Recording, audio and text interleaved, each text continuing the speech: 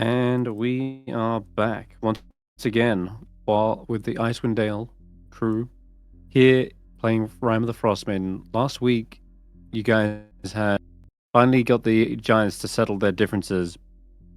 You decided they had to meet at a neutral ground where they could finally air out their grievances. Now, though it wasn't foregone who was at fault as to the initial war that started between them. It seemed as though none of it really mattered when their entire well-being was on the line if they didn't work together. Icewindale doesn't seem to be getting any warmer anytime soon. That, and there's a encroaching Duragar army that are collecting Shardlin. And given the fact that you had slain a frost dragon, located the missing Goliath, helped an Aarakocra fly again, and many other small little favors for these Goliaths, they were willing to listen to you as the mediator. And eventually they decided to agree to at least come together as and settle this via a competition. The winner of that will determine who was right about the war all along. And the competition is pretty simple. It's whoever can slay the most Duragar in the upcoming battle. Speaking of battles, you wanted to get your own preparations ready, and seeing as you're now honorary members of both tribes, they allowed you to go claim the birthright of their ancestors, a location known as Yarlmoot. Here, there was a throne of frost giants, or all kinds of giants as it happens, and the crows told you to step forward and accept their challenge. And you were pitted against a massive skeleton that got absolutely wrecked in the first round. But it seems as though they understood that you guys weren't going to be challenged by any sort of brute strength, and so instead, Yagarava, this frost giant's apparition, summoned forth two elementals of air, which proved to be very difficult for the Bai. And in the end, perhaps out of frustration or even desperation, you managed to instead target the summoner, the giant himself, and bring him down. His spirit boomed across the horizon. It was like distant thunder, and the horizon kind of lit up through the dull clouds. And with it, the elementals seemed to be banished. You were allowed entry into this ancient vault, it looks like. There are frost giant runes carved all over the place. There seems to be a set of braziers at the back and an inscription that Tracker was translating. And that's sort of where we left off, really. But just want to touch base on what everyone's going through at the moment, because that was a absolutely grueling battle, and it was a moment of, well, the fight suddenly pivoted very sharply, and I think it was nearly down to the wire. I know, certainly. So Roland, Willow, Track, I mean, all of you are bloodied, beaten, barely alive, and crawling forward from there. So let's stop in on Tracker, because you was thinking some thoughts during that fight. And how these creatures weren't attacking you. They were just refusing to. Yeah. That is How fucking humiliating and off-putting. Not being acknowledged as a fight. Yeah. Do you feel like you finally got the fight that you wanted, Tracker, out of that storm giant? Or do you still crave more? The storm giant was something, but that was more a desperation thing. He wants to, like he keeps saying, he wants a real fight on equal footing. None of those were that. Sure, we bested the Storm Giant in the end, but that wasn't fight on equal footing. All right. Interesting. How about Roland? You were torn between protecting your ally and engaging with the Storm Giant. Yeah. What's going through his mind?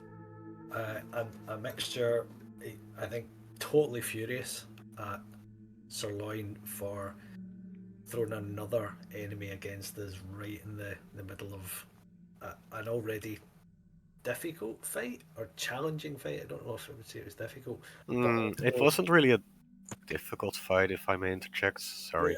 Yeah. I think that's what I kind of self-corrected there in that similar vein, I suspect. But I think, is also impressed that at Sirloin's courage, albeit it was stupid and rash. So I think where he's actually reflects kind of his ambivalent or his contradictory feelings towards his former squire, both kind of furious, slightly ashamed at how far he's fallen, but also really admires bits of him as well. And so, leading on from that, Sirloin, how do you feel like that fight went? That's a good question. Haven't really thought about it. Let me think. I think Loin is just getting more and more pissed.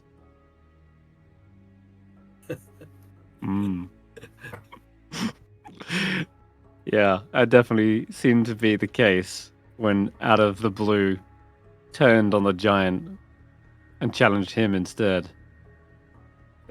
Felt more out of frustration than maybe tactical, but it seemed to work. But how many times can that work out in the end? Luck may eventually run thin, but all right. So he's just getting pissed. Still, after that drinking that potion, I will say you do feel a little bit rejuvenated at the very least, and that exhaustion that you did have, that's worn away at least. But you can still see the rest of your allies absolutely bloody and beaten. And as for Willow, that's got to be the toughest, or at least the closest to death you may have been in a while. How are you holding up? I feel like that's the most foolish thing we have done. And I'm surprised we're alive and a bit shocked, and I want to drink. You want to drink? And so Loin just took the only drink in here. So yeah, it does feel like tensions are high, and Faith probably is a little bit on the same boat, like grimacing and hoping everyone's like holding this shit together. So she's trying to stay quiet, but she can probably read the room. So everyone, maybe we try and take a short rest, take a breather, and see to our wounds. And just breathe, you know.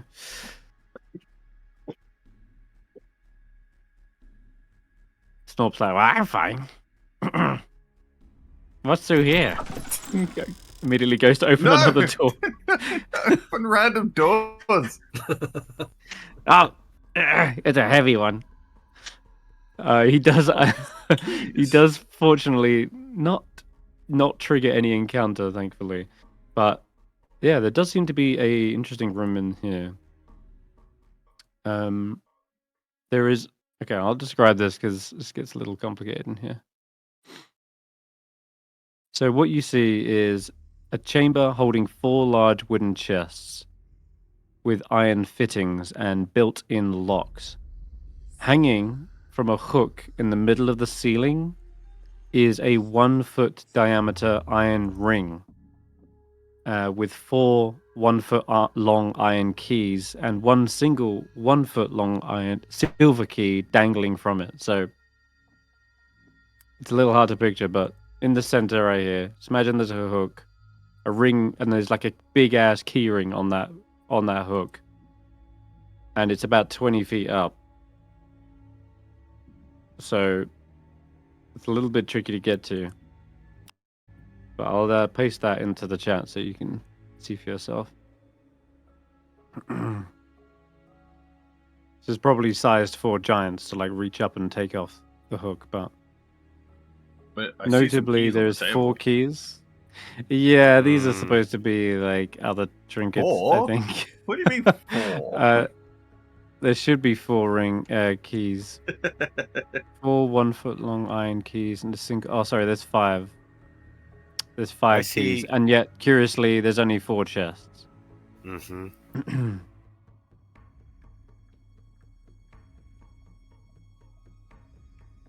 I feel like Wait. uh, They're on a hook, right? Mm-hmm. In the center, like right here. also the keys on the table then if they're on a hook. Zephyr? Can you try to grab Oh. them? Zephyr looks up at the keys that you're kind of like all staring at. They Mm-hmm. give their wings a little flap real quick, and they can get up to them. So these keys look tremendously heavy. They must have been built for giants, and even the chests themselves, they're like 10 feet in diameter. So they're trying to lift off the keys. It is a bit too heavy for them. Okay. They're made of iron as well, so like, yeah, they can get up there. So they sort of perch on the hook to rest a moment. Good job. Okay. Hmm. Okay. Can we all like climb on each other's shoulders? That's still not high enough, but I can climb on the wall. I can throw you. Or I What can if climb you on the wall threw- and Zephyr will swing the keys towards me. Wait, actually, What if you threw the trident at them? can you not transform into an animal and we throw you up there? That's Maybe when it's full moon next time. No, I'm talking to Dingo. that's not a thing that has happened yet. When has Willow ever voluntarily transformed to an animal? Oh, voluntarily. Hmm. Yeah, we haven't seen that just yet, but Well, how no far doubt up? Willow. Mhm. It's up like 20 feet high. 20 feet high. So if I cast jump, I can just jump up there.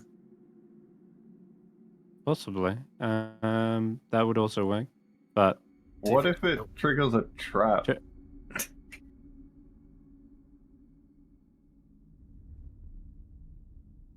Yeah, okay. No one worried about the temple being trapped. oh, Not after all I of can that. look for. I can look around for traps. Snob says. Let's just Yeah. take a seat, I'll check. take care of I have a. the wounds have a if look. there's a trap. Okay, so we got the classic pull ring, and then the pit below falls open. So I'll check for that. He starts looking around the seams on the floor, like carefully examines anything nearby, any like holes in the wall where arrows could come out or gas. Nope.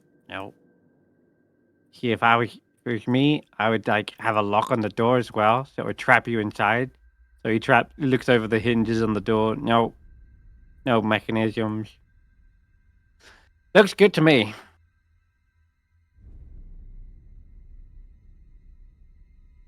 I guess someone get the keys down then. Mm-hmm. Not that I doubt our friend Snop's ability to see all manner of traps and trickery. I wonder if after a little short rest that I might Mm-hmm.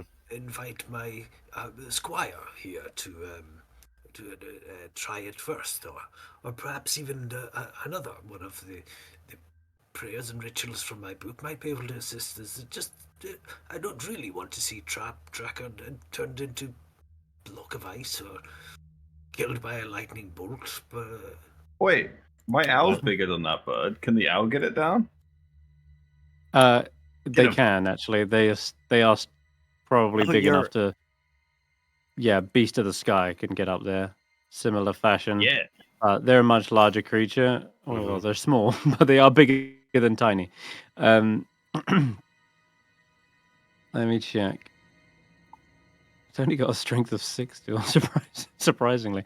But I will say that is enough to like claw off one of the iron keys. They're doing it one at a time rather than just a whole rung. But they can Okay, scrape we the can key off. We could short rest Yeah, and before it we lands open the with a chest clang. then, but we got the keys. You do, yeah. Snop catches one or two as they land. Go ahead, guys. Make a short rest.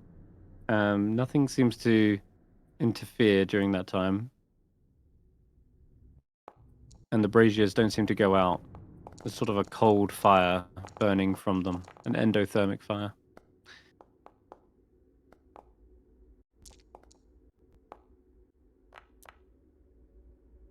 Just hear the So many dice occasional on my screen. squawk from the ravens outside.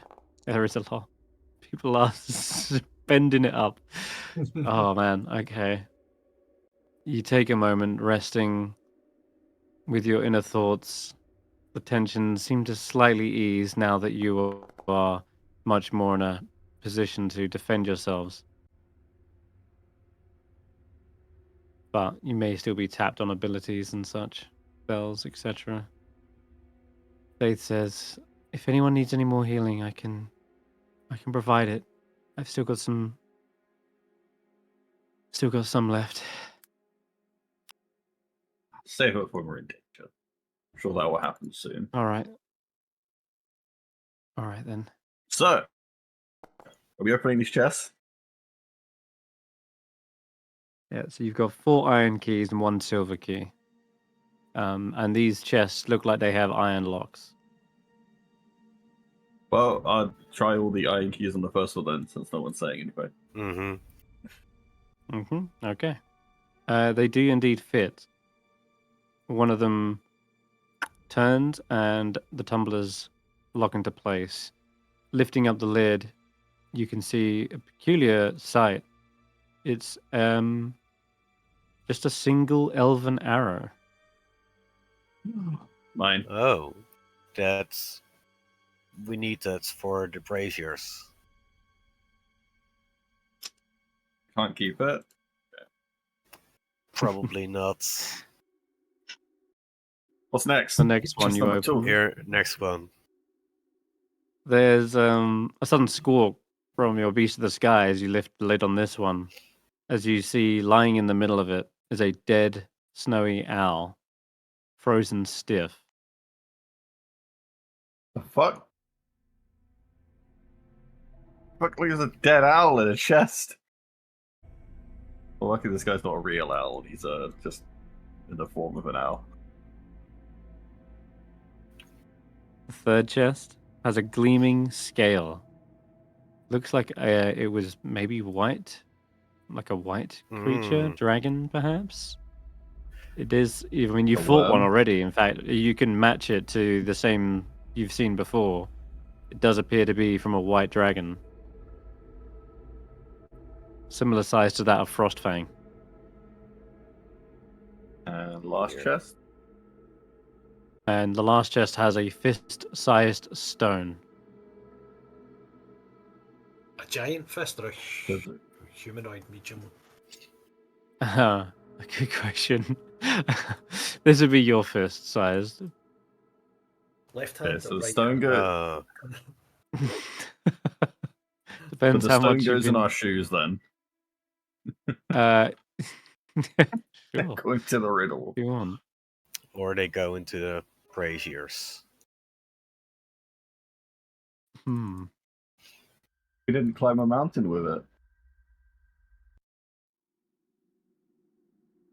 Well, Well, we didn't snatch the skill from a sleeping worm. Someone did. I guess someone used this stone for that. Tracker, But that's only that Mhm. doesn't solve the whole riddle though.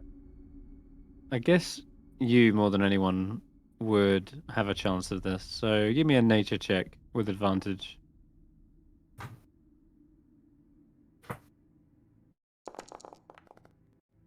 That's 14?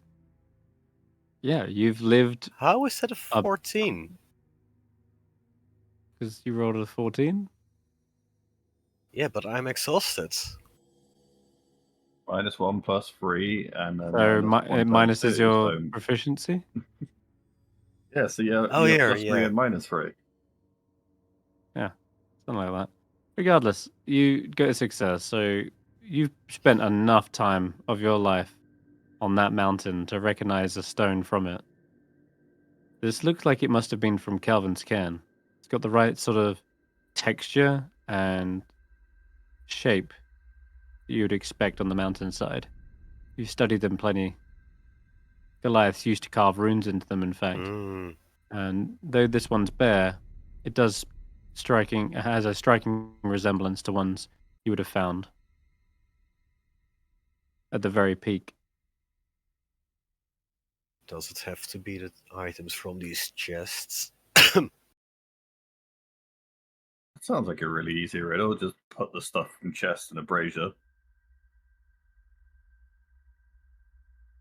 Mm, But Is- what there about might be the an other order.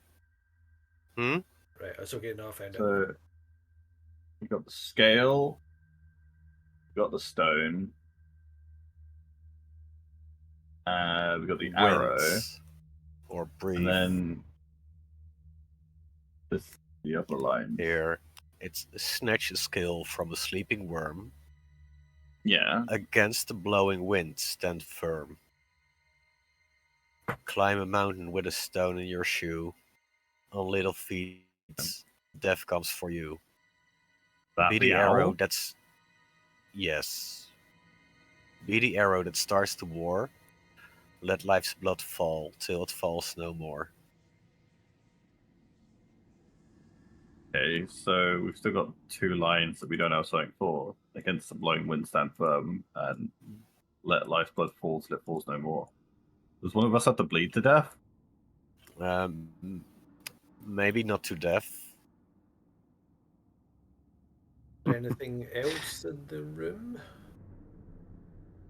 We've got key. So there was 5. Now, there's an antler and a skull. I mean, there's There are a couple of doorway over trinkets. here. A couple of trinkets are placed on top of a shelf by the looks. Yeah. Did we This take door the is axe? locked. Do we have to leave the axe here? Is that like a ceremonial thing, or is that ours now? Well, Loin drank from the horn and has the horn on them. At this point, nothing bad has happened as a result of taking it. So the axe could be up for taking, though, as I've said, it is incredibly large and unwieldy. It's going to be useful if someone was large whilst wielding it, but otherwise it'll have disadvantage on attack rolls. So not for me then.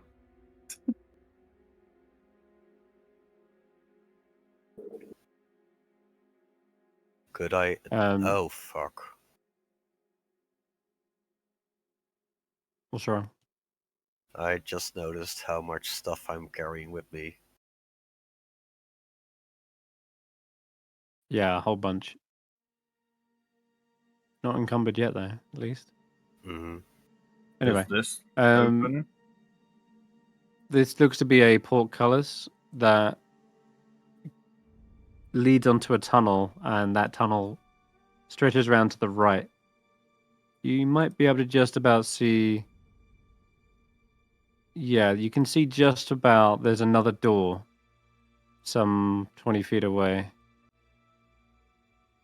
How do we get through here? Let me in. Why don't Yeah, I? there's no obvious... If it's a portcullis, Okay. I can cast my. Allow me to summon my squire to aid, and they can have a quick look around the corner and report back.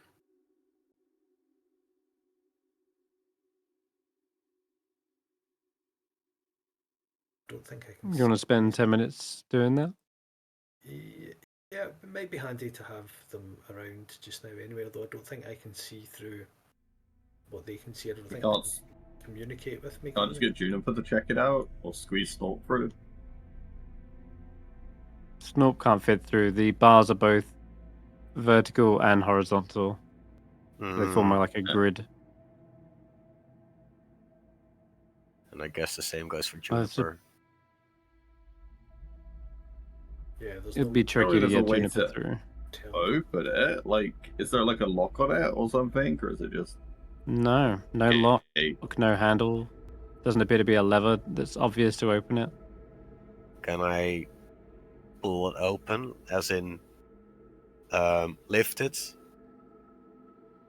You go to lift, and there feels like there is some sort of resistance, like it might be locked in place. It's not just the weight of the thing holding it down. I see. So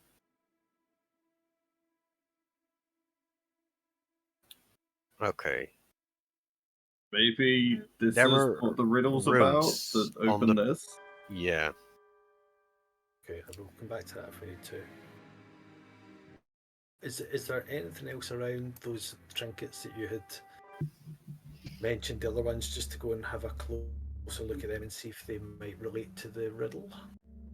Well, all four of Um, them relate to the riddle, and the other two we You need to can provide roll- ourselves. You can roll me a D100 then, Roland.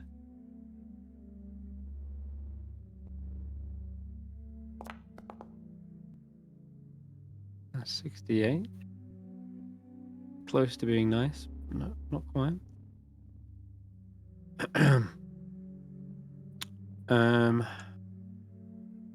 Just realized this is actually not a D100 table. This is a D25 table. Try that again. Roll a D25. E25, how the hell do I do that? / R space D25. Alright. Easy when you put it like that.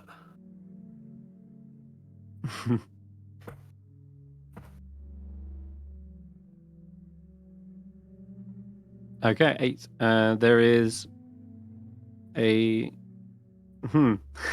This is like the one Willow has. There's an Ulu knife with a scrimshaw handle. Oh. And you can roll 2 more if you're interested in seeing the others.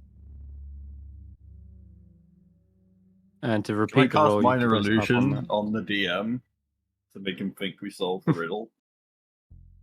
that. That's modify Um, memory. No. Also, I've just realized on the stream we can see through the wall. Tapped out of it.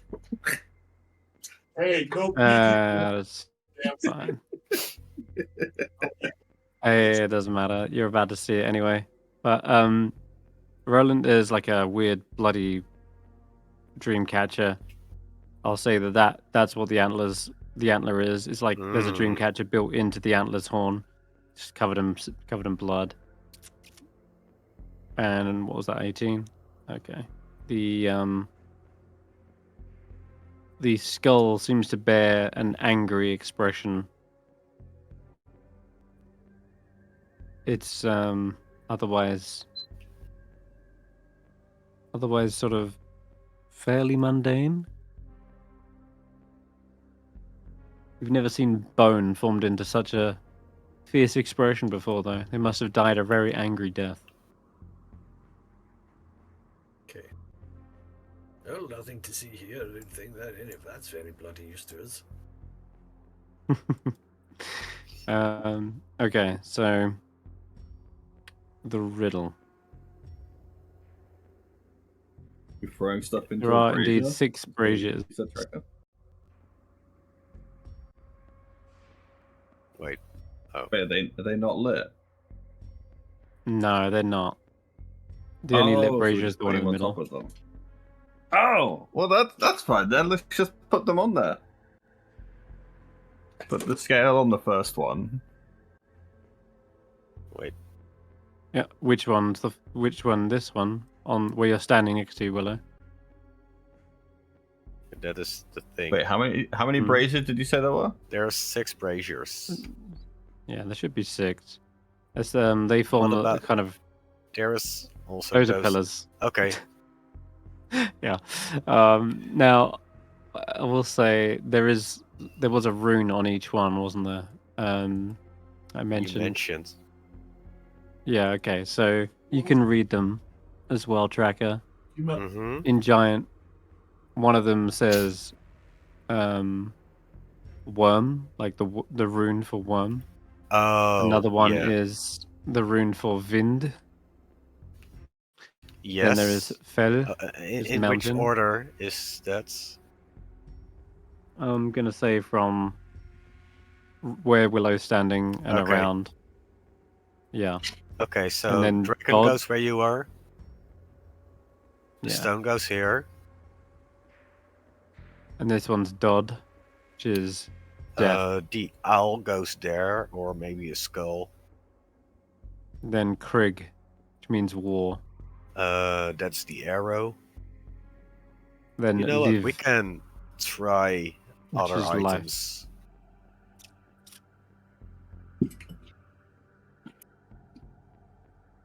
Do I have? So I nothing also happens have a- after you place those 4. Okay, Yeah. so placing those in the braziers, just checking. Mm-hmm. You A know, maybe magical so we'll fire show us on the right lights track, up. maybe not. Ooh. And Yeah. Oh no, not the Once the- stone. once the proper ingredients are indeed placed in, they're This one by one is light the up. one that's being blown at. Okay, you want to blow into it. Yep, that'll light the fire. Then, guessing this is the one you put the pebble in. You said the owl for the next. I said Krieg. owl or probably skull. Krieg is an War. arrow. I put in my own arrow in there. See if that works. It does so actually. Willow And can your keep own the arrow. elven arrow. Yeah, you can hold on to that. And then Yeah. Liv is the last one.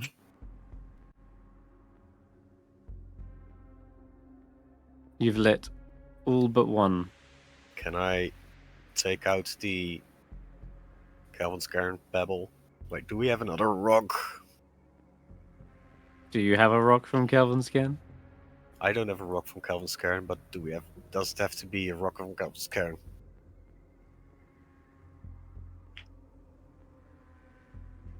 But we can't use the rock that we had. I'm confused. Well, No, the never the mind. brazier is lit. So Yeah. if you want to interfere with it whilst it's lit, you've been my guest. We've been there before, okay? Sure you have. I can't see a thing to add elven arrow to my sheet. Tried to search. You can just type in +1 arrow and add it that way. That'll work. And then you can rename it. And then Tracker, this one's life. Yeah, okay. I'll make a small cut in my ball to let some drops of blood fall on it. Okay. Alright, you take 1 point of damage and you let 3 drops of blood tip, tip, tip, and on the third drip it lights up. And with that, all 6 braziers seem to be burning and crackling. And a moment later, you hear the sound of cogs and grinding gears. And the portcullis lifts up, revealing the curved tunnel beyond it. Oh, that was easy. Mm-hmm. Oh, that explains the I did number. say. We have one more. Does the door open? Oh, I guess this It is does. what the next key is for. Oh, there's a statue. Well, indeed, in the next chamber, you see there is a large oak chest with silver fittings. And standing against the wall, directly opposite the double doors, is this large statue of, looks like a giant of a man with a large warhammer in hand. And there's a small little fox. It's a wolf statue sitting alongside it. When you look down at the chest as well, you actually notice there happens to be a gold key sticking out of the chest's built-in lock as well. I'm going to stop Willow just touching it and say, just wait a minute. There's runes here. I'll say who I want track. who wants to stand in front of the statue whilst we open the chest so you get attacked first. Hmm?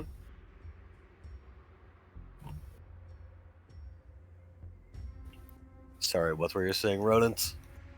I was just going to say that I want to, knowing that Willow might just jump in and start opening the chest, I wanted him just to wait a minute until we were here. Ah,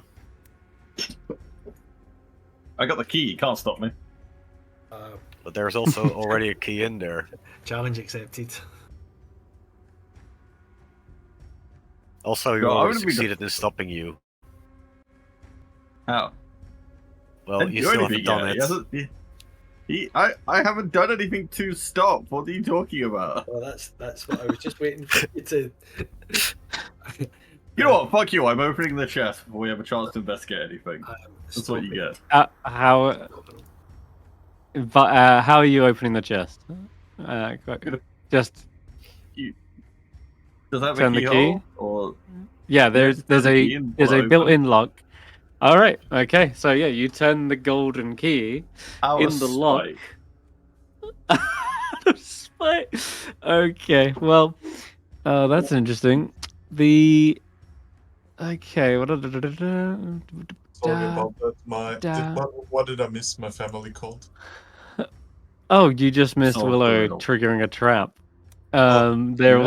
was there was a golden key inside this chest, and though Willow already has a silver key in his hand, he turns the golden key in the lock, and immediately you see a doorway kind of open up. There's like this magical portal that just appears in the north wall, and you hear a sudden flurry of crows and ravens swarming out of it, exactly where Tracker is standing.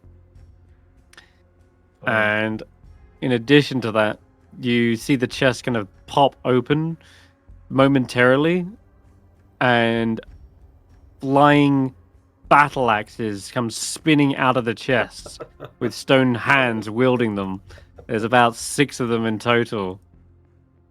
And I need everyone to roll initiative. This is clearly about to go down. Wait, Yeah, that's wasn't what you he get the for one telling who- me no. Wasn't he the one who told us to be careful about traps? Yeah, but that's Yeah, Roland so- was trying to tell me to not do something I wasn't doing. So I'm being spiteful. I was trying to tell you to not do something that you were clearly going to do. No intention before you stop me. Why am I initiative Maybe. twice? Oh, I know why. That good. How do we all roll so bad apart from Faith? What is that? Caught off guard by the looks. Okay. I mean, wouldn't they get a surprise round anyway? No, we clearly see the Mm. portal opening. The portal opens, the ravens fly through, and that much is obvious. The chest, though, like, axes just popping on. I don't know, I don't want to sabotage the party, but that seems like a surprise moment, you know? I think when you're opening, It doesn't matter. You're at the bottom of initiative anyway. It makes no difference. Okay, the swarm of ravens flies over the tops of your heads and comes down to where Willow is. And then beaks begin to peck at you. They seem pissed. I shall use my For whatever protection reason. reaction to make any attacks on Willow at disadvantage for until the end of my turn. Okay. But you bloody deserve it, boy. How should be with us? Another swarm comes in. I believe that Flying one was over the heads within of my everyone. range. Well, they're flying over you guys and then coming in on top of Willow. If it They flies will be straight in over range me- now. The portal is massive. Yeah. It's like a 20-foot high portal. Same for It's like giant sized. Everything here is giant sized, but it's in range now. It's only 5 feet above your heads, but it looks like they're not getting any attacks whilst Roland suddenly shields them. One of these ones has got to hit. I'll send this one flying over. Oops, should have been disadvantage. Even still, terrible at hits. You know what? This one doesn't go for you, Willow. It goes for your owl. Squawking about something about adding this one to the chest. Oh, that's so rude. Why is Oh, it? that's But fine. do they have back tactics? Swarm tactics. I don't know. All right, the flying battle axes seem to be wielded by these big stony hands, similar to the statue back there, and they just seem to swing out at anyone nearby. So this one right here will go for Sirloin.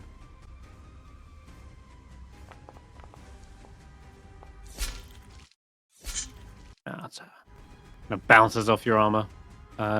Faith is up. Okay.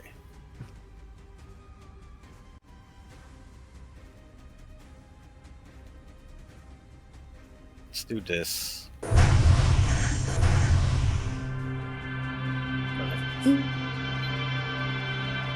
Hold on. Alright. Gonna bless you up.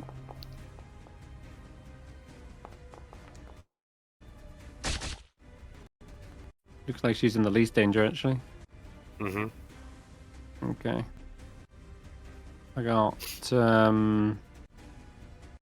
Oh, why are this flying battle the birds are blessed? That shouldn't happen. There's a blessed bird. Oh. blessed birds. Oh no. Thunder spirit has possessed the raven. We're doomed. Alright. Feeling lucky with this battle axe. Ooh. Yeah, 19 to hit. Okay, You're supposed cool. to dodge. So 4 slashing. That'll hit. We're all I got dodging and he any tries more? to So headbutt many. the axe.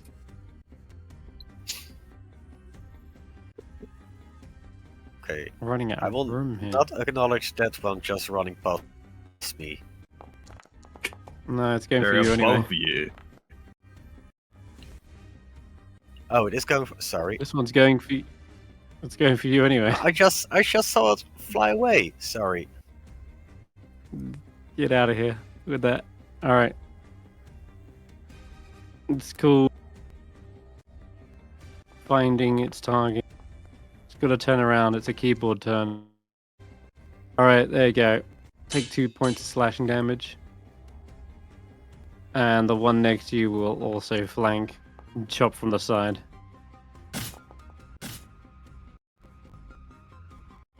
Also, you remember, these axes never even started next to you. They came bursting out of the chest. And so they move into that position afterwards. Alright, Snorp is up. Mm. Or, Go Snorp, go. Go, Snorp, go. Snurp is there. Snob will snipe the thing in the back here. Ling.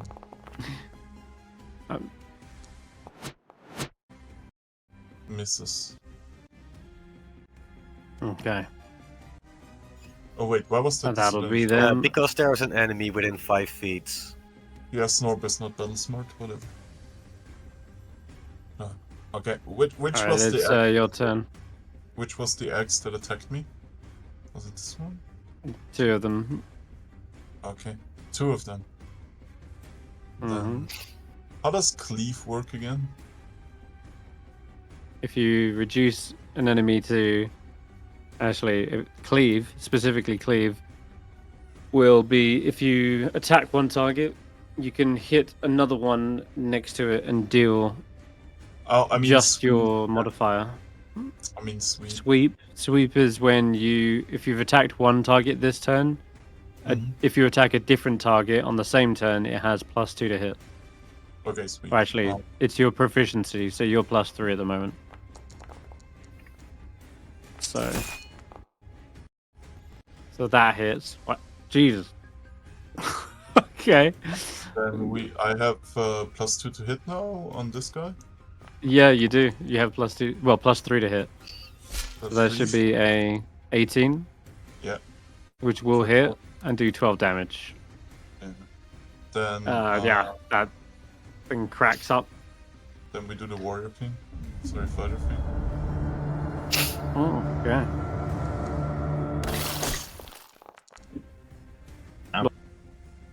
And I will have another 2 axes crumble to the ground. I will have another +3 on the one behind me, I guess.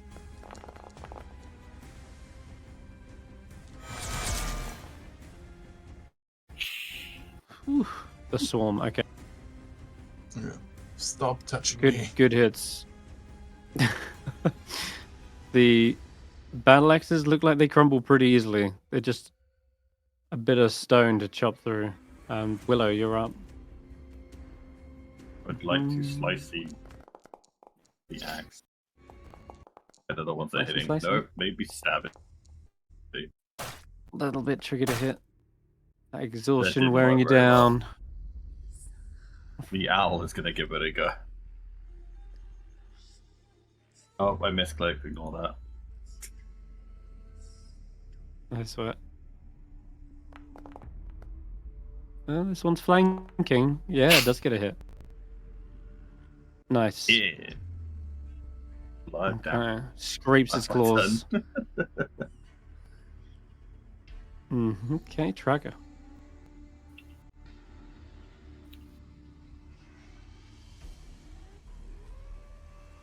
Let's do the same old trick.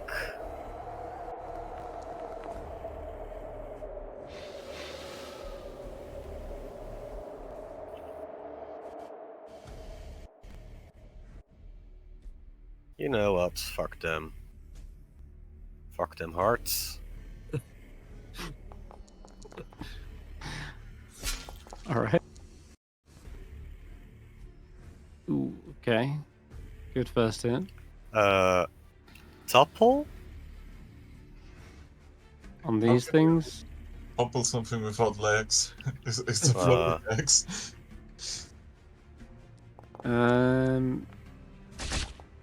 Can actually be toppled. Nah. Okay. If it's immune to prone, or if it's immune to prone, then it can be, but I rolled 14. Okay. That's my turn. Okay, nice. So Roland right at the bottom. Yeah, so he pulls out a quarterstaff that he picked up from the Goliaths. I haven't seen this for a while. I wonder when I'd place this. And he'll cast a wee. Oh, I think I just accidentally hit Willow by mistake. As you get it out of your bag, like nearly hit him in the head. I misunderstood how this spell works. I thought I would cast it on a weapon, like the way I do. It's probably going to be easier just to say, I cast it on my weapon. Cool. All right. Now, whenever you cast Shillelagh, it'll just do It'll do it for me. the attack straight off. Yeah, rather than having to do lots of clicking. That works for me. Right. So. That said, Shillelagh should be more than a D4, right? Yes. At level Should be- 5, it goes up in dice. Yeah, D10.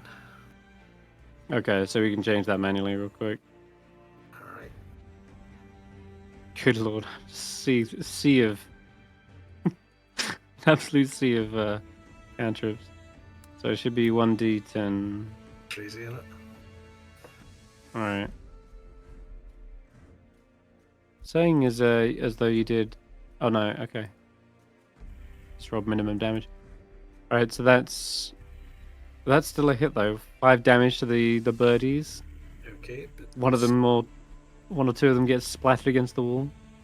do the same again. That's Oh, miss. and that'd be a miss. And that's my turn. I'll stay next to Willow All right. and use. And as Sir Roland thwacks one of these birds out of the air with the quarterstaff, you do see it sort of magically transform, the head of which turns into like that of a wolf and bites one of the ravens. Oh, speaking of wolves, Okay. where's my bloody mount? He's in the corner, just probably licking her wounds. Right, I shall. You want her to come in here? Action, yes, if she can get there, and if not, she might just do a wee trick and bump into the room. Okay. She can do it. Good on her. Right, she'll have a wee bite.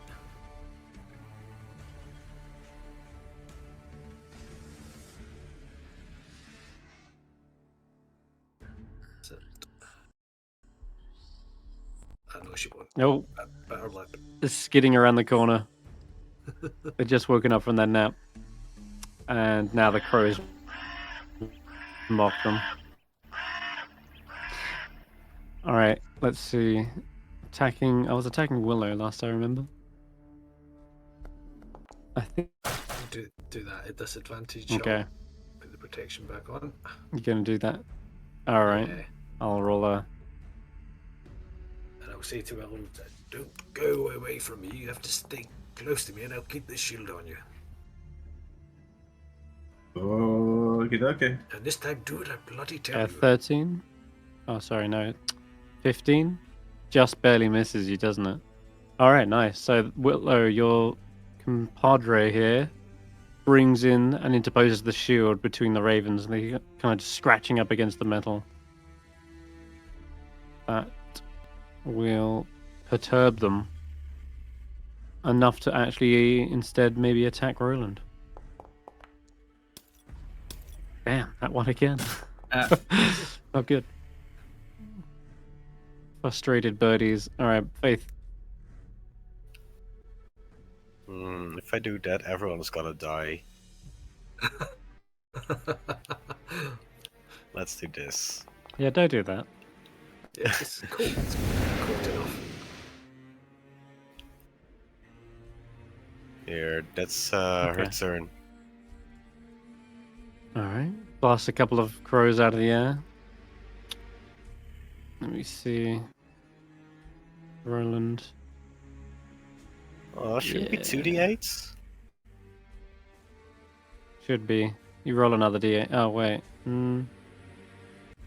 She's not. No. She's not quite there yet. Okay.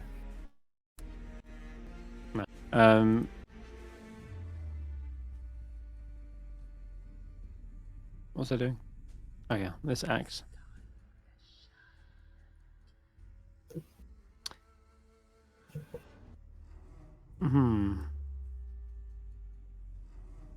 Disadvantage on Willow. Hard as balls to hit Sir Roland. And I might just go for the owl then. Screw it. Evil. One of the battle axes swoops up with the air. Misses. Feathers. Alright. Another swarm of ravens. This one's on sirloin by the legs. Couple of pecks on your helmet. I don't think these guys can Don't do shoot much, me. can they? I'd have more luck just shitting on you. Right at this point. Nice. Crit, but halved on tracker. Yeah. You didn't get past my temp HP. Music is... No. Okay then. Well, nonetheless, this battle axe will continue to hack at you. All the same. Ooh, yeah, another hit. Better damage. Snorp's turn. Oh, well. Stabby stab something. Guess just the thing that's already wounded. Target is blocked by wall. Let's do it like this then.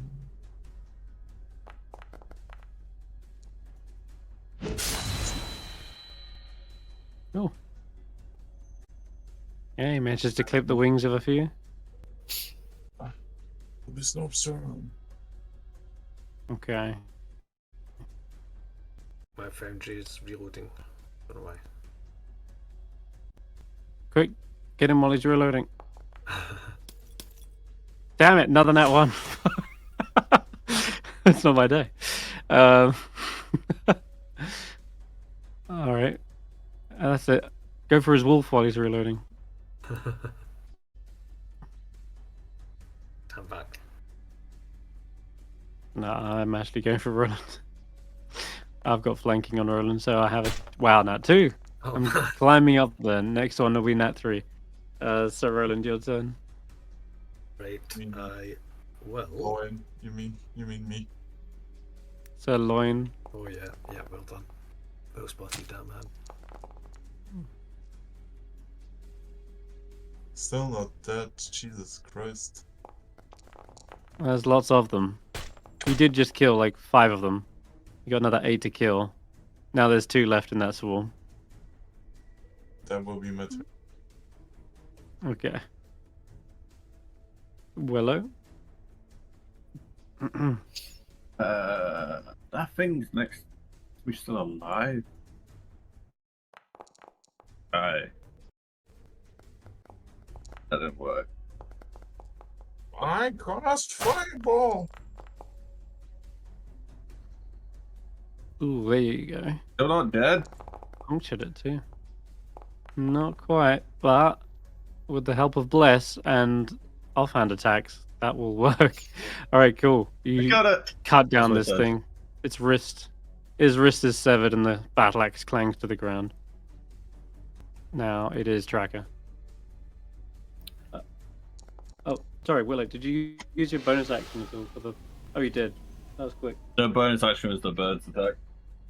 Yeah, you smashed through those rolls.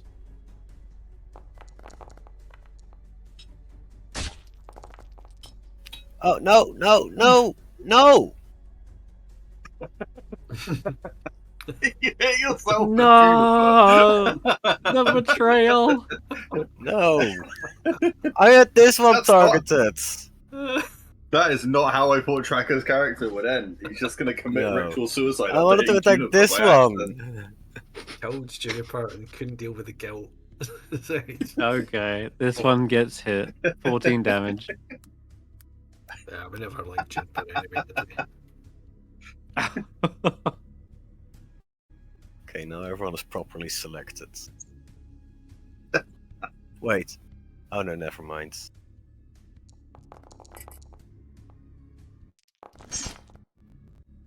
Oh.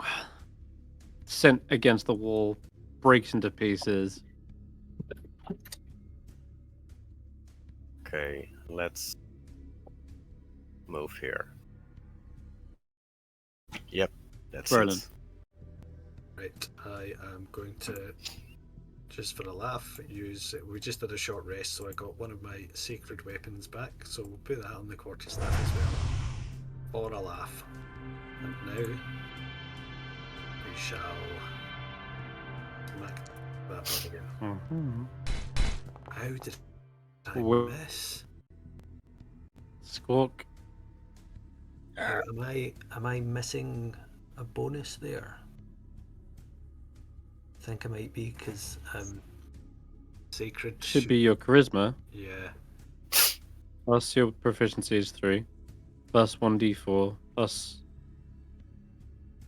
yeah. Yeah, right. So you are missing a plus 4. Because it's not a weapon, it's technically shillelagh. Okay, that would hit with the plus 4. So 12 damage to this one, yeah? Okay. Bam. We'll just do the same. You again. thwack a whole bunch of ravens down on the ground. That might take it out. Yep. And this swarm is KO'd. Excellent. And then it won't do anything with my bonus action. And the wolf, can she fit through the door? She can. Looks like these were built for giants. Oh yeah, of course. There's a couple of swarms in between her. Do you know what? She can just stay where she is. Actually, she's fine. Yeah, I don't think she can attack anybody, can she? Not really. No, that one's through a wall. She could maybe go for this set of ravens here, but so the way it works is you can't end your turn on someone else's square, but if you do, you end up falling prone. I think we'll just leave her where she is. All right. What? Roland That'd not be going your- for the animal abuse? What? I will stab her. Right, I'll be back in 2 seconds. No worries. All right. Okay, Tracker, got your You've got reckless again, right? You've gone reckless. Yep. I think they'll go for you then. I've been having very bad luck with the nat one, so seeing a target who's going a little bit more ham. They surround you. Faith is up.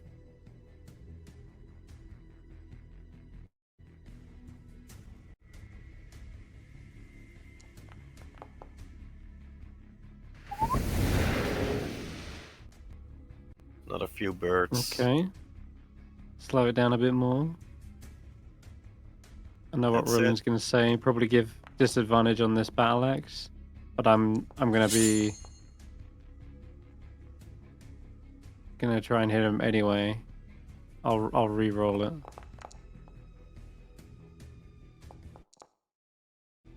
So 14 would have actually missed. Damn. That protection style really coming in handy.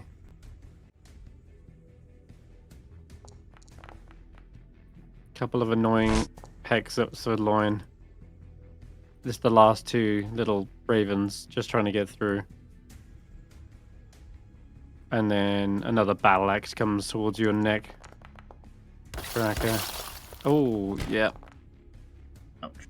But doesn't dig in enough to break skin, really. just sort of caresses your fur, let's be honest. Snort? Mm-hmm. Snort might be able to finish off the last 2 ravens here.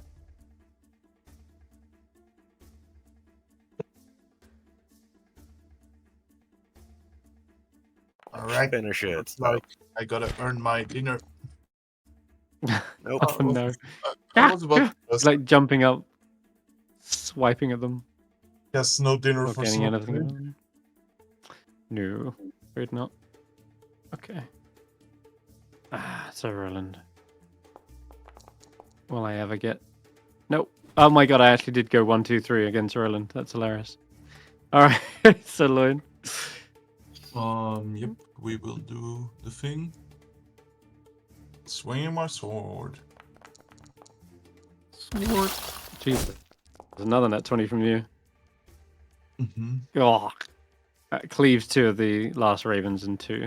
Yeah, and now I have sweep for this one. Yeah. Have an extra +3. Need it. That'll definitely hit then. Oof. Wounded.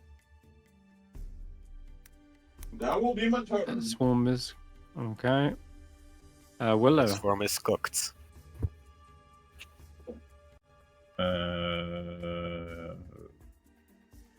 down. Gabby.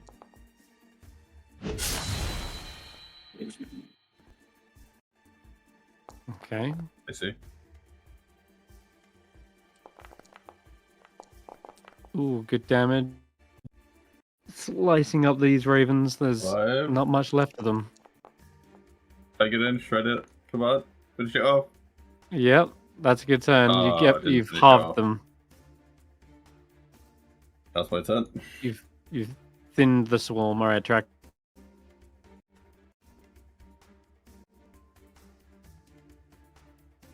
Um, 2 axes left.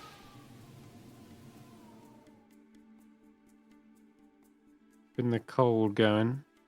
making sure.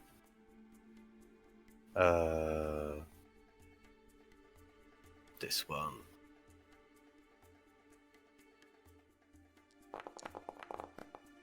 That frosty protection definitely weathers the blow against Mhm. smaller enemies. And Against this multiple one. Swolna. I forgot which one I'm targeting, but that's okay. Fucking hell! Sorry. Not Juniper again. No. I'll undo that. Was it against the Nax? It was probably against the X. Yeah, But okay, I'm that'll pretty sure that actually one miss. missed. I mean, we don't see you hitting Zephyr. I'm just saying, poor Juniper's been. Yeah, Zephyr is in the other room, sitting where the keys were. Yeah, and it's like you don't care about Juniper anymore because you've got Zephyr. Oh, Zephyr would have been in the same dangerous spot if they went with me. Yeah. It's everyone in my You just need aura to hit- that get targeted because of the thing. Yeah. Press Shift Alt C after you use that. That'll help. Alright, that finally connects and Yeah. breaks the thing in 2. Okay. It's down to you, Sir Roland. Couple swarms and an axe. Okay, and we will do that way, do it that way, and boof. Car! Get some of that in you. There's one raven left. Just flapping its wings. And down it goes. Not anymore. Overkill. Both. Bonk. And that's going to be my turn. Well, unless the Wolfie can Okay. fight that one that's moved closer to the door. That's true. Yeah, the axe you could get a bite on now. Do that.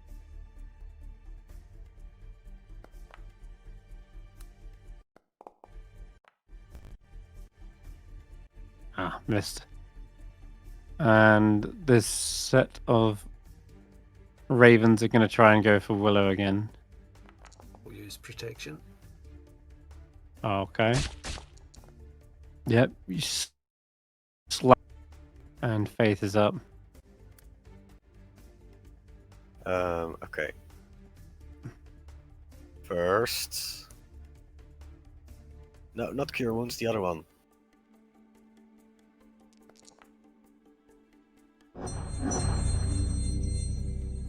A healing word.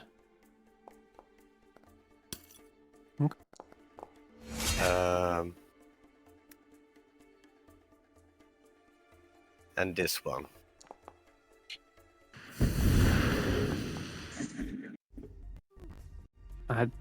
Misses, but Mhm. the axe kind of overshoots, connects onto the floor, and you see the axe kind of chip. Snorps go. Then Sirloin. We'll go stabby stab on the axe that's in the room, I guess.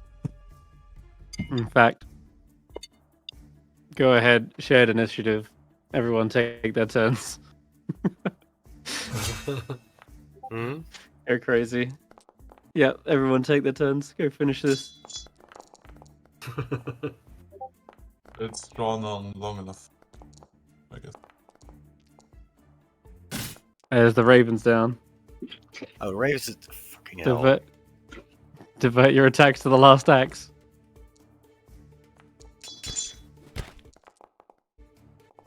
Oh my god. Oh, well. There's swords flying everywhere. I accidentally moved Okay, my you L got onto him. it, and now You I got can't him, move it boys. away. It's good, it's good.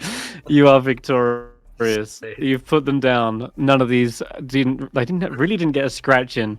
Thankfully, your team were here to back you up. Could have been a different story had you opened this all alone. Barry, other team. I knew it. But yeah, the portal in the distance closes up, and the chest seals back itself again. You hear the lock from the golden key kind of reset. And that ends combat. To be fair, I wouldn't have done it if I was alone, because there would have been no one there to tell me not to. I love it. That's oh god. Anyway, let's try the correct key now. We've had our fun. Yeah. Unless someone stops me. I stab him in the face. I can't. I've got a quarterstaff. It bites him. I will use his head to break open the chest. You could just point towards the nearest battle axe and say, "Oh, it was that thing." All right, he's opening it with the actual key this time, and opening it up. Instead of seeing a flurry of flying battle axes come out, you instead see resting in the center of the chest is a unique-looking item. It seems to be like a handle with the end of which has got like this big lion's head open in a ferocious-looking roar. Oh, it's a laser sword. It's a lightsaber. It's a Goliath laser sword. Those gazing upon it might be able to recognize this as a. It sort of does have a recognizable look about it. It's give me an Arcana check. Let's see.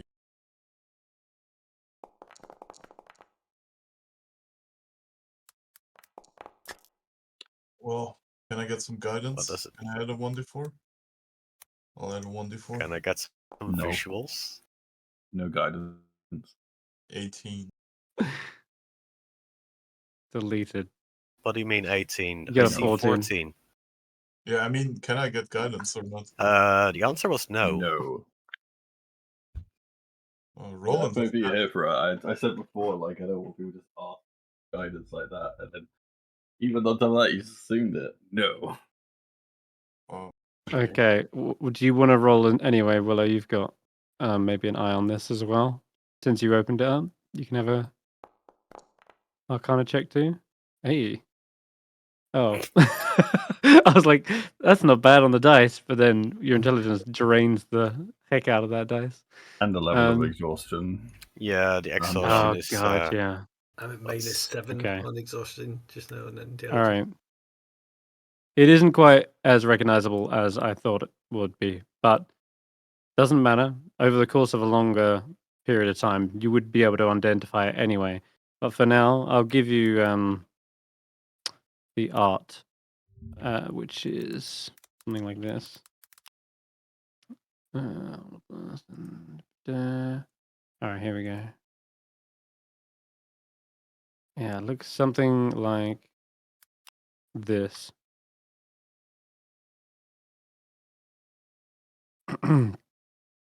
ball. Wait, Oh. so that is that a staff with a lion head, or is it like a thing that you blow through? I know what this is going to do. Indeed, yes. You're right. You can see there is a hole at one end, which looks like you might be able to blow through it. I can figure one way we can find out what this does. Who wants to go outside? I don't think that's. Have you learned nothing from your fidgeting and fooling around with things that you don't understand? Willow, don't touch it. Don't blow until you know what it is. I'm not going to blow it to inside. Let's do it outside. I think we'll just Clearly,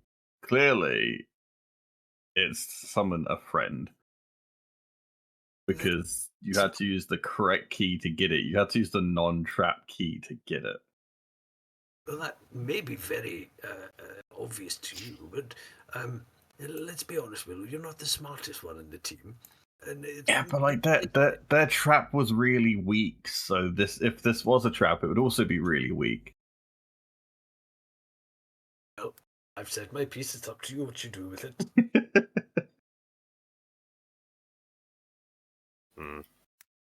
Or we can go ask the tribes, because I guess they'd be able to tell us.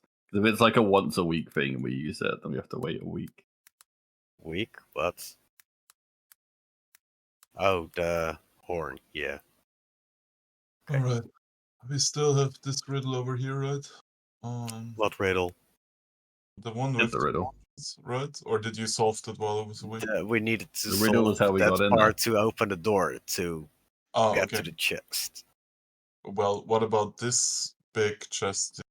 This tomb? Did we open that yet? This is called the tomb of the chest. That's someone's grave. They've been buried there.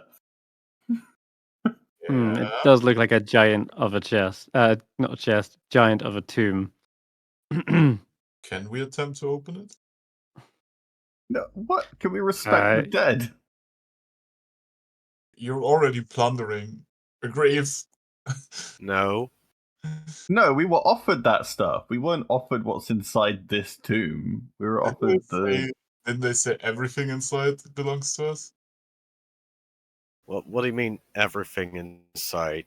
What did they say exactly, Chris? The words were, "You will gain access to the vault Ah, of the ancestors." that we did. And so far, the only things we are attempting to remove from the vault are the horn we just received, mm-hmm. the chalice you picked up earlier, and the battle axe that I'm intending to pick. I didn't pick up a chalice. That it was Horn, chalice. Horn, drinking horn. Yeah. I mean, you can have that if you want. Loin probably discards it. He doesn't have a lot of respect for like those primitive. Does the thing close if I remove one of the items from the braziers? They do no longer light up, and the portcullis will close. Yes. Can I go put them all back as well as the keys? Because I think it'd be really funny to think about someone coming here in future, solving it, and then there's nothing in the chest. But yeah, Snork does say, that's what us kobolds tend to do. We go from dungeon to dungeon, resetting traps. It's good pay, Yeah, but Tracker, do you want the drinking horn? Yes. He would have probably discarded it. Like Loin is not the kind of character who.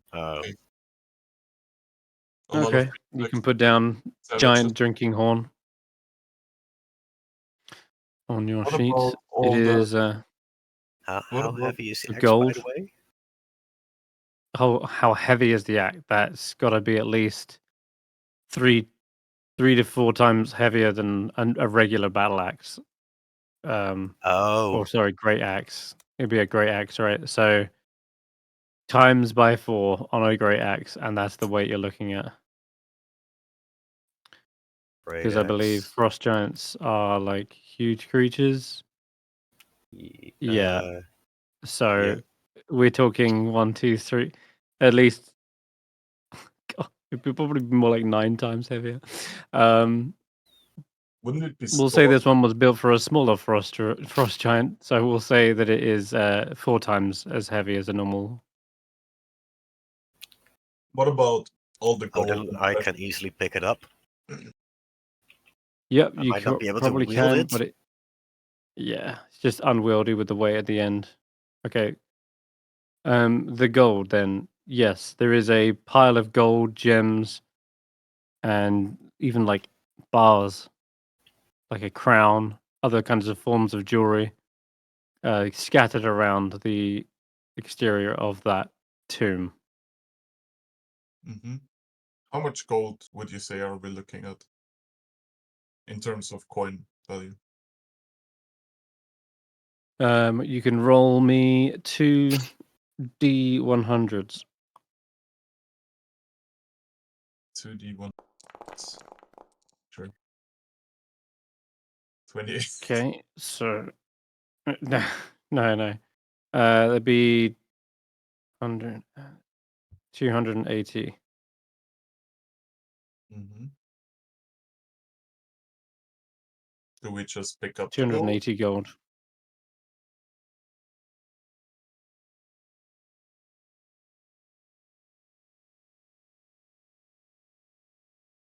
Do we just pick up the gold? Question to the party. I don't want to. It feels disrespectful.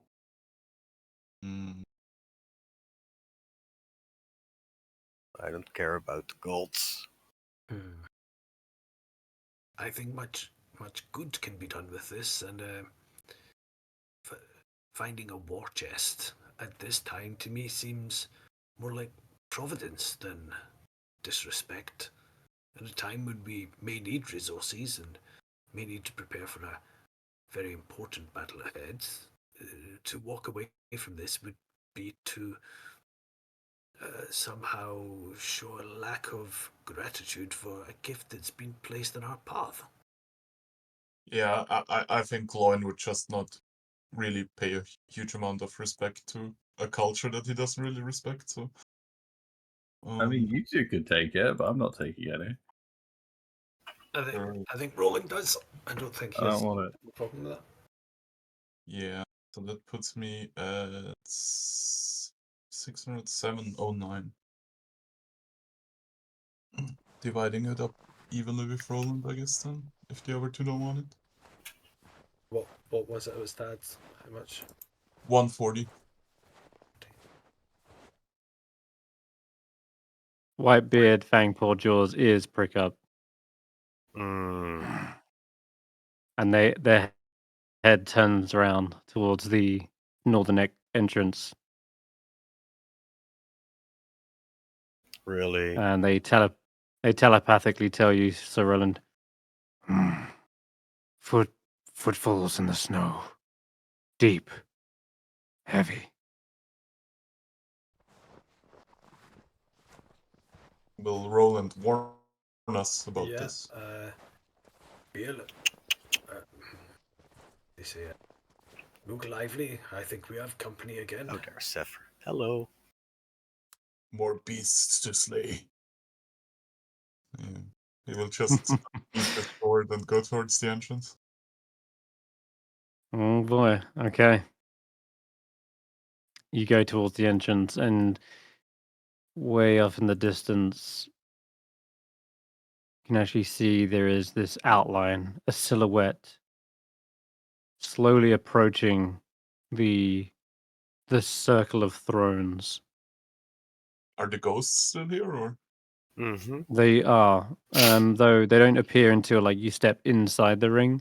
Otherwise, they're sort of slightly, yeah, they appear empty until you're like there, and now they sort of appear, and as they all do, they all seem to be looking off into the north, right? So where that sound is coming from, and the silhouette is getting bigger and bigger. Excuse me, and bigger. And through the blowing snow, you see another frost giant, except she has long white hair.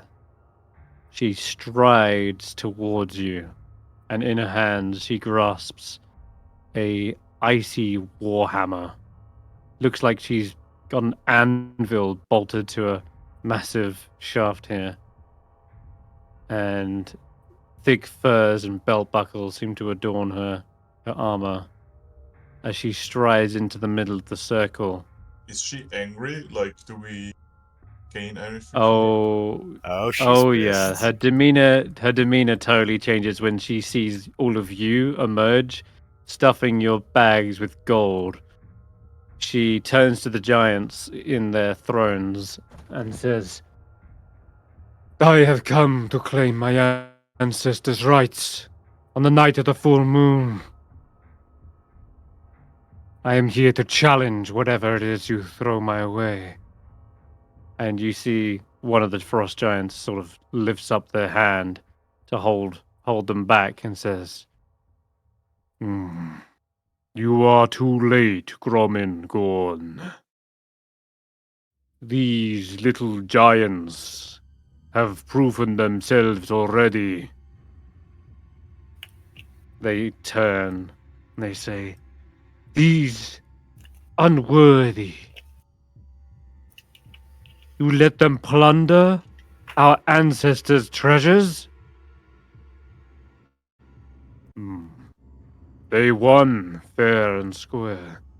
It is not for us to decide. Unless, of course, you wish to challenge them for it. She turns and pulls the warhammer around into two hands and says, "Gladly." She looks at the rest of you. Her eyes seem to narrow down, perhaps on Sir Roland and Sir Loin. You can hear the sounds of clinking coin. Mhm. You can be another notch for my belt. Oh, you want to have that then? I mean, I'm gonna. Sure, Loan, take her on. I mean, I'm not gonna pussy out, you know. Yeah, go ahead. 1v1 them. I believe in you. She you can see her like moving her stance deeper into the snow, gaining some footing, but she seems to wait for you to sort of step into the ring. Yeah. In fact, she says, "Those who accept my challenge enter the Ring of Thrones. Those who do not wish to participate, stay out of this." Roland, What are your stakes? Fighting you only gives us something to lose. We have nothing to win from fighting you. There is no honor in fighting you. Not now. She narrows her eyes. Hmm.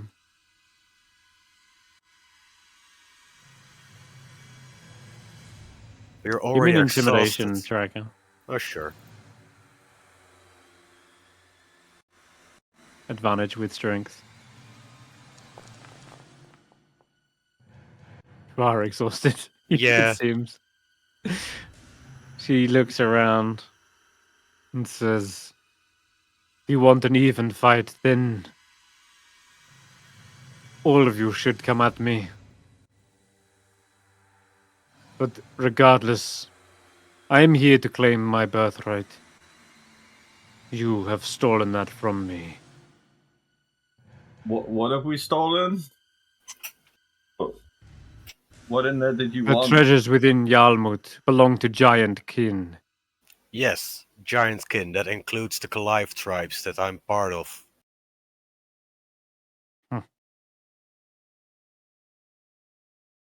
Which means I have as much right to the vault as that you have. Except I've already proven myself in a trial from the Jarls. The Jarls seem to be hands off in this regard, and they simply state, "It is their right as much as yours, Gromengon. But if you wish to settle this yourselves, be our guests. We could enjoy another show." And they sort of lean back in their thrones.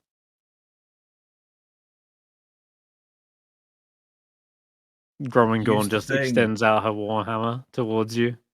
I'll go Hit ahead, them with Graham. the treasure they want. Hmm?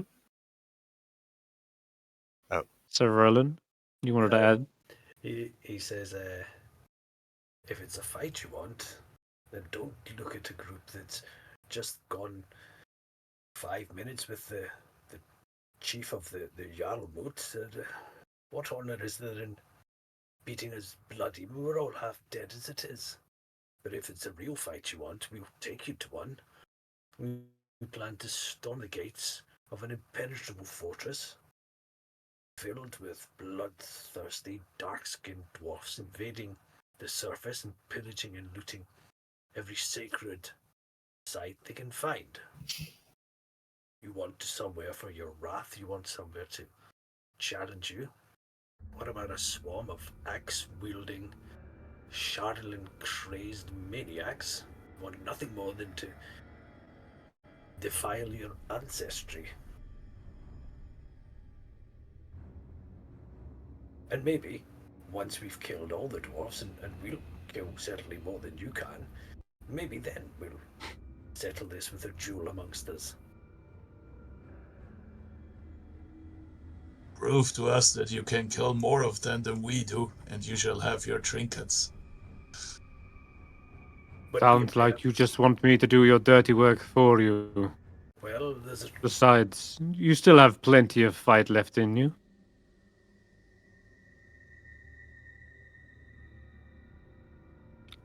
So I will say, Graham, give me a persuasion check.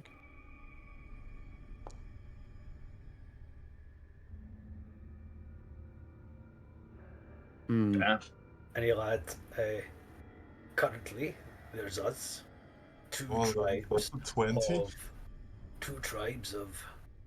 Goliaths, all in 3. competition. Three, Hmm. no, two, all in competition to see who can kill most dwarfs.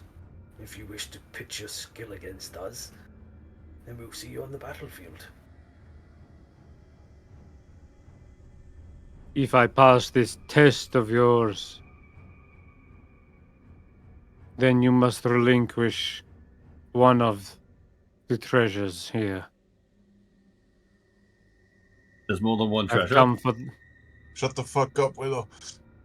I've come here for the horn of blasting.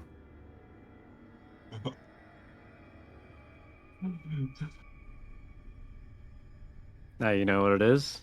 Hmm. To have your strength on the battlefield, to pit our skill against you, it would be an honour and one far more worthwhile, well, more worthy to me than your ancestral horn. For me, I accept your terms.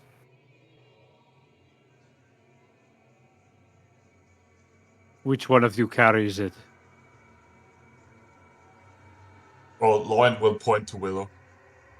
No hesitation. Hey, who says I picked it up? Then I think you did.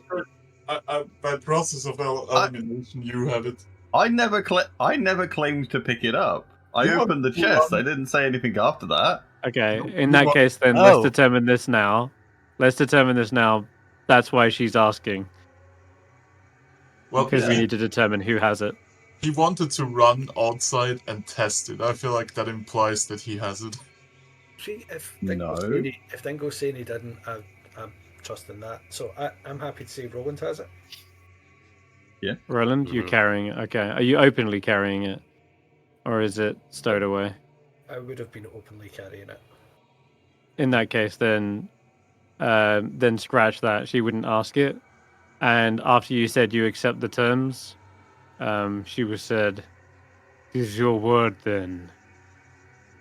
Should you break it, I will break you." Well, And she hefts the warhammer back onto her shoulder again.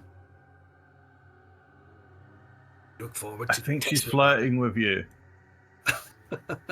We look forward to testing ourselves on the battle, and yes, should you defeat more of these, then this horn I will gladly give you, and should you not, then we will gladly pit our skill against you more directly.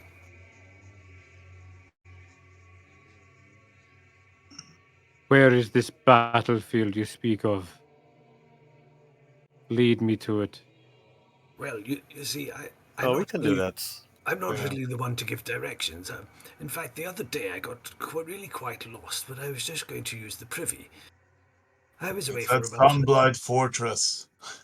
Yeah, that doesn't mean much for Does it people not? She's in from this here. region. Does it? Down in the south, it's at Spine of the World. And I describe the specific mountain where it should be.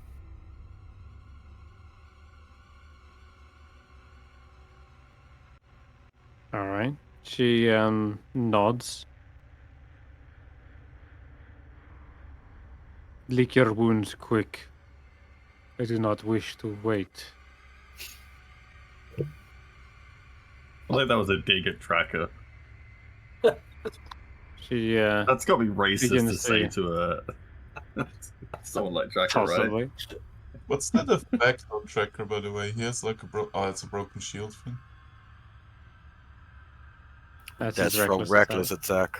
I was like, what is that magical rune? Right. Okay. Staying with that, I'm going to turn around to him and say, well, I think that went rather well. We weren't turned into a bloody paste in the snow, and we seem to have actually recruited a formidable warrior who quite possibly could blast a bloody great hole in the side of that wall and let us all walk in. I think they said yes because they like you. I think they were flirting. Well, everybody likes me, Willow. I'm very, very likable, you see. Roland completely misses the point. I love it. I will shoot Roland. After hearing him say that, After hearing him say that, I will shoot Roland the side guns and just say under my breath, like, very presumptuous of you. I'll shoot him a glance. Oh. Yeah. I was so confused for the first 3 quarters of that sentence. Just in the middle of all this, I'm gonna shoot Roland. I'm gonna give him mad side eye, and very presumptuous. Would the wolf have overheard the muttering under his breath? You can roll perception for it, I guess, but you were supposed to hear it. All right, okay. Well, we'll just say that she heard and has told him.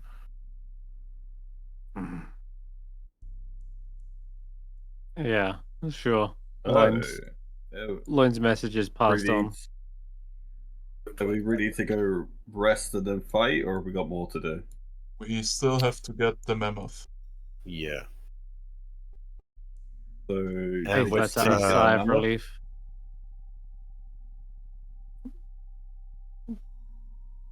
Sorry, I didn't catch anything everybody was talking at once there.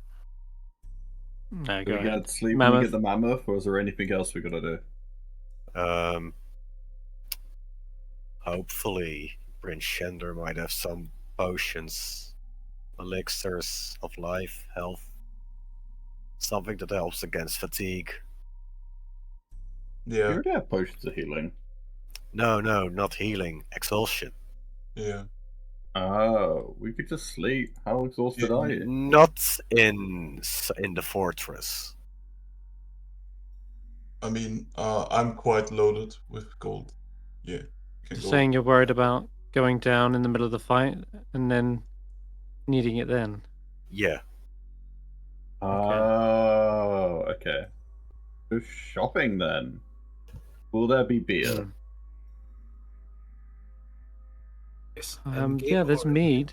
Or both. Yeah, let's go shopping. I think so. Beer and mead. All right. Yeah. Do they have beer? Okay. I thought they only had meat. They got mead. The lack of butter beer is a central character plot. Wrong game. Okay, so the peonies potions is where it's most likely to get some sort of potion that you've outlined. And they're in Bryn Shander, I believe. Yep, or that's what I remembered. Okay, so traveling back there then, when you arrive, there is a recipe laid out for you. You've got Keomtum's ointment, oil of slipperiness, potion of animal friendship, climbing, cold resistance, fire breath, greater healing, growth, regular healing, heal giant strength, and water breathing. Those are the ones they have for sale. The formatting is all over the place, but what's the difference between healing and greater healing? 2d4, I believe. +2. Wait, this is formatted really weirdly. How much is the potion of healing? 50? Yes, correct. Handouts. And potion of... Okay, it's 50 gold for potion of healing. In the handouts. Oh yeah, that's much clearer. What's the ointment? I mean, the giant So strength, we can go Keongtum's... back and get that axe. Yeah, Oh, Well, it's more the size you need to be for that. Not Yeah. necessarily strength, Oh, but okay. you need to be a large creature. potion So of the growth ointment is is what it does. Peony explains that the ointment can be used to heal wounds, similar to that of like a healing potion. Does 2d8 plus 2 instead of 2d4 plus 2, but it also eases conditions like disease or cures poison, etc. So it's worth like 3 potions in one, plus gets rid of conditions. Mm. Wow. So it's like a lesser restoration and healing in 3 doses. What does Yeah. Potion of Fire Breath do? It gives you a action that you can use to exhale like a 15-foot cone of breath. Oh, it's like my for breath like weapon. it's like dragon breath. What if The spell. we use the potion of Hill Giant Strength on Snorp and gave him a heavy weapon? That not be No. amazing? No, he only has 20 strength. It doesn't make him bigger or anything like that, or proficient. It Yeah, just but it will make him hit hard and kill stuff. not if One he's of the not- things is because of his strength, he can mainly use only versatile weapons. But if his strength suddenly increases, he becomes so much stronger and gets access to other simple weapons. Yeah, but Yeah. it's restricted to simple weapons. That's the point. Like, yeah, still, Snorp with a javelin, that's already a damage die increase plus range. There you go. Fire breath potions in the chat. It's a bonus action. DC 13, 46 fire damage. Oh, damn. Bonus action. Crazy.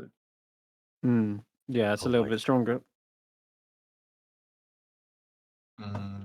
I guess Loin will shop for himself for a potion of Hill Giant Strength. Doesn't even do anything for me. What does it do exactly? Just how much strength does it give you? Hill Giant, that sets your strength at 21, I believe. That actually doesn't do a whole lot for me. I'm already pretty strong.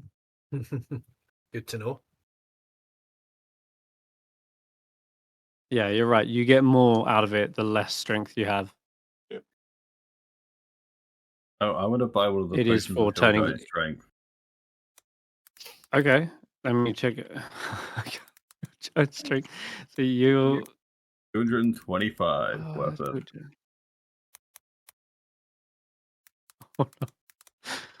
Potion of heal. Wait, what does Potion of Growth Yeah, do? it goes to 21. The potion of growth is the And thing that I definitely want / Holy need. shit. Hmm. That is some crazy discount on that potion. Yep. Normally, Heal Giant Strength is like 900 gold. Yeah, I was about to say it Uh-huh. seems cheap from playing Baldur's Gate. Peony, that is a steal from Peony right there. She's only gonna have the one. She's not gonna have loads. She's only got one. We buy 10. But I got it before anyone else can. 900 each. We'll be rich. Yeah, you could just sell it on, right? No one's got the gold in They, Icewind. Yeah. Have they got any Um, +1 arrows or anything? Or you think that would be cool for range +1 weapons? arrows. Okay, so different shop for that one, but let me have a look.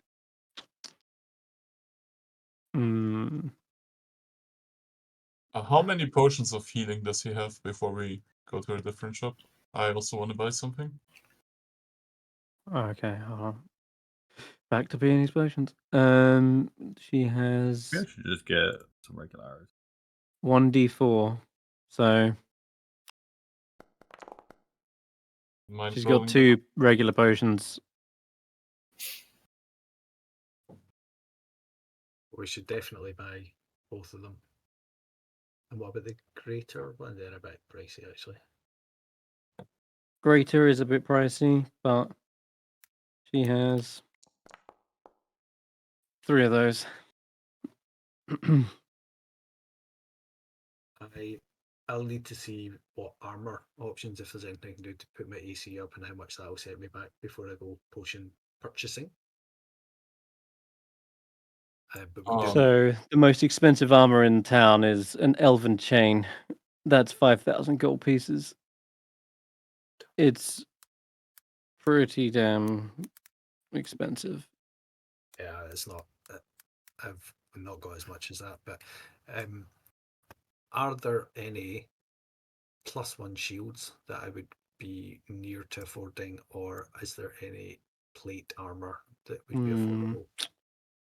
Do we need to go There's to no Dwarves or- +1 shields, but you can get plate armor. Okay, That would be in the dwarves, yeah. right, and that would be because we get the 50% off there, don't we? So that would be 750. Plate armor would be 750, yeah. Smashing, right. I will do that. I'm going to take the money off just now just to see how much that leaves me with. Did you figure in the discount you get from the dwarves? Yeah. We get a 50% discount from the dwarves, Senrith. Yes. Plate We just armor mentioned that. is plate Oh, armor okay. is 1,500. It's Oh, okay. Okay.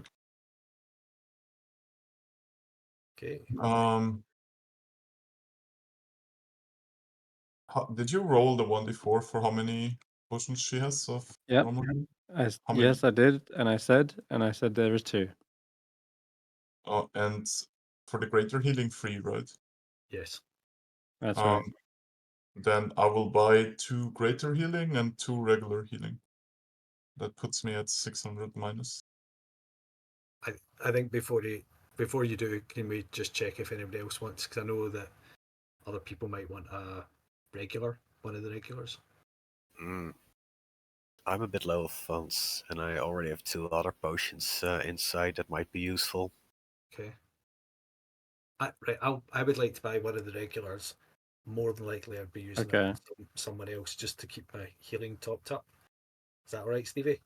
Yeah, sure. Cool. And I'll also buy the last greater. But again, I'd be using them probably on other people as readily as on myself. So if everyone's okay with that and no one else wants them. All good. Mm-hmm. Right, so I'll take Sound 3. like that's a go ahead. Cool.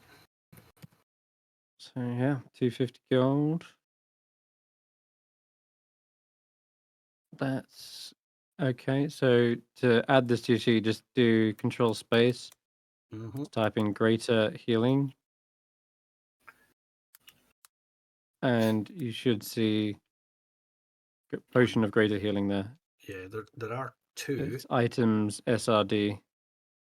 items SRD. Thank you.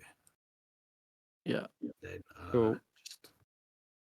And then you should just drag that onto your inventory from that search bar. Just drag it and drop it. Got it. So that leaves me Okay. with 2 greater, 2 regular. 1 regular, 2 greater. Okay. So that'll come to 550.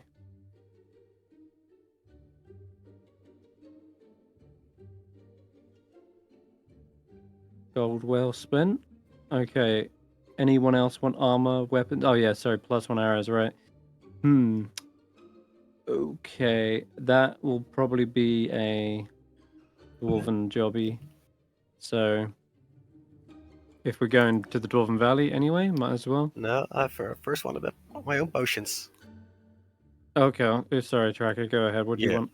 The potion of growth and the potion of fire breath. Because we've had multiple situations where creatures were immune to cold, lightning, thunder, regular weapons. That makes me useless. Okay. Mm. 225 gold.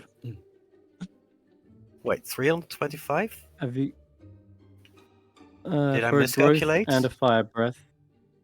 Yeah, it's 150 Oh fuck! I made times a 2 plus 25. miscalculation. Fuck. Oh, you can take the gold off me. Yeah, how I don't much do you care. need? How much do I need? I'm 30 gold short. Just take the gold off me. Trust me. You need to deduct that then. Yeah, I need to go a total of 580 minus. Is that right? 5. Yeah, that's right. Okay. That leaves me with 129. Cool. Then +1 arrows. So I've just the one question for, is it Piona? Fiona, yeah. Piona. Could you tell me, Fiona. have you ever seen someone feeding, let's say a wolf, or for example, a potion of climbing? You want a wolf to climb? There have been moments where it was very inconvenient that they weren't able to do the climb that we needed them to, and it just strikes me that if this was to somehow give them the ability to rush across a wall, this could be very advantageous in a tactical situation, as well as just being a lot less annoying. The last time Tracker had to carry her on his back, it was the strangest thing we've ever seen. She does say, "Oh, I'm sure it'll work on a little wolfie. Nice. Do you want me to put it in a special bottle for them or something? Do you need a bowl to pour it into?" She's very, very compliant, very good with these things. She can do really rather incredible things sometimes. This is one time, actually, now that it's coming to mind, when I told her to go fetch it, and then he just rambles on as he puts how many of these potions? Says potions of climbing. You want to see how many she's got? Yeah. Okay. She's got 1. Awesome. I'll take it. Oh, 50 gold. I had forgotten about these. She says, "You guys have been such amazing customers. You nearly cleared me out, in fact, that I'm happy to let you take a free swig of the bath." Oh, sorry, let me explain. She points towards something. There's this faint smell of roses coming from the corner, and in the store there sits an old copper bathtub on clawed feet. And she says, "Yeah, it's sort of an amalgamation of all my failed creations. Have a look at it if you like." And you can see it's filled with glowing, swirling liquids, which mix and separate erratically. And Willow's already gargling it. Mm-hmm. I'm not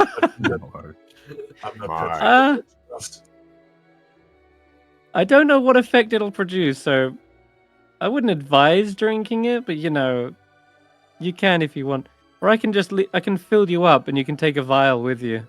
It's pretty to look at least. Well, sorry, what was that, Willow? Is there any mead in it? She gives you a wink, pulls out her own hip flask, and pours a 2 shots into it, and says, "There is no." Okay, now I want to try it. She brings you up a ladle, and she says, "Is this to go, or do you want it now?" We can happily put it in a vial for you. Can I have a vial for later and then try it now? Sure. Yeah, sure. Yeah. God. All right. Since you've been such great customers, sure. She bottles one up and then lets you swig from the ladle. And I need you to roll me a D100. What could possibly go wrong? I need 2 swans. Okay, well, I've got to scroll down to the table. 22 is, for the next minute, all your spells with a casting time of an action have a casting time of a bonus action. Yeah, you feel like you are able to speak really, really fast, and your hands move at twice the speed. Mm. It's amazing. I love it. I'd say it for that. I use it in battle. Yay. Is Become a it rap god for a minute. haste? It's, Guys, it's it's haste, but amazing, just it's for really your good, hands it's fun. and lips. Yeah, there you go. Everything Willow says is like twice the speed now. Yeah, give it a What? try, guys. It's really nice. Slow it's fun. down. It's great. Yeah, it'd be really good in battle. I'll hold I it can't up to it. understand I'll a thing try he's and offer saying. it to everyone. You kind of hold up the ladle and try and offer it, see if anyone's tempted. Hmm. Should really be the D10,000 table, No shouldn't way. it? To be honest. Let's see, considering how much stuff is in there. Anyone willing to Oh, let me and try you to feel- persuade them? And I guess you can also roll a con save as well. Let's see how let's see just how alcoholic it is. Oh yeah, somehow the magic swirled with that alcohol she added seems to exemplify it 10 times and go straight into your bloodstream. Now, not only are you speaking twice as fast, but it's also slurred and you're drunk.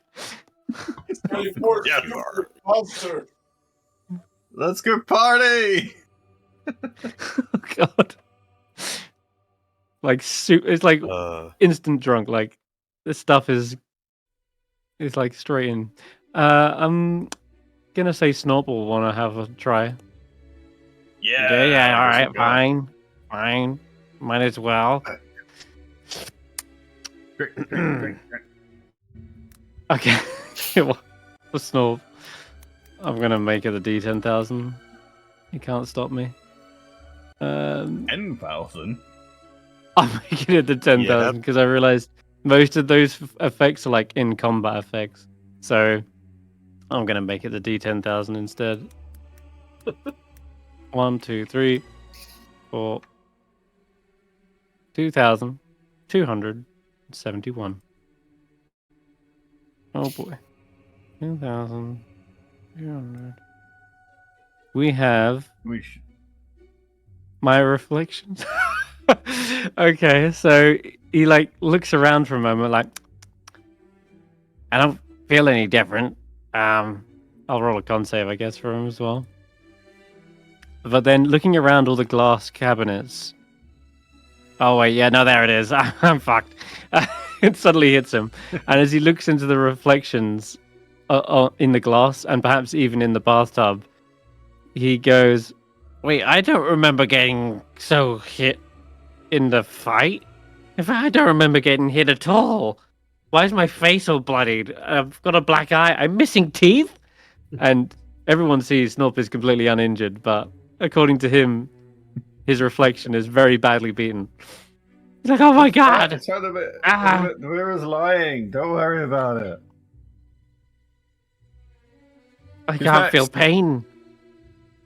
Roland, take a drink. Be fun for once in your life. Wait, aid us in the battle.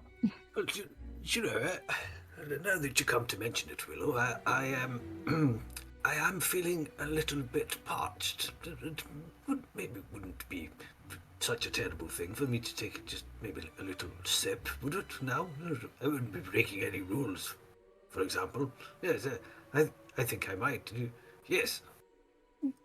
Yes. All right, go ahead. Roll me a D10,000. D10,000. And a con save.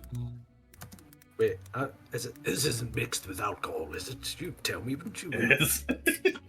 You watched them put mead in to tempt me. I only drank it because they put the mead in it. Oops. 2003. A great year. Okay.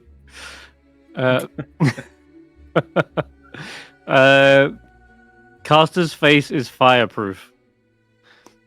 No freaking way, actually. That's kind of hilarious in a way. Mm. Like For something. Yeah, so yeah, your face is now fireproof. like Only the You face. feel like forever. you feel like a chill over your nose or your face. I mean, it doesn't have a duration, but I can roll it. There is a separate table for like how long do these things last. Go ahead and roll me a Really funny D100. if his face was permanently fireproof and only his face. I could do a sideshow and fire breathing. 98. Until the next total lunar eclipse occurs. Oh my god, Next that's year. amazing. Oh my god. In a place where everything does ice damage, that's amazing. Mhm. Hey, be careful. There is a very inflammable cat walking Wait. around. Okay. This is If we find a dragon that actually uses fire as a device, we can use your face as a shield. I could put my beard Yeah. on people as part of my protection fighting style, just clothe Oh my you with my god, beard yeah. to make you fireproof. It's a fire blanket. Hey, Tracker, you saw Roland do it, and you trust Roland. Take a drink. Get him a salsa. Sure. First, this is peony shop, right? Yeah. So muted. Yeah. I No, you're not muted. forgot that I had some stuff that I wanted to sell here. Oh, yeah. I got something called Draconis Momentum, which I'm So pretty you sure did. she might be interesting in. I got. Did you write a Hmm? value? You didn't write gold value I on that, did you? Didn't get a gold value from that. Nope. Okay, but it was from a young gold dragon. Young White. white dragon. Dragon. Okay, let me check it up. I got Harvesters. an old saggy ice troll heart. Okay, yeah. She's looking at Uh, that and says, "Those are pretty good raw, actually. You can just bite right into them if you want, but save it for when you I- need her." I try A to, good and people amount of stop health. me because it can give you, can make it to a cold resistance potion or something. Oh yes, I could do that for you. It can also be used to regenerate health over a period of time. You know how like the troll's flesh kind of knits together? Oh, you can have that. I'm gonna hang on to this. Okay. And I've got this Thrim, which Hold is on a also second. Let me check. Let me check the old dragon first. So you got a Draconis Fundamentum, eh?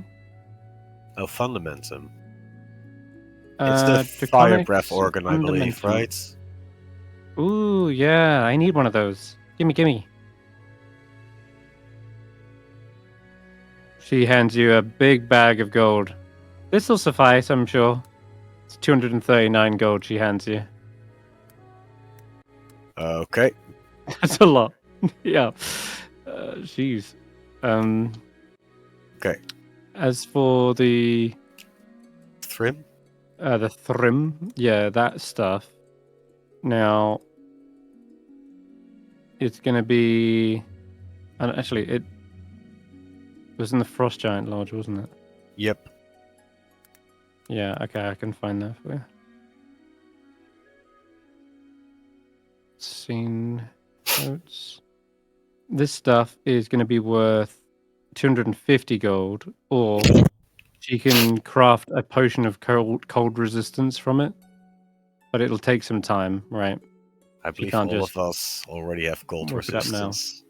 Mm-hmm. Or you know what? She would even just trade it. But yeah, you do. I think so. You're all good. So do you want the gold? Yeah. All right. There you go. And another bag, similar size, 250 gold.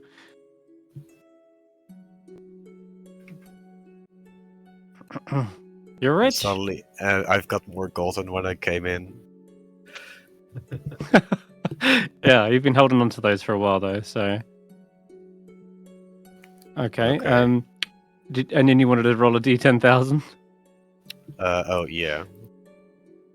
Drinker loses all gold. That's 10,000. How would that even work? I don't know. I'm kidding, but like, It's weird stuff. how would a potion steal your gold? You get the overwhelming urge to throw all of your gold on the Summon- floor and Something walk like away. that. It summons a loot goblin, or maybe like you become allergic to gold or something. 5,627. Hey, Oh, but where is this? Senrith, what if it summons a mind goblin? What's a mic? No. No. I You're heard you tricking say me. it. All right. No. 500. Okay, here we go. You begin to exude a scent. Interesting. A strange scent. And as you look around the store, you see the candles begin to change color and turn into a pale green. Very peculiar.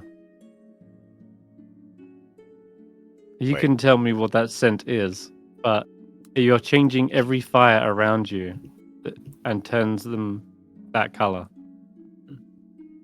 Bizarre.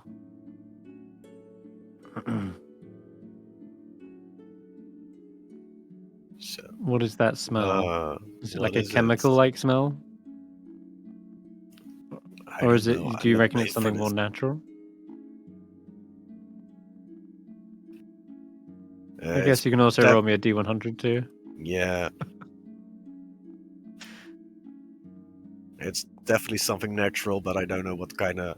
Some earthy herb from the mountains. And you will continue to produce this strange scent until you have produced an air. Oh, that's gonna be a long time. Okay. Oh, Then it might pass on to no. them, who knows? What does he smell like? A strange kind of like chemical, which No, seems time. to change the It's time. time. Oh, is it? Okay, there you go. It's a herbal smell. Yeah. Hmm. All right, nice. Faith's like, I'm actually kind of tempted myself as well. Seems like it's not dangerous, so yeah, you know what? What's the worst that can happen? Famous last Wait, did it words. not get those guys Um, drunk? Just me and Snort. Oh yeah, roll a con save as well. For those I mean, do I really who've need to drunk roll that con stuff. save? Yes. Yes. Oh, I'm pissed. You're pushed. Fucking Tracker seems to be holding it together, but Roland, Willow, and Snorble are absolutely blind drunk from one shot Party. of this stuff. Well, this is Brilliant. Woo! well, it's wonderful. Let's wonderful change the mood. concoction. I think I'll have another one. Oh, yeah, you can have one to go, maybe, but I don't want you getting absolutely trolleyed to my shop. What to do, you say? I don't mind if I do. Thank you very much. Let me just find out what happened to Faith. 3,455, was it? Oh no. Wait. Oh no. One of her arms suddenly becomes scarred, as though very badly burnt by acid. What? And she's like, what the? Oh god! My arm! The flesh is melted! Don't worry, my dear. What the fuck? It'll sort itself. Yeah! What is in there? Sort itself out! Look at it! Look what's happened! Oh, And wait, Pina's like, fix it. I did warn you guys, stuff could happen. Fix it. You just fucked up her arm. Do something about it. Oh, she's sober as well. Crap. She looks around the room. Here, and maybe this ointment will help. She uses one of her own ointments. I'm gonna roll a d100. See how long it lasts. Oh no, 67. Oh god! Well, actually, Faith says actually doesn't hurt. It just until I have shed 2d10 pounds. She's like, it's alright, you're just gonna lose a bit of weight and it'll be fine by the looks. And Faith's like, what? Lose weight?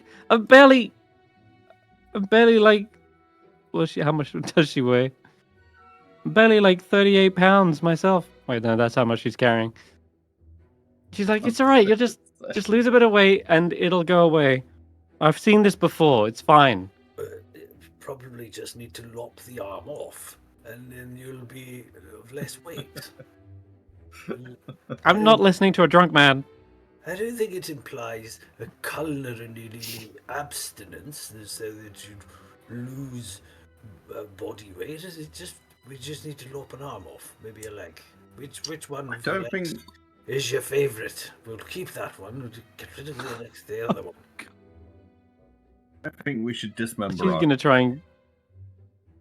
She says, yeah, "I'll just try and get rid of it myself." And she'll use like a lesser restoration real quick. It definitely expels the poison, which I guess is the stuff she just drank. And I'll say by expelling that, it does like slowly disappear. Oh god, that was close. Whew. All right, no more drinking of this stuff. I think we've had quite enough. But knew that was gonna sirloin be a hasn't bad had a idea. taste. They would need at least someone else to be sober for the next part of the journey. We're not sleeping before the next part of the journey. Next part of the journey is Dwarven Valley, right? It's part of your journey, yeah. I suppose if you want to stop off in Bryn Shander first, you can. The only other thing So, I think Loin? we could make use Yes. of. Sorry. Would you like a little straw? I'm not touching the witches. Okay. Fair enough. Fine. Yeah, no, that's fair. I've been called worse things, I guess.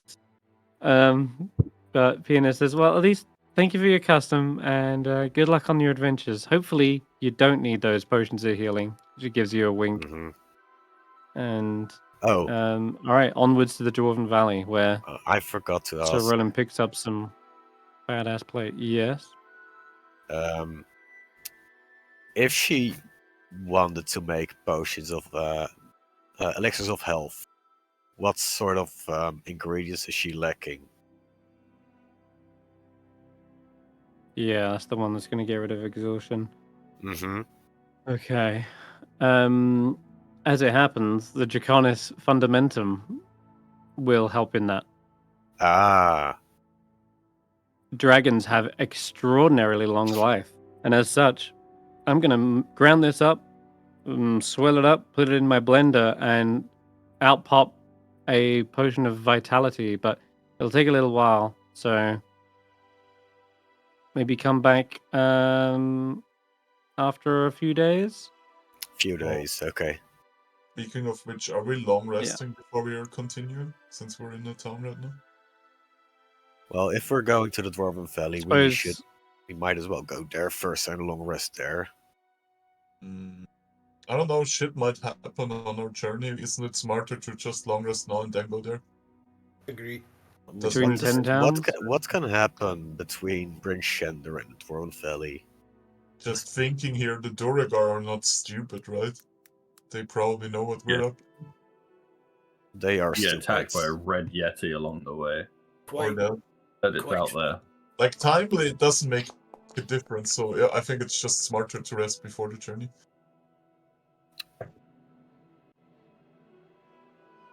Go ahead. Quite frankly, I honestly, if I sit on top of a wolf right now, I think you'll be seeing that potion again a lot faster than you thought. I really could do with a bit of a rest. I'm an old man with a face which seems impervious to dragonfire, so that's going to take some getting used to. Well, that's the next thing. A couple of people are drunk. All right, you guys can stop off in Bryn Shander. After all, traveling all the way to Yarlmoot, traveling all the way back, that's over 20 miles. So that's like a day's worth of travel anyway. So you'd really get a long rest now. Go ahead and rest up, recover, restore your shit.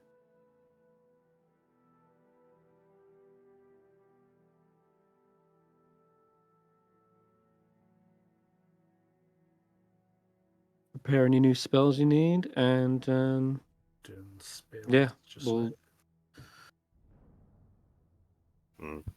Oh, as it Did happens I- in the did I morning, say as you I- watch. Did I say during the night that Go on. I'd studied what I'd learned in that cave, the druid stuff, and Yeah, practiced some stuff during the night? of course.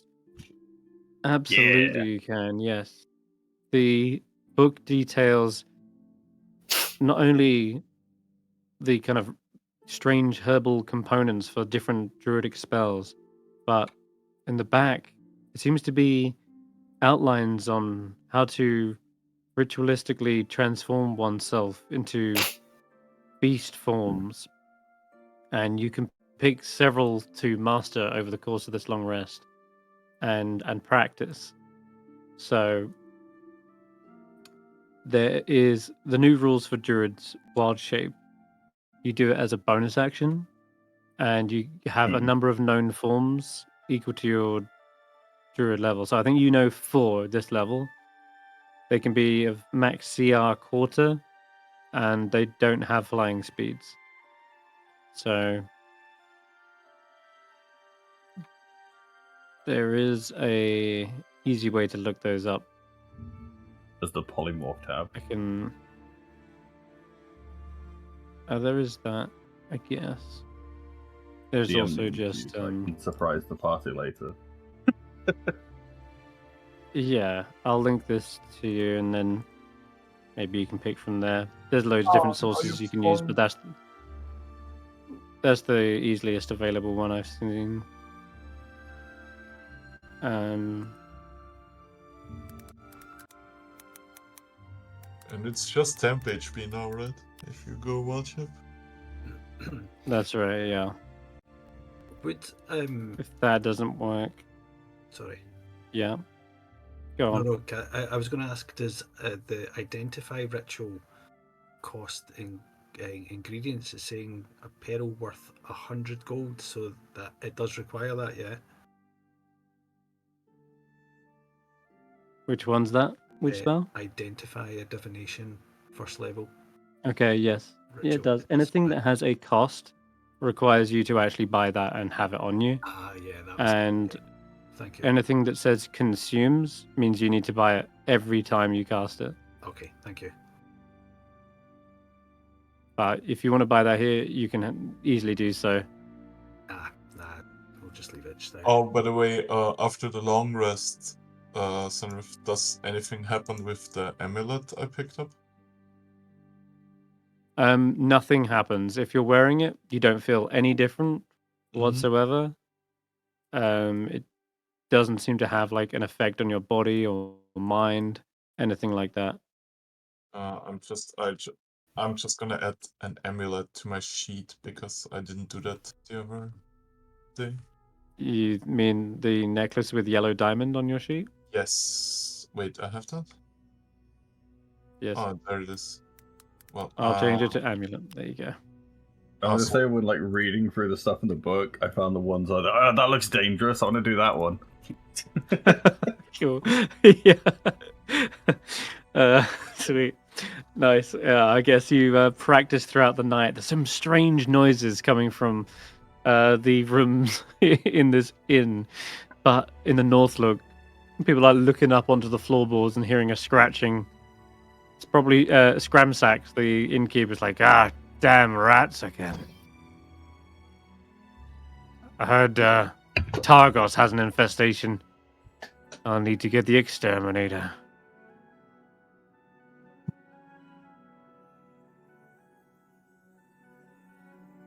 So, on Alright, to our adventure. Adventure awaits! So... I love that video. Nanny? Right.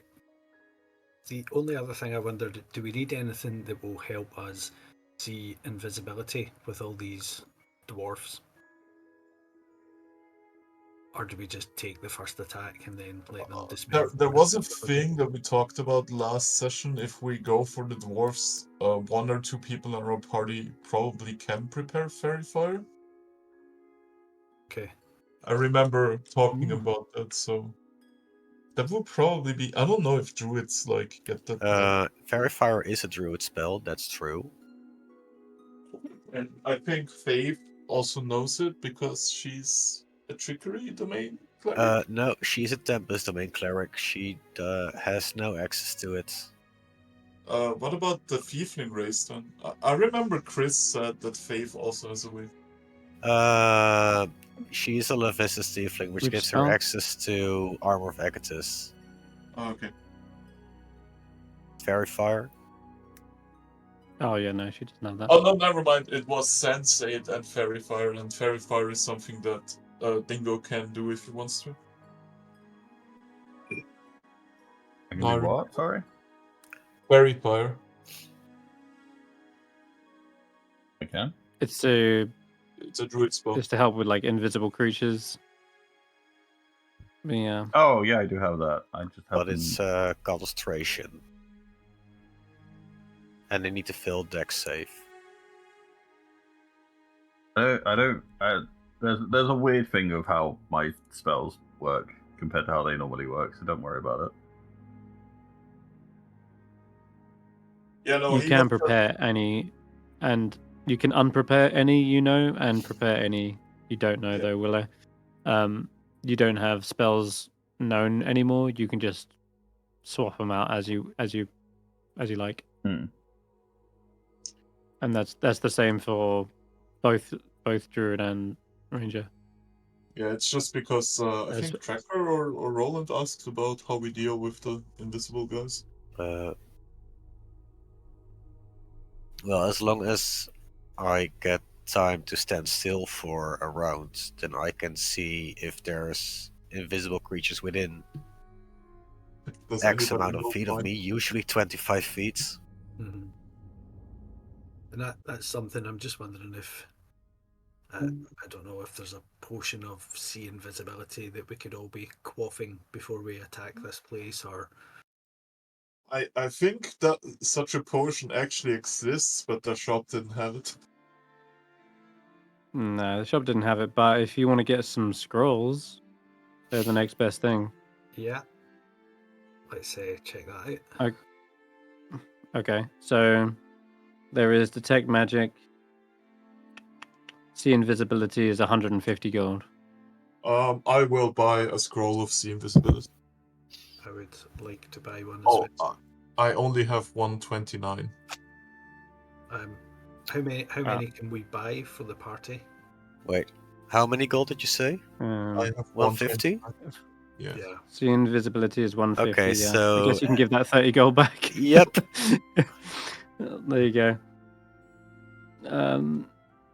Let me check.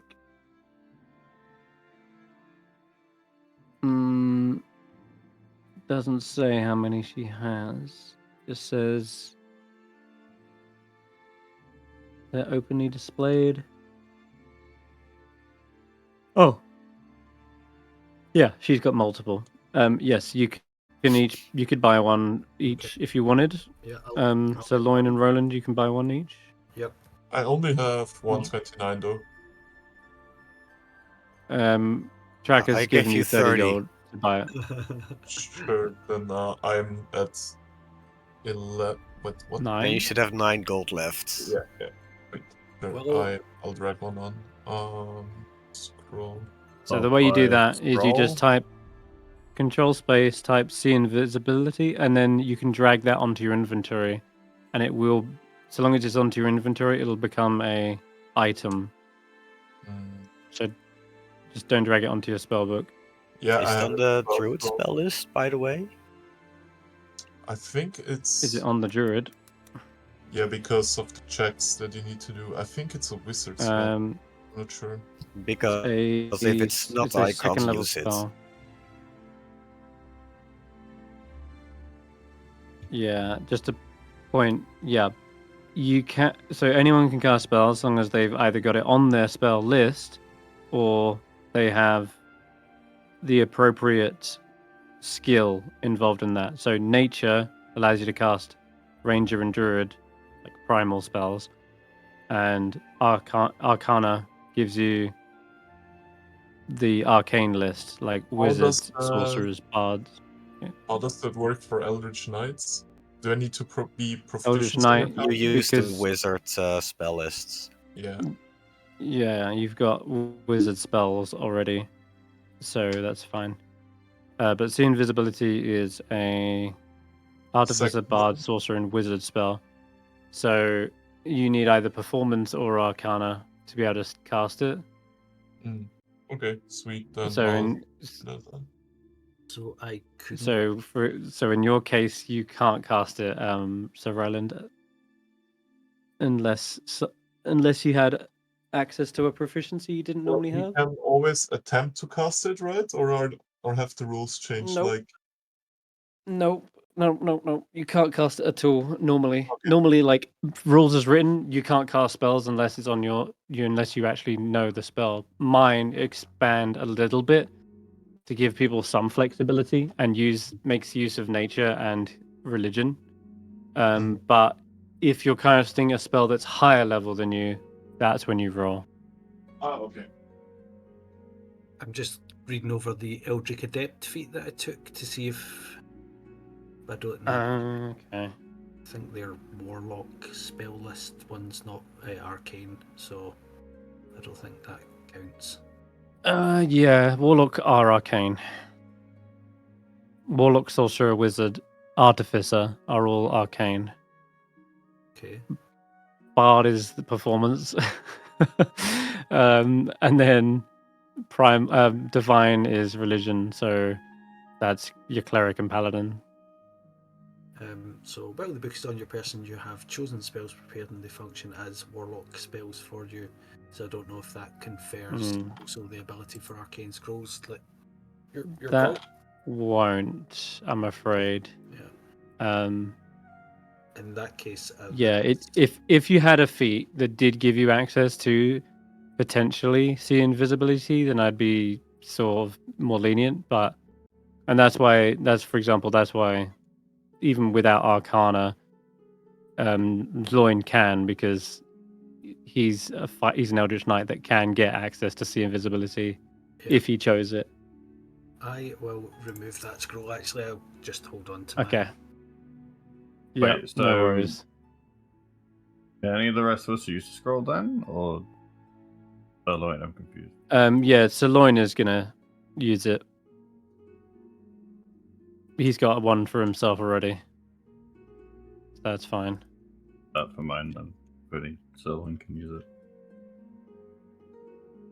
What? Is that everything? Are we done?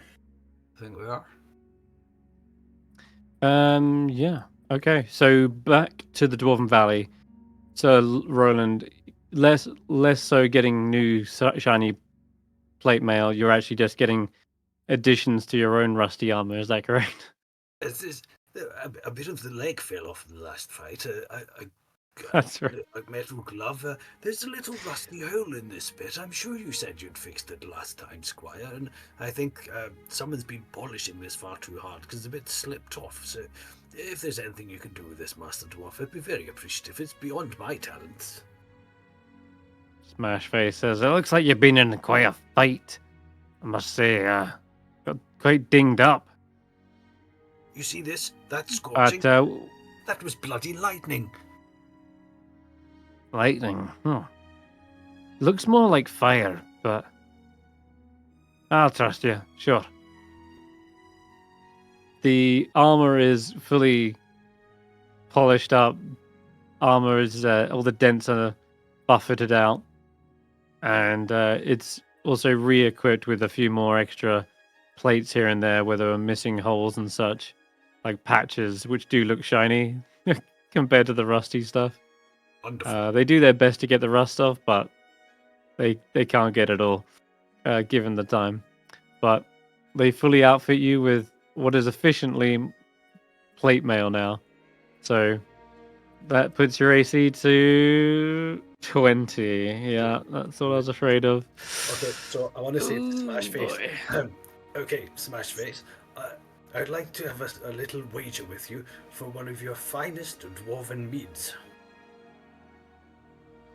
Is it about killing as many Duragar as you can? No, no, no. We're assuming you're coming to help us with that, so this is something completely different. I bet you All right. I'm able to put my face in one of your furnaces for as long as you can hold your breath, and if I can do it, you give me your finest dwarven mead. All right, you're on. Right. Although, I hope you're not precious about your beard. Oh, no, no, don't you worry. This beard's seen off more dragon fire than you can imagine. Right. Now, no cheating with any water-breathing potions. You ready? Hold your breath. Okay. A one, Mm. and a two. And what are we doing? What are we doing? Oh, yes, the fire, right? 3, go! Face And yeah, you into the flames. into the forge, just woof. There is a sizzle at first, but it's actually probably just burning away the impurities that were stuck inside your beard. Maybe some food from weeks ago get melted away, but otherwise your face remains completely unharmed. Go out. And the dwarves look like they're in disbelief. They're like, "What? Are you gonna show us how to do that? You have no idea how useful a non-flammable beard would be." Well, I'll consider it. It may cost you a little bit extra, but we'll come to that another day. For now, I believe you owe me a good bottle of dwarven mead. Of course, that's amazing. That everyone gathers, probably like the whole crowd watching. Right. Here, look, check it out. Like, do it again, Sir Roland. They're just egging you on to do it, and everyone comes over and they're like feeling the beard, like it's all finely conditioned. Like, how? Is it some sort of wax? Well, I believe the might of the Morning Lord protects me, and would you too, should you devote your work and your life to him? Hang on a minute. This isn't some cleric trickery to get us getting us indoctrinated into your religion, is it? I'm only kidding. This was a bloody witch's potion that did it. It's bound to wear off. In fact, I'm glad it didn't wear off in the middle of our little wager there. My whole face would be on fire, wouldn't it? They absolutely bellow with laughter, and they're like, "I respect the risk taken, especially when it's mead on the line." And he raises a glass to you, and then gives you the most, the best on the house. Wonderful, wonderful. Right, we'll be using that to try and keep Willow in line at a later date, but I'll stash it away for now. Nice. Can't bully him into good behaviour. We'll bribe him with mead. A carrot on a stick. Okay. Willow, you wanted +1 arrows. We'll finally get to that. +1 arrows. There is +1 arrows. That said, they are a little expensive, and just be aware, every time you fire it, it loses its magic once it's fired. So it's only good for one shot. But it is only 25 gold per arrow, which if you halve that, I'll give him for 13 gold per arrow. How many would you like to buy, Willow? No, I got enough gold. I'll buy like 15. 15 times 13 is 195 gold. Yeah. There it is. All right, and that arrow that you've got on your sheet, the elven one, we just up that Works. to 60. Sorry, what did you just say? 16. It's a 15, so 16. Yeah, there you go. Perfect. Nice. Alrighty. Anything else? Anything else for anyone? Smash faces. Are we getting to smashing faces now? Yes, though, if I'm there's ready. anything you can do, Master Dwarf, to help you see the buggers when they remove themselves from sight with their trickery, then you'd be doing well to bring it along. Any dwarven devices, little tricks of your own. throwing sand and Flour? I'm quite sure that won't work, or it wouldn't be a very good thing for them to do. But anything you can think of. Well, just flour. You can't go wrong with flour. We shall see, or we won't see. Who knows? Flour is good for a number of things, in fact. Back in my day when we were smashing faces, we would, if we was against a spellcaster, we'd throw a bag of flour at them. You can't breathe in a cloud of flour. Also hard to turn You need invisible when covered in flour. Welcome to the conversation. We just mentioned that. Fantastic. And you need an explosive. Guess what? Flowers are like little kegs of flammable powder ready to go up in flames. Gods, you really are brilliant Yep. at this. When we appointed you as leader of this place, quite frankly, we thought you'd have led them all to their deaths by now. You surprise us. No. I've tripled flour production since I got in charge. Because, of course, we're in the middle of a famine. Flour is really easy to produce. And that's food. You can make food with flour. So, yep. Got it rolling. Well, I think we're probably ready. Companions, are we ready? Do we get in charge? Wait, first, how many flour do you have?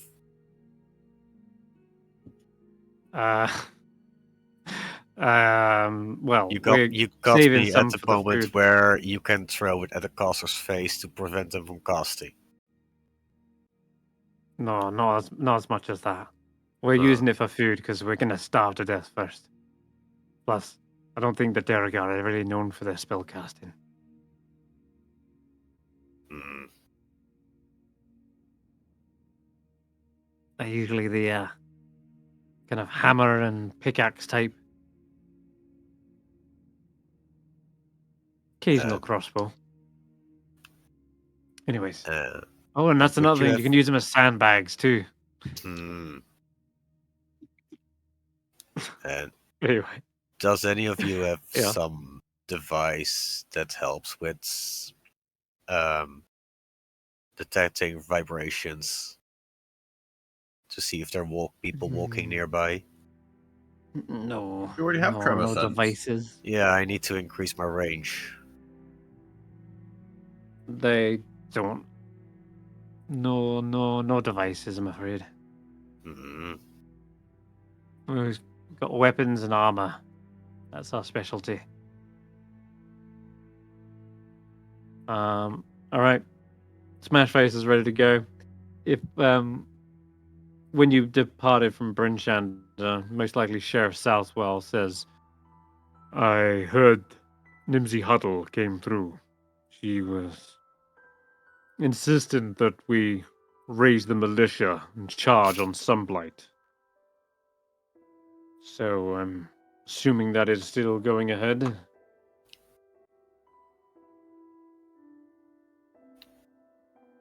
It's gonna happen very soon. We recruited need the a date. tribes. It should be.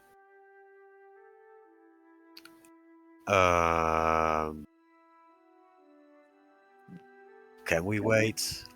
We actually can't wait. It should be tonight. Right? Tonight it is. Yeah. Oop. Basically, yeah. You need to get a move on.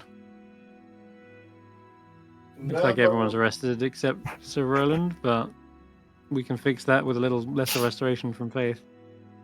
Yeah.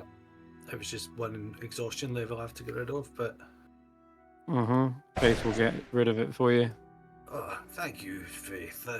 That seems to have shifted the last of that hangover from that awful brew I had. Sure, it had nothing to do with a giant hitting you over the head. Oh, no. Just the alcohol that did you in. Yes, I've had a lifetime of fighting giants and dragons, but drinking anything more than a a cup of tea and seems to put me on my arse. Well, just don't go on your ass in the battlefield. A prone warrior is a dead warrior. Indeed, well, I'm less likely to do that after your assistance there, my dear, so thank you very much. All right, no worries. Well, You see Oris Mastu is turning up to Bryn Shander as well. I've reached the local militia. It's not as much as East Haven or Bryn Shander, but these are tough miners, so they should be able to swing a pickaxe or two. Trovis arrives as well. He's also had a few drinks, but I think last time you were trying to get him to quit. But in any case, he's here with a sizable militia too. Says there wasn't much left after the orc raids, but still, I've got some fight left in me. Used to be an adventurer, you know. Me and Scramsax used to go way back. Who? Oh, the innkeeper in Northlook. Oh, the innkeeper. And finally, Imdra turns up with an absolute massive army. The soldiers are ready. They've been outfitted with at least some shields and armaments, but from what I've been told, this fortress is impenetrable. I hope you have a plan. Yes, we do. Although, did we forget the mammoth? Yeah, it's not that we forgot, it's just we took a detour. I'll get the plan. Where do we meet up? We sat in front of the forest, right? Yeah. It should be around here. Yeah, here. Maybe Okay. here. Oh, no. It's in this general area. Oh, we said Mhm. we're gonna gather everybody in good meat, right? Yeah. Did we? Yeah. Who'd have thunk so many people would follow a group of fools into battle? Okay, anyway, I'm gonna quickly go to the Frost Giant's Lodge and summon Norsu. Okay. Tracker, why don't you ride atop Wolfang Pojo and you'll get there in half the time? Or I run on my trusty X-Peak and get there. Well, you could do that, but she's a lot faster.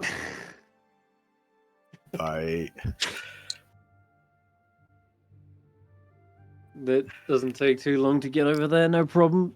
The Frost Giant Lodge is still left as you left it. Except the horn is jutting out from the frozen tomb. Roland would say to Faith and Willow, have you ever noticed how much our dear friend Tracker just always rushes off to do things by himself? Do you ever worry for him? Does it ever bother you? What do you mean by myself? I've got 3 companions. He's saying that Faith says, yeah, he's got Juniper and Zephyr now, hasn't he? Yes. And Thunder. Yes, they're quite a little team, but I mean, you and I and Willow, we're here for him, and I often feel that the offers of assistance we give to him, he shrugs off and runs to do his own thing. When I was trained in the military, we fought side by side and looked after the person to our left and our right, and I often think he would benefit from more of that kind of outlook. He thinks his burdens are his to bear, doesn't he? Well, maybe we should convince him otherwise. How? Well, you're the brains of the outfit, young boy, aren't you? Why don't you come up with an idea? Anyway, Give him mead. Lots of mead. I'm just an old man worrying about his company. Pay no mind to me, but do keep an eye on him, especially if anything were to happen to me. Um, I'm gonna throw in one thing after we've all gathered Red Senrith. Will there like be a night before the battle kind of thing, or?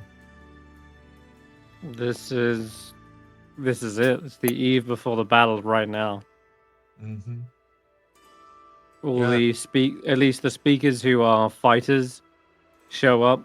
Professor Shane is assembling the troops in Goodmead, and she's preparing a sort of a speech for the men and women to rouse Wait. their spirits and steel their hearts. Okay. I will try to make this question as vague as possible for the party, but I hope you will get it. It's like, I think this is gonna be the moment where we do the thing. Before the battle. Yeah, I think this is the moment for. You're gonna burst into flames, and it's like Stef will appear out of him like a phoenix from the ashes. Just get ready to milk That's him. my guess. Or do you have it planned for later? Well, you might be sitting out of the battle for a while. If it's going to be a siege, it's going to be a long time. Though I'm not going to run that as combat as you normally expect it. Mm-hmm. We're going to be doing that sort of in a cinematic esque way. Yeah, But I think that's when we're gonna do the other thing during the siege. That's why I'm trying to be super vague and avoiding spoilers, but I think this is gonna be the moment. I know what you're asking, but I thought we had agreed like usually after the siege or halfway through the siege or after the siege. Okay, then let's go with halfway through the siege. Okay. And that'll work. The goblins in Goblin's Hall, there's not many of them, but they're not coming to war. Yeah, after most of them were eliminated from Icewindale, there's only a few of them left. So they're just going to sit and chill. There's got to be one more thing. Other allies? Yes, there's one important thing that I'm gonna ask about actually. That has to do with it. Do Roland's orcs show up? Henry and his companion. Yeah, I would expect you have to send message to go get them. Have sent message to get them? Yeah, after Nimsy Huddle was informed before you left for Yarmoot. She's the closest to get a message over, and you rolled the. If you remember, the only reason why you've got so many people is because of Nimsy Huddle. She rolled incredibly well on her persuasion check, so she managed to get on the good side of everyone in 10 towns. Everyone loves Nimsy. Yeah, no one can say no to Nimsy. She should be the speaker. She is the speaker, that's why. Excellent. Everything went as planned. Yeah, I'll gather the. Show up. I mean that's gonna be like a little bit telling, maybe, but is Roland gonna have any interaction with the orcs that's like observable? Yeah, that's coming up. If you would like to do anything before the fight, before the battle, now's the time. If you wish to give an inspiring speech, no. Now would be the time. Watch Roland closely, I guess. Come over here, old chap. You wish to speak to me, Sir Loin? No. I'm just gonna watch you. All right. Are you just gonna wait for me to return with the mammoth? I mean, we need I to guess those things could happen like or just get going simultaneously. Yeah. So I think Roland would pull together the leaders and say to them, you may be somewhat surprised about the quality and the strength of some of the allies that we have managed to gather for this battle, and we need you to reassure your the troops under your command that we are fighting on the same side. So a small remnant of an orc tribe will be swelling our ranks, and in the thick of battle, smashing against the walls, we have procured the friendship of a giant woolly mammoth and a bloody frost giant, to name all things. Please try and reassure your troops not to be afraid. This will make life much easier for us all, because, frankly, she's bloody terrifying. You hear Trovus speaks up and says, Orcs! We can't be expected to fight alongside orcs, surely. I assure you, Trovus, under the watchful eye of the Morning Lord, saw them take a divine oath to protect these lands, bleed for it, die for it as if it were their own. I would trust them with my life, as I have done in the past, and they saved me on more than one occasion, and I count them as my kin. They're my tribesmen as much as the company I travel with before you. yeah, roll me a persuasion check.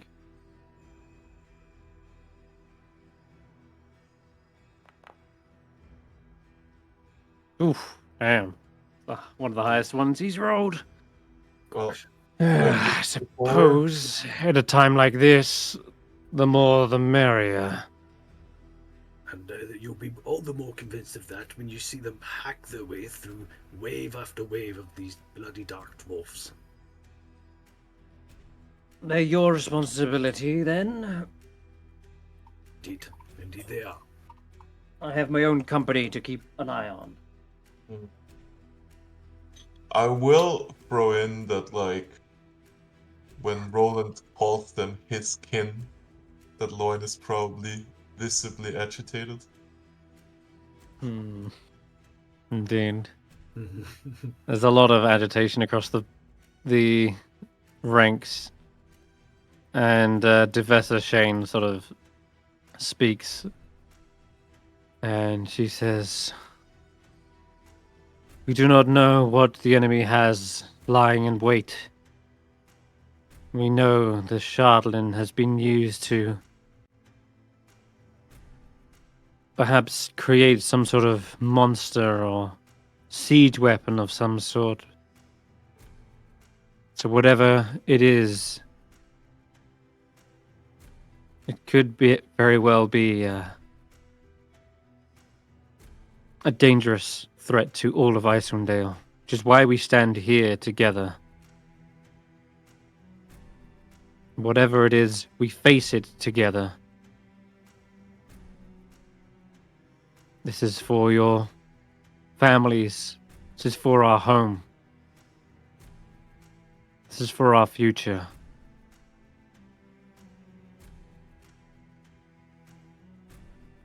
This might be our coldest and hardest test yet.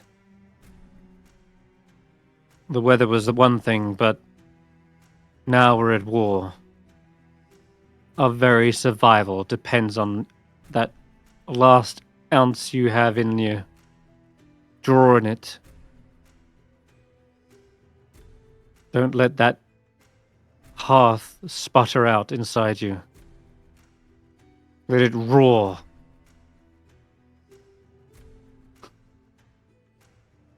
And let it smite down these enemies that seek to usurp us and the entire surface world.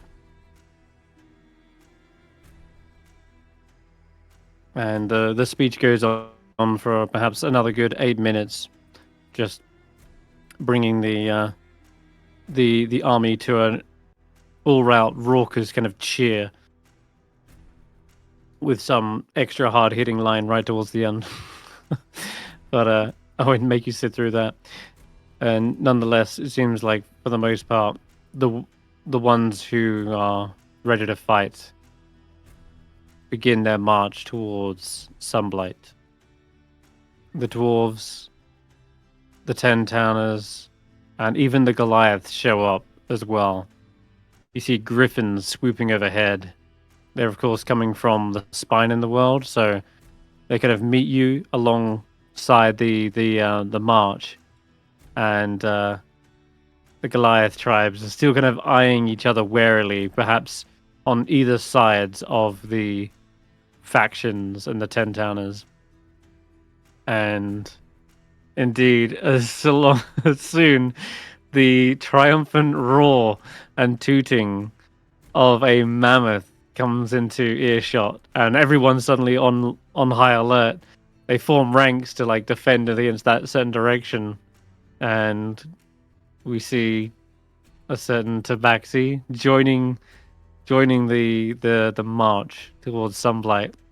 Tracker sitting atop the great and old Norsu. I think it's about time I just drag you to the map. Smiling his Leonin smile. Yes. Yeah, why don't I just take you to the map? You can enjoy it from here.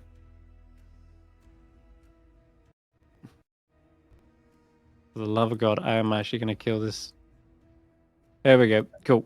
Oh wow. Feel free to roll initiative when you get here as well, because we're gonna have a lot of things to go on. I need some nat You're on 20s. the 20. I'm not sure. Sheriff Southwell, hell yeah. Sheriff Southwell has got one of the biggest armies. Bryn Shander has brought 200 soldiers and 16 veterans. And as you can see, you got Trovis has brought 20 soldiers with 2 veterans. Marstew, 35 soldiers with 2 veterans. Targos has got 125 soldiers with a good 6 to 7, 8 veterans. Valin Harple shows up with a sled of kobolds, and she'll perhaps actually get closer to you guys and say, "All right, dearies, are you ready for the big fight?" Well, about as ready as we'll ever be. I think we've amassed a very respectable force of arms here. All were willing and I'll ready. see. Some of these 10-towners are as hard as the ice we're walking upon, so I do fancy our chances. The main job's going to be getting through those doors because, well, there aren't any other.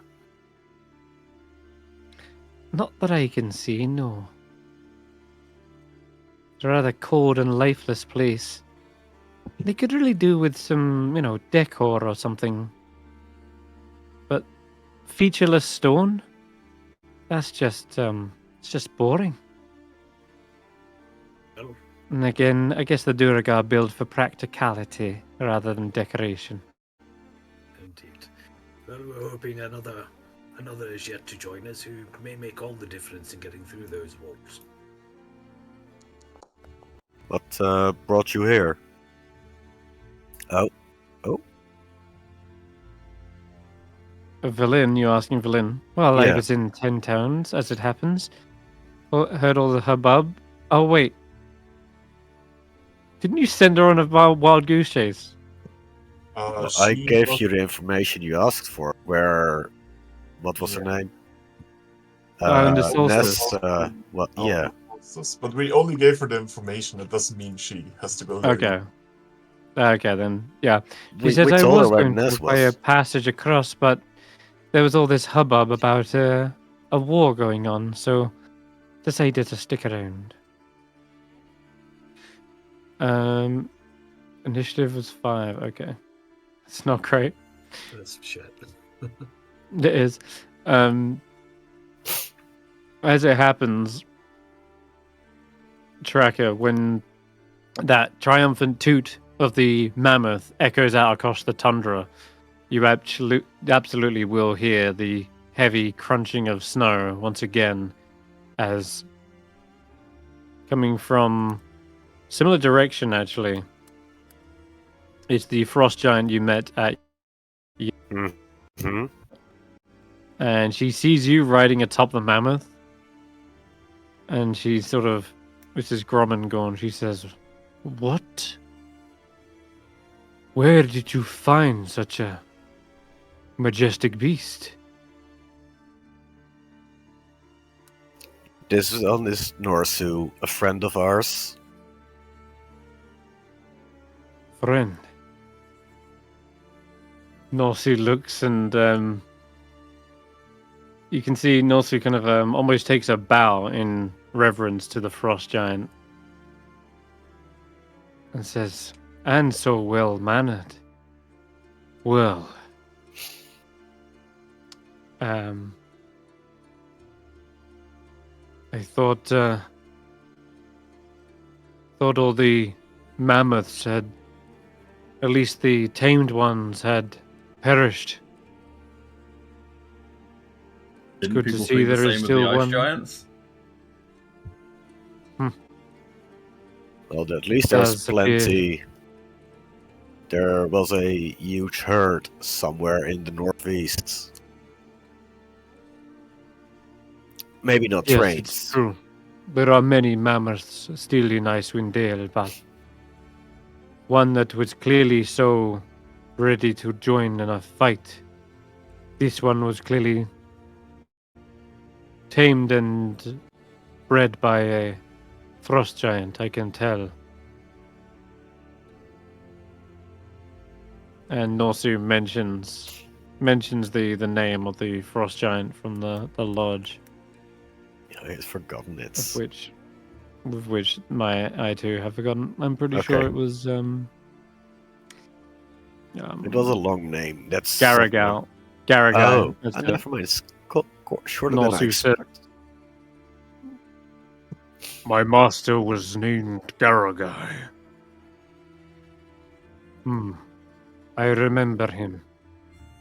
Legends were told of his might and of his great mead hall. And a lot of the other militia look a little bit concerned now there's a frost giant joining the fray as well. They look terrified, but some of them are like, "Oh, at least she's on our side, right? Right?" Sure. Okay. Well then. Tracker casually talking with Ice Giant. Everyone else is shitting their pants. Yeah. Precisely. Precisely. Roland will go up to her and says, we're very grateful that you've joined us, and I would venture to say that your presence here is more than just to settle a wager or test your skill, but perhaps the presence of this mighty beast demonstrates that you've been brought here by your ancestors, and in recognition of that, I would like to give you this mighty gift and ask only that you remain by our side in honor of your ancestors and protection of this land. And I give her the horn of blasting. Wow. Okay. Mm. She gladly accepts and says, "I thought I had to prove myself in this test first." Every step you take is a testament to your power and strength. You have nothing to prove to anyone. But I think we have something to prove to you, and that's it. We respect you, that we are perhaps worthy of some kind of protection from you in this battle to come. And you honor us with your presence on this field. If it's any consolidation when we're done with this and got some rest, I wouldn't mind challenging you again to a duel. No. Oh yes, absolutely. We'd still all love to fight you at the end of this, of course, but let's see if we're alive first. All right, little giant. I accept your challenge. First, But you make sure you get alive. To You think- battle then. Yes, and we think the key thing, the most important thing will be to breach their walls. That is something well beyond any of our abilities. Perhaps something that you and Norsu here might be able to attend to on our behalf. Hmm. I think the three of He us can looks- easily handle that part. Well, particularly And the horn. Indeed. This is a walking siege engine. He So- gestures towards the mammoth. And so am I, it seems. Very well. Let us lead this charge. And Norsu and the the giant, will move up to the front.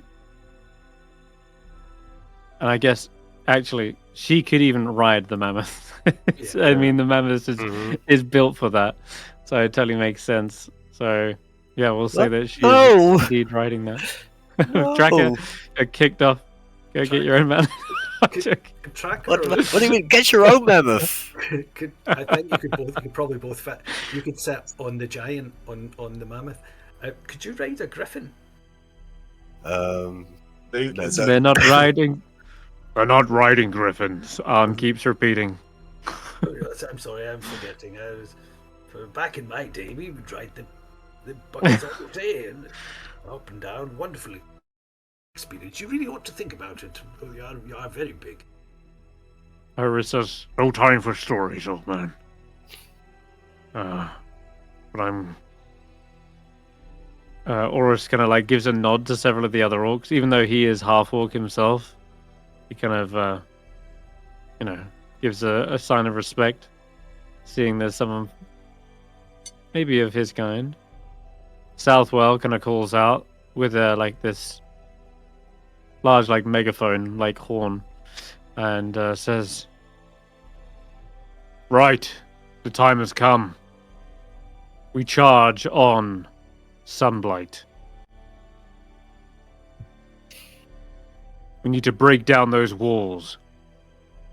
Then kill every last Duragar in sight. I see a dead person on the battlefield. Where? Left. Bottom left corner. Yes. Stokely. Smashface is. Yes, we brought the body of Stokely on a crucifix as to inspire fear into the enemy. And when we've done that, we're going to drink them. All right, boys, you got your hammers ready? They go like, yeah. Have you got your phasers ready? Yeah. Where's my beast? And are you ready to smash? Your beast. What? Okay, well, you. Where is your beast? Is it beast of the land or air today? Of the sky, yeah. Sky, that's the one. Okay. Just because people can't get reaction attacks against it. So cool. Yeah, that's a good idea. All right, let me go fetch them. They were giving a preliminary scout, and when they return and report, they tell you that there is no sightings of any Duragar within like a 3-mile radius. It's not like they're coming up behind you. It's not like they're hiding behind the mountain. They're certainly home, because you can see all of the torches flickering in the windows, but seemingly none of them have come out to play just yet. Skydreamer follow also the had mammoth. some There's- griffins scout around for other entrances, right? Yep, no one spotted any kind of entrance, not from the Okay. air at least. Let's follow the mammoth as it smashes the front door down, right? Well, I see a Yeah. stairway up there. I assume that there is an entrance in that part. Actually, yes, there is a set of doors underneath this alcove, but you can't really see it from your angle. Only the griffins would be able to see it, but Sirloin will This- definitely hype up, by the way, before any decisions are made.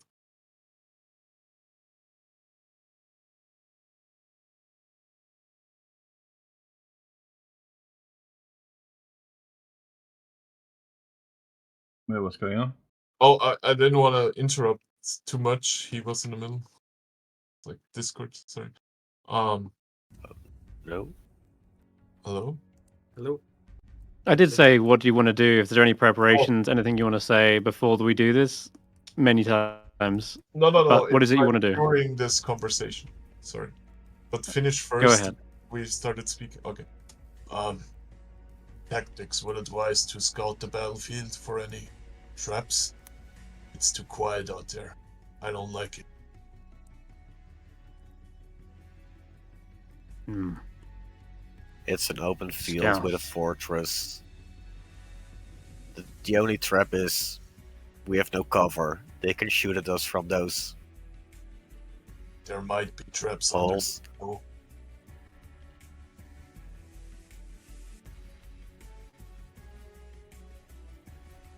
Sorry, did that come through? Any traps? So you said what? Any traps? There might be traps under the snow. Natural events. How would we check for those? Stokely, do you sense any disturbance in the ground? Smash face. What? I'm about 300 feet from you, laddie. So no, I don't sense any. Can I attempt to throw a rock like really, really far? Or actually, we have a giant. Can we ask the giant to like throw a rock really, really far? I didn't bring any rocks with me, unless you're volunteering to be a rock. And there Yeah, aren't throw him. even- so there aren't even like rocks or snowballs on the ground? Nope. Okay. Nope. We Not can't for even my. make a snowball? You can make a snowball. Yeah, heavy, like... That's not really. That's not a heavy like thing. It's just gonna go poof on the I mean, ground. like, a giant snowball with giant hands, so it's like the size of a dude, you know, that she throws into the field. Sure. She begins making a snowman and then hucks it into the middle, and nothing happens. Okay. No, that's all for me. Okay, cool. All right then. Moving on. So there is indeed a entrance, but it doesn't look like it's easy to access. There's a switchback that goes up to the top, Mm-hmm. but as mentioned, there is going to be a very big disadvantage fighting along on those staircases. I'll show you the actual image of this thing. We're talking like 7 switchbacks to get to the very top, and the actual fortress itself stands hundreds upon hundreds of feet tall. Oh. Yeah. Well, if everyone's got their cardio in, there's so many stairs. Yeah, it's a lot. I love walking upstairs. Let's All right. go. Okay. Well, Well, if that... you want Norsu and the giant to kind of like charge forward, right? Yeah, and I'm gonna run right after them. Okay. Well, let's get this into initiative. Sheriff Southwell, seeing them move up, will order his regiment to follow behind it. Like directly behind. And Tracker, you'd be up with Norsu, yeah? You want to move them up? So, yeah. What are their movements? 80. Okay. Oh, wait, fuck, this would be my movement, and if I were to dash... This would be my movements. Damn. Yeah, that's Norsu to basically charge ahead. And do you want Faith to do anything before the battle begins? Do you want to buff or anything like that whilst everyone's in range?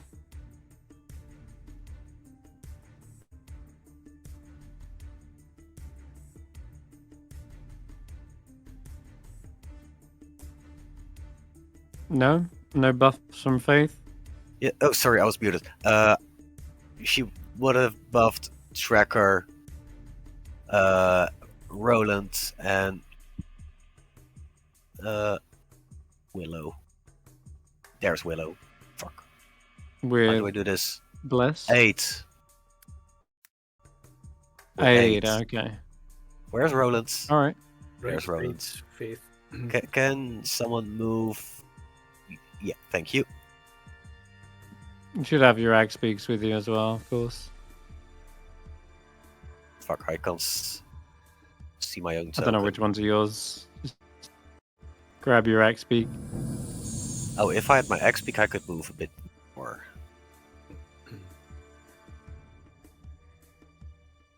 Willow, do you have an axe speak? He does, yeah. Do what? Do you have an axe speak, Willow? I can't remember. I think I did. Is it wedge, pecky, or beaky? Oh, Beaky is was Pecky. Stef's XP that he took with him when he left. Oh, all right then. There we go. Okay. All right. Speaker Shane will also move her regiment up to be behind Sheriff Southwell. Never underestimate the power of the single file line. They can kill the one person in front, but then there's another person behind that, and another person behind that, and so on and so forth. Never fails.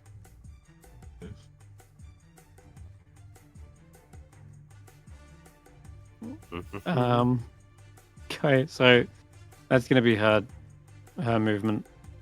Zaelong. Looking at this, I have an odd request. Can I switch initiative with Smash Face?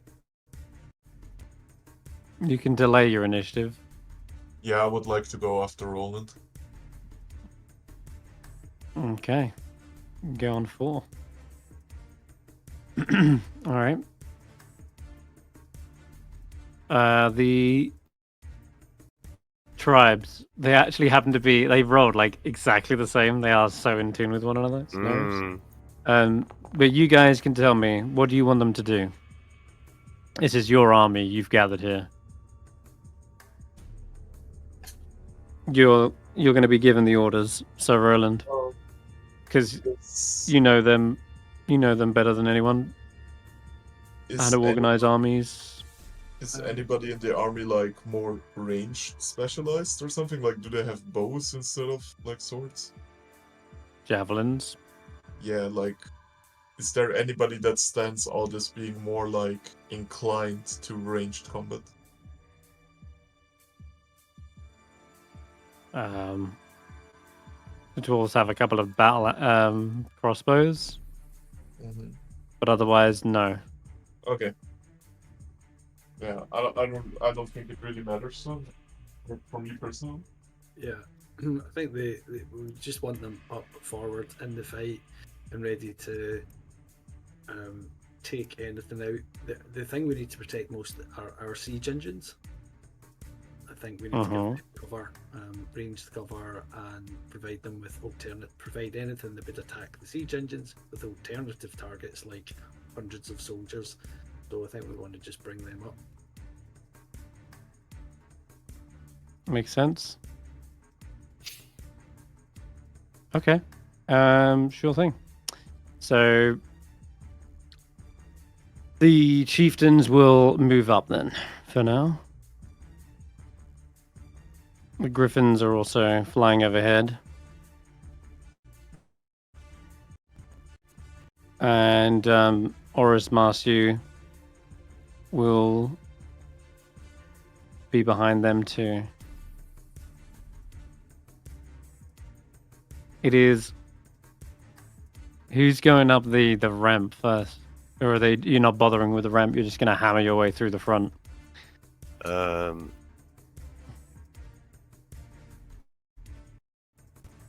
I think. What is the plan? The ramp's a trap. Sorry. I think some people should use the ramp. That way they need to focus on 2 fronts. which gives us more time to just make an extra entrance. And if we fail to make an entrance, then at least there is a group that has a way of entry. All right, well, let's send the glides up hardier and they move faster. Is that right? I The believe the Goliaths Goliath. move faster. Yeah, they do. Yeah, so I would say get them up and then send the Griffins in to give them some aid when they reach the top or if they meet any resistance. Okay. Sure. They will begin to move up towards the stairs. All right. Willow, what do you want to do on your first round? I want to follow the mammoth. That's 50 and then dash 50. Oh, Okay. I was following them. There you go. I'll stick you up there. Following the mammoths. Perfect. Vlin will stick nearby. What's she got on her? Yeah, I wish she had a little bit more. A wand of magic Just missiles. like but that's 5 about it. dwarfs come out and they're like, "What are you doing here?" And we just win. Just 5 dwarfs. Well, yeah, it's coming up. No, Trovus. Trovus have a small company of soldiers who will, of course, charge forward as well. So, Imdra has the second largest army. She move up, but so Speaker Waylon holds back. He is not a fighter. Says, "All right, everyone, with me, march." We'll be behind the orcs. Shane has bigger balls than him. Shane straight up. Nor Juniper has True. bigger goodberries than Speaker Whalen. Okay, so Roland. If there's one thing I could change about this Senrith, it's that Speaker Shane, she's also not a fighter, right? She probably wouldn't be charging the front lines. Just throwing that out there. Sure, we can hold back. Alright, would I notice that Sirloin's maybe holding back? Does appear to be. Shift in initiative works. Well, Squire, are you ready to make charge? What are you waiting for? Well, looks like I'll be gonna carrying your shield again. Whatever do you mean? Quickly now, battle's afoot. Yeah, how do I put this? I'm just gonna move up after you, Roland, that's all. I know, but I think Rowan's maybe like, what are you waiting for? Just teasing that out a bit. Okay. You know the way we fight. We move together. Right. Off we go then. To the charge. And Fangpaw Jaw will take a dash action and move us up to just in front of the orcs. Okay. So she can. All right. So she'll just go Okay. a wee bit ahead and I'm up to it there. I have the same movement, Okay. right? So I will just stick with Roland. Got it. Okay, and Sorry, for Roland's action, I wanted to cast Blaze on me, Wolf, Paw, Jaw, and first level it's just 3 people, isn't it, for Blaze, and one of the orcs, just a kind of random one. So I'll do that while you move on with the other. Okay. At this point, you begin to see there is movement near the arrow holes, the slits that have this torchlight. You suddenly see armed crossbows pointing out over the battlefield. As well, on another side, you see a whole bunch of looks like They look like artificers. They kind of got like pairs of goggles on them, aprons, and they're holding like alchemical flasks and equipment in their hands. And they seem to be about to fire that out of the window. And suddenly you see an absolute hail of crossbow bolts firing out of the blue. Not from the tops though, but right where you guys are on the ground. As you see an entire army of Duragar become visible. They have been standing out here in the cold, completely invisible, waiting for their footfalls to be completely vanished. And not only are there these guys just launching a hail of arrows, you also then see, as soon as they fly over and hit the first regiment, there is a swarm of creatures that burst up out of the snow as well. Massive creatures, look like they've been hauled up from the Underdark. Insectoid beasts with mandibles that could easily slice a mammoth's tusk in half. And then these large furry humanoid creatures as well. They emerge too. Nothing under the snow. Well, nothing You were on like the miles snow away. in this part. Yeah, you were like miles away after all. No, I will just question because some people said, "Oh, there's just snow there." Yeah.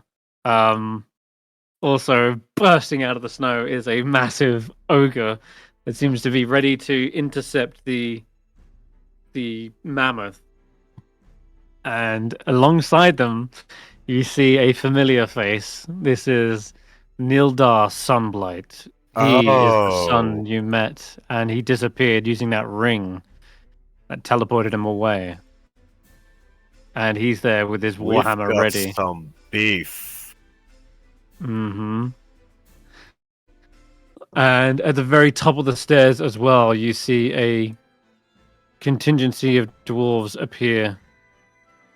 Alongside them, stepping out from with bodyguards either side of him, is a hulking dwarf who is going to enlarge himself as soon as he steps out to make himself big and imposing. He wears a massive spiked gauntlet of Shardlin, as well as like this huge plate, looks like a shield of Shardlin as well. And on his head, he wears this crown of black ice. And he looks out over the battlefield and says, "Intruders, I must commend your bravery. However, you've made this all too easy for me. You've come to me. And in doing so, you fell right into my trap." And here's a picture of Zardarok Sunblight. Oh, Long white beard is as long as his entire body length. Honestly, I'm more worried about that bug thing on the left.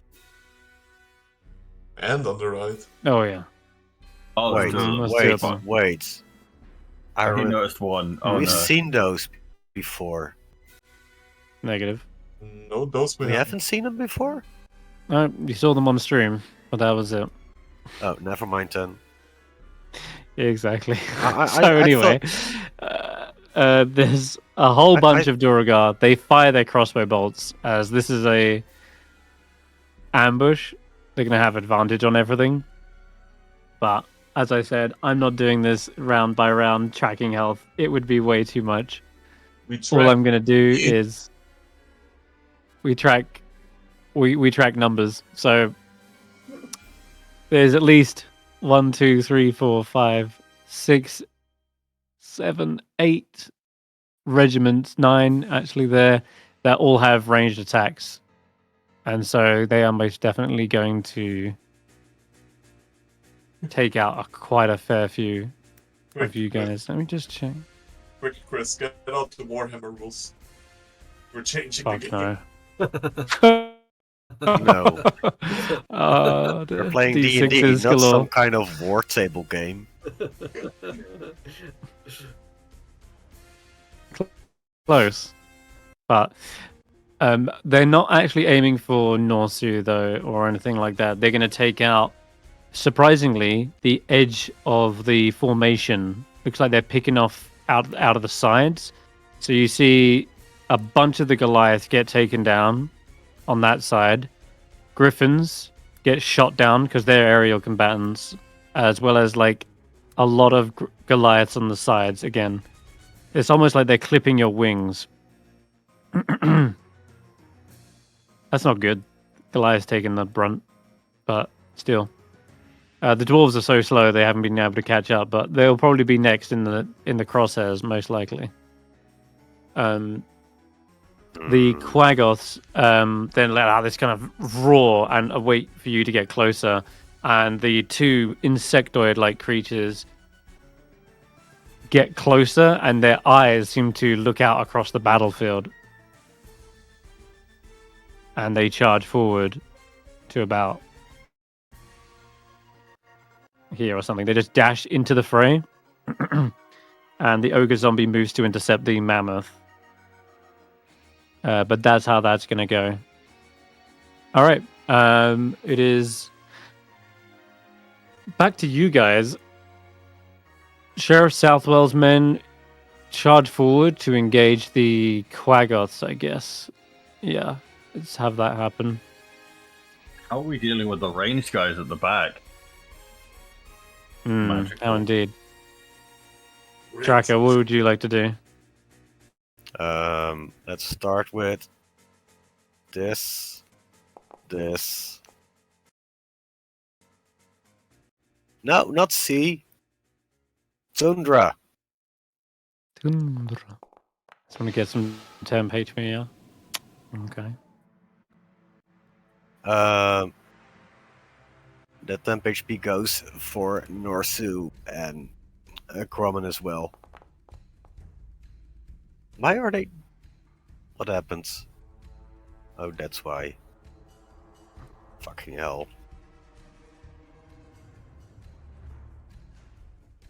I need you to, at the very beginning of your turn, actually, I need you to give me a charisma saving throw.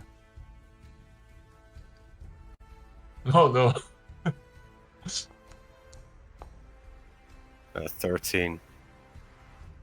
Okay, I need you to roll me a D8.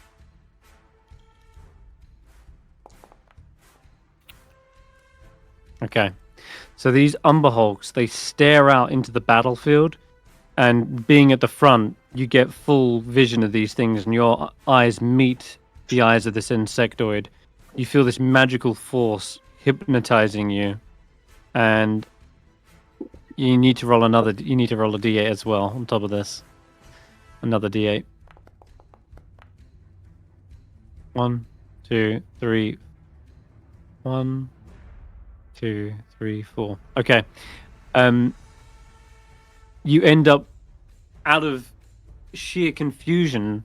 It almost appears as though sunblight kind of shifts around the battlefield, and you get a little bit caught off your sort of sense of direction, and you believe that sunblight is in this direction down here. And as you pull on the reins, you end up using all your moves to get this direction, and you actually collide into the rest of your allies too. I just realized a mammoth comes charging towards just because the rest of you guys. I go doesn't mean they have to go. They should go to breach the thing, breach the castle. The ice giant probably doesn't go. The ice giant is you, basically. You, the mammoth, together. Like, the mammoth is your mount. You wanted to mount. You wanted to mount. Yeah. You wanted to mount it. That's what you've got. Well, will she not attempt to take the reins or anything? Is she also hypnotized? I guess I can roll a charisma save as well. Yeah. But Okay, so she's fine, but she's kind of turning around like, "What are you doing? Go that way." Don't you see Gosh, Zardorg is screw suddenly this. right there? She's just gonna jump off instead, so she'll just dismount. Yeah, to you, it absolutely does look like it's that direction. And Norsu is similarly confused as well. Mm-hmm.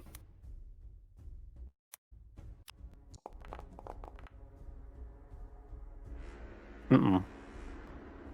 How long What is does that? it last? 7. Creature makes one random attack as it's charging this direction. Uh-oh. Oh boy, okay. That's still gonna hit. Jesus Christ! Okay. Norsu thinks that they are charging into the lines of Duragar, and they sweep their tusks out in this wild fashion, and Pecky gets the full brunt of it and gets impaled in the tusk, and Willow, you fall prone down onto the ground, like hitting the soft snow. Don't take any damage, but Fucking Norsu looks like they're on a hate rampage. Umber Hulks. All the while, you hear this kind of chittering sound coming from these strange insects. Okay, that's unfortunately your turn. All the way the back here, she's kind of lagging. But then again, she is the Nice. support. Nice turn tracker. Can't say they weren't prepared for a little bit of sabotage on their part. Did you want to do anything with Faith? Where is Faith? Where is Don't Faith? worry, you're not the only one. The entire army is also confused by the Umber Hulk, Oh, and they there she do is. nothing on their turn.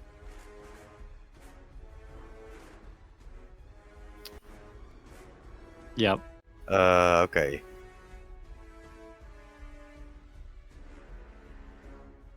Well, Beautiful. there. This should be Faith's turn. Okay. All right. Likewise, Speaker Shane. Charisma save. Oh, Fails. I made a mistake. And the Umber Hulk's confusing gaze forces them to do nothing on their turn. All the soldiers are like, charging forward, and then they see this strange creature before them. Its eyes sort of pulse out this hypnotic wave that sends all of them kind of into a daze, and they slow down their charge and then end up kind of arms by their side, staring blankly out at this creature. Meanwhile, the Quaggoths close in and then just start ripping and tearing apart the soldiers as they're standing there completely like in a daze. So I'm going to reduce them by a good 25 soldiers. Okay. Oh my god, I got so many of these guys to get through. But the others, the chieftains, they're actually not close enough to be affected by the Umber Hulk. What would you like them to do?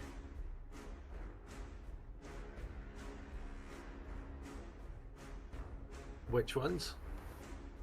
Both. I Do think we have some ranged thing against the Umber Hulk? They have javelins. Let's take out the Umber Hulks. Yep. They're gonna be Okay. a priority. So they have an absolute crap ton of hit points, but it's probably a good thing they started to pick on the Goliath first, eh?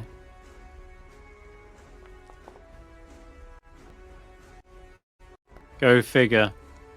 Their javelins are tossed into the fray and they ricochet off of the hard chitin-like armor that shields them like a massive beetle would. And its kind of roundish shape offers a very good like type of armor. Like you would have plate built like this, so it just sort of takes the impact and bounces it away. And so yeah, they kind of hunker down, protecting their face and any kind of softer parts, and all the javelins just bounce off their shells. Okay. What do you want the orcs to do, as well as the small company of Horus Mastu?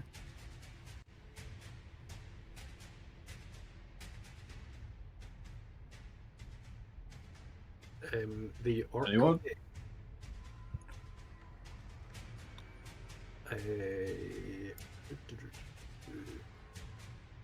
Those Umber Hulks are absolutely ripping it, but actually the soldiers that are here are getting mangled because of that thing. So maybe they could come up and intercept these snow monster things that are ripping into them until The Quaggoths? Yeah. Until the soldiers regain a bit of composure. Okay. So they're not going to reach the Umber Hulks. Sure thing. They'll use the adrenaline rush to close the gap and start chopping down these Quaggoths. And with their great axes, they should be able to get in. They got reckless, right? They got aggressive. But they will clash with the Quaggoths at the very least. Okay, so it's taking the heat off the soldiers. Alright, and Valin. Valin and her kobolds are a little bit further back than the rest, but she's a spellcaster after all. She just needs to get in range enough so that she can lay down, say...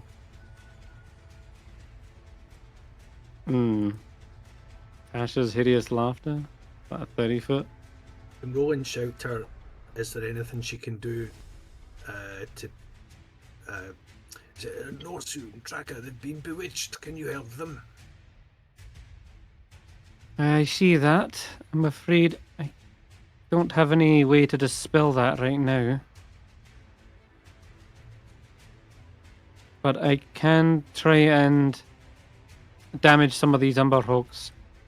And she'll happily launch a magic missile towards them, which doesn't do a whole lot of damage, but it certainly breaks some of their armor, and that is nothing they can dodge. So if anything, it just highlights where the kind of weaker spots are. So the missile's going to bend in underneath and hit between some of the joints. Okay, Willow. I can go these guys, and that's oh yeah, it's not far. Let's try out one of these elven arrows.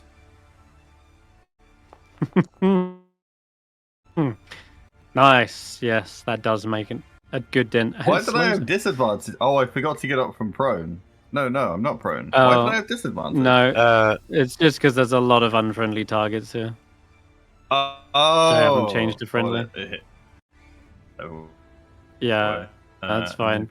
Just separate yourself from the rest of them. Be like there. Yeah, fly. Right. Gonna fly in and claw it as well. Best. Yeah, so like I say, they got a really hard shell to crack, but you can still go 15 back, so go behind this guy. Okay, keep your distance. Trovis has a small little army here. I guess they will dash them up to here. And Imdra will move forward to here. I don't know if they're in range for some javelin. They do seem to be in range for some spears. They see the Umber Hulk as a problem as well. Would you like them to spear that? Yeah. Or kill the Quaggoths? I think the Umber Hulks are got to be the priority there. Okay. Ruining our day. Their spears are just bouncing off the Umber Hulk, I'm afraid. So, Roland. Alright, I am going to charge that Umber Hulk. Okay. I can get to it. Yes, you can. And we'll do our usual.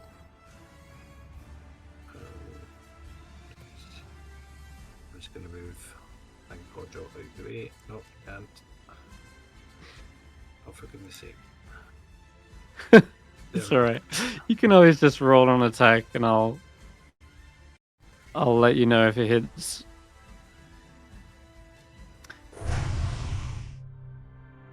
Can I use some resources though? It's good.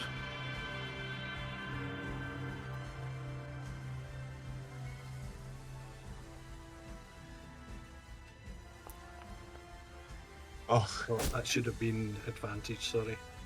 Yeah, you do have advantage. More like it. It is. Okay, yeah, good solid hit. You lance into the fray, poof, straight through the chitin armor. You hear the sound of it kind of chittering scream. And I'll activate my advantage ability next time, but is it just shift to quick key? control. I think. Control. Thank you. Shift is advantage, control is It's disadvantage. Oh. Yeah. So what was it? A little 13 plus. Yeah, it would have hit. Alright, Only 5 damage though. okay. Oh, and the first one would have been an extra d6 for the cavalry charge. And Okay. How that much? would be, and it would all be Just radiant damage, just in case piercing is resistant or something. It does seem to be working. Alright, Okay, nice. and Done a then good dent. Fang Podjo is going to. She is just going to bite.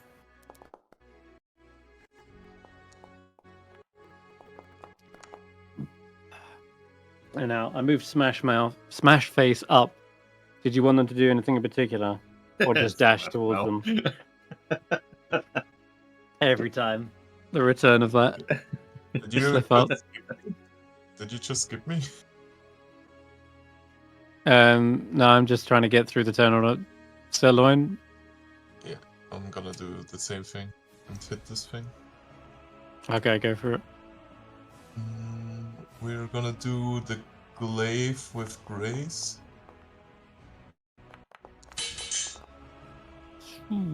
So with grace, it still does half damage or something like that. No, it does your modifier damage. So that's 4 damage there. Okay. That actually wounds it. And that's gonna be another 4. Nice. So even despite the missing, you are still lopping off antennas and tips of mandibles with your attacks. I forgot to roll Okay. topple on that from my lance, but You want to try and topple them? Yeah, 2 lance attacks. No. You ain't toppling. Or rather one. Just because you forgot the other. Smash Face has moved up, and then we're going to go to the top of the round. This is where all the dwarves are.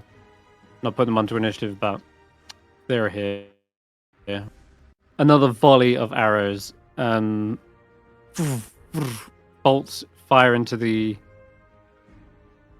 Again, they seem to be picking off the griffins. For whatever reason. And they certainly are flying in faster than the rest of them. The griffins should probably be more like over here. And they're going to divert almost all of their attacks to taking them out. I don't see why the griffins would want to stay either. We need one to stay alive so they can continue breeding. I think the griffins got to get out of there. They're just too easy a target. Unfortunately. Yeah, no, there's a lot. Again, they're going to pick off some of the side ones as well. They're going for... Looks like the dwarves are on this side now. They're going to pick off some of those guys. And you see marching forward, not launching arrows, but kind of forming a phalanx of mechanical dwarven make are these strange dwarves. They're like in metal suits, and in place of hands, they have these giant claws and hammers, which look like spiked meat tenderizers. And on the top of their head, there's this weird spike that sticks into their head, and they almost look a little bit devoid of life. They don't seem to show any signs of emotion or anything. And you can see these giant pistons kind of like almost moving the entire body of the dwarf through some sort of mechanical motion instead. Nonetheless, they look kind of terrifying to behold once they form a massive line. The captains at the rear are basically what is giving them extra attacks as well. They all kind of call to arms and direct their fire, and it's giving like extra attacks to all of these crossbowmen, which is why I'm just picking them off. Also, one of these dwarves, this one in particular, he seems to be almost like a bishop of maybe some sort of religious type, perhaps, but he is launching flames into the fray as well. Targeting... Oh. Alright, we got a second shot. Does have a multi-attack flame. Jesus. Hey, I know that's Can he pain. hit one of? Can he hit one of like the bugs or something that's on his side for that? Like, come on, double that one. It'll scorch a quag off. Here you go. Bam, that burns up. Just launching haphazardly. It doesn't look like he's got much investment in this fight. He's kind of like nonchalantly like, woof, woof. It's like he's not even trying. Like, whereas the other Durag are like, like they've got a real fucking zealousness to them, but he just seems to be not caring at all for whatever reason. Okay, that's not over yet, actually. Right at the very top, Sunblight begins launching down this kind of flaming energy. Wow, 3 ones. Why not? That's just fucking. Why not? That's just ridiculous. Can we go for 4? Oh, yeah, finally we got. Bam. Okay, cool. He picks off a soldier with that. But it does look like he is using some sort of Eldritch Blast. Yeah. Meanwhile, the rest of the company up there seem to be just guarding the very top of the stairs. Okay. Umber Hulks as well, seeing as you're right up in the grill of one of them, he will make his multi-attack against... we'll go against Fangpaw Jaw. Okay, we'll still use why not? protection. Okay. So, disadvantage. Yeah. Or at least I tried. Okay, I would have missed. He's got 3 attacks in total. 2 with the claws. Oof.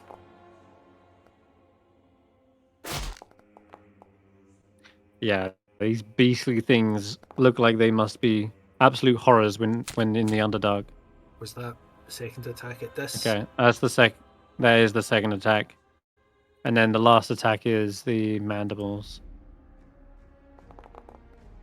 If you just give the if you give Fangpaw Jaw dodge, that would also help. Holy shit. Okay. Did those attacks come out at disadvantage though? For the No, protection? I've been rolling them twice, so and then minusing if they did miss. So he avoided a nat 20, but they definitely hit with the mandibles for 18 damage. And I know they haven't got that much health. Mm-hmm. No, So overall, they took like 24 damage. yeah, she's got 25 hit points, but Okay. Me. Was it 12?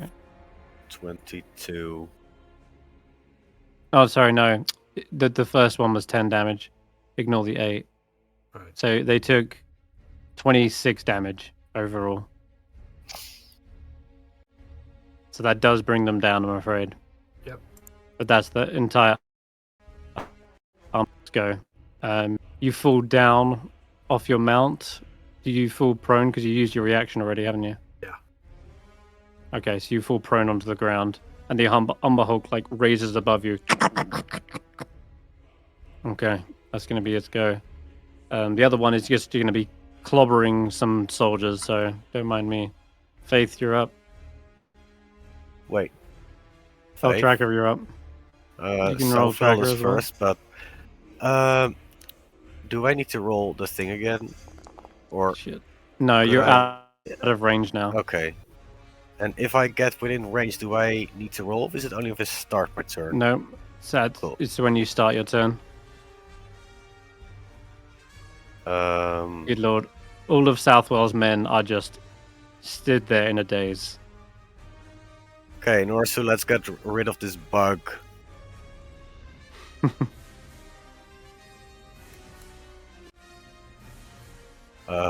Oh, I'm doing something different now. I'm gonna use my bonus action. Mm-hmm. Enlarge? On myself. Okay. Help. Why did it not work?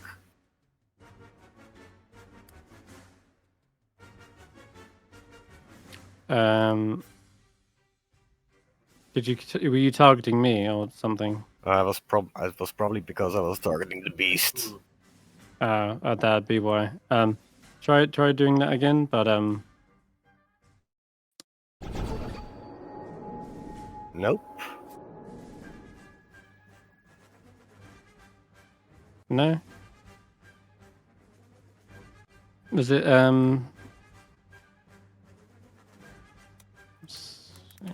because it came up on my screen with I would like to enlarge or reduce you.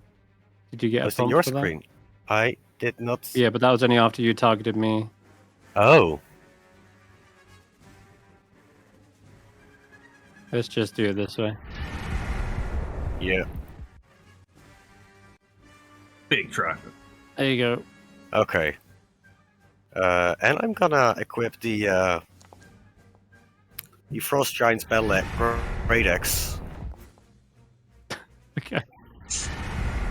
Because I am fucking pissed. You know what? Let's make it more fun for them.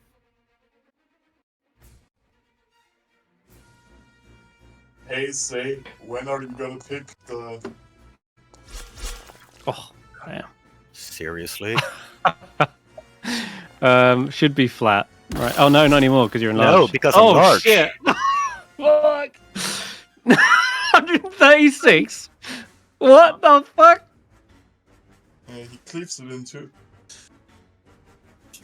Holy fuck! I don't think that calculated correctly.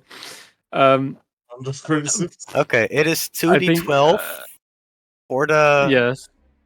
Frost. I think you may have thing. put. I think when you put in the Oh, I see, calculation, I think you may have.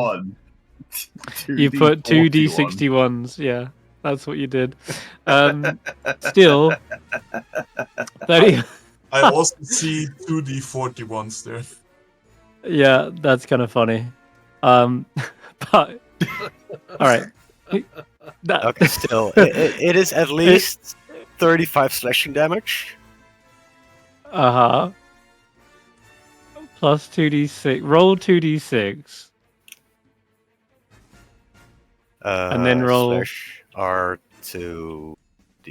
Yeah, and then roll 2d4. So are you telling us Tracker can't roll 136 after enlarging himself? Not yet. Okay, so you did do 45, right? Which, good news, is actually enough to cleave this thing in twain. 35 plus Bam! 14 is 50. Okay, it's dead. You bring down the battle axe. It's so heavy that most of its work is done by its weight. And you're just aiming it in a direction and letting the axe fall.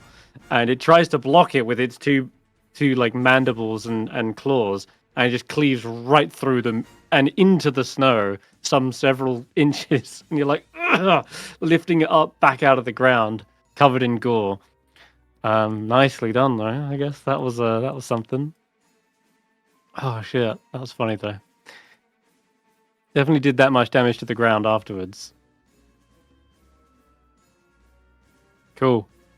That was a good shot. Anything else with?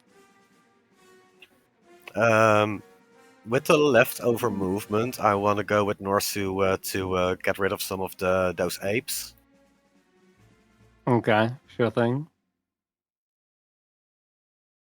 So he can do. And also you can charge back in. Yeah. I think he had to use most of his movement, but What? can barrel back in. If we moved here. Yeah. Sorry. You said he had 80 feet of movement. Yeah. And when he's dashing, yeah. Oh, dashing. I'm gonna have him. It's fine. I'm gonna have him charge back in and stomp one. Yeah. Anyway, so that's fine. Ogre Zombie was here though. I forgot to make a little swing with this thing. Boom. Mm-hmm. So the Quagoths are getting. They actually kind of go 1-for-1 with the orcs. So they are picking off each other. Blood and shouts are coming from the front line there. Is go on. I better roll her separately onto initiative actually. Is Henry still alive?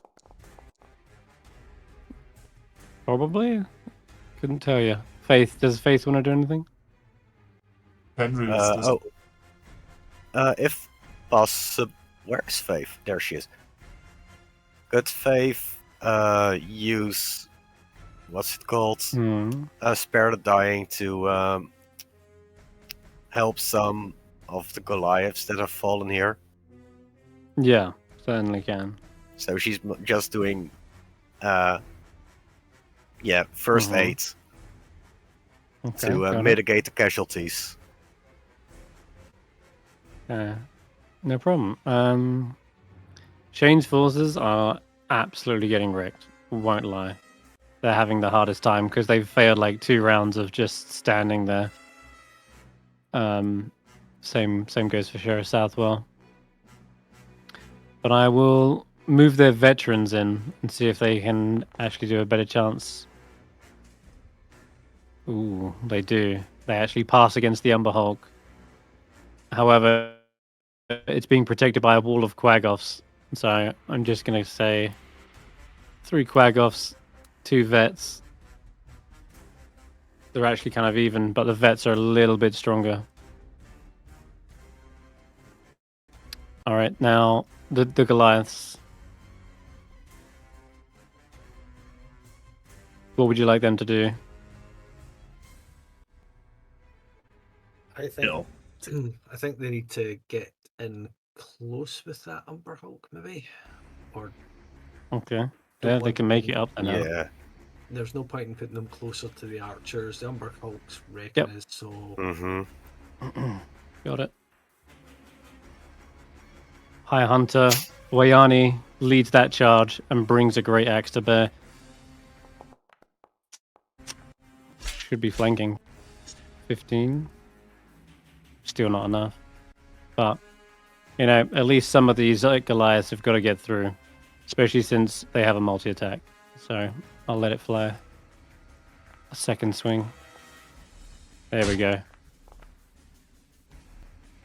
Ooh, okay. So altogether, if half of those guys actually hit their targets, we're talking a good chunk of damage is dealt to this Umber Hulk, leaving it bloodied. Although, didn't they start within 30 feet of it? I totally forgot they got to roll their Christmas save. Totally forgot. Of course they failed. So they go to charge into the Umber Hulk. They think they're hacking at people. Oh my god, they actually did, didn't they? Yep, on a 7 or 8, they make an attack against a random creature. So all of those attacks, they believe they're absolutely doing great. They're like, yes, bring the Umber Hulk down. We've nearly got it! And Oh, as they no. come to their senses, they realize that they have been hacking their own brethren. So, in fact, I'm just going to delete half these Goliaths. They look down in abject horror as they realize the blood on their hands is their own kin. What do you want the other Goliaths to do? On the other side, they've already lost all their griffins. Yeah. Want them to charge in? Revenge your griffins. I assume Rahi and what's her name, Cloud Strider would They would be pretty. try to angry. recover some of the griffins. Okay. Recover some of the griffins, yeah. Yeah. You got it. In that case, then they're probably scattered about here. Mm-hmm. Okay. All right. I'll just mask you.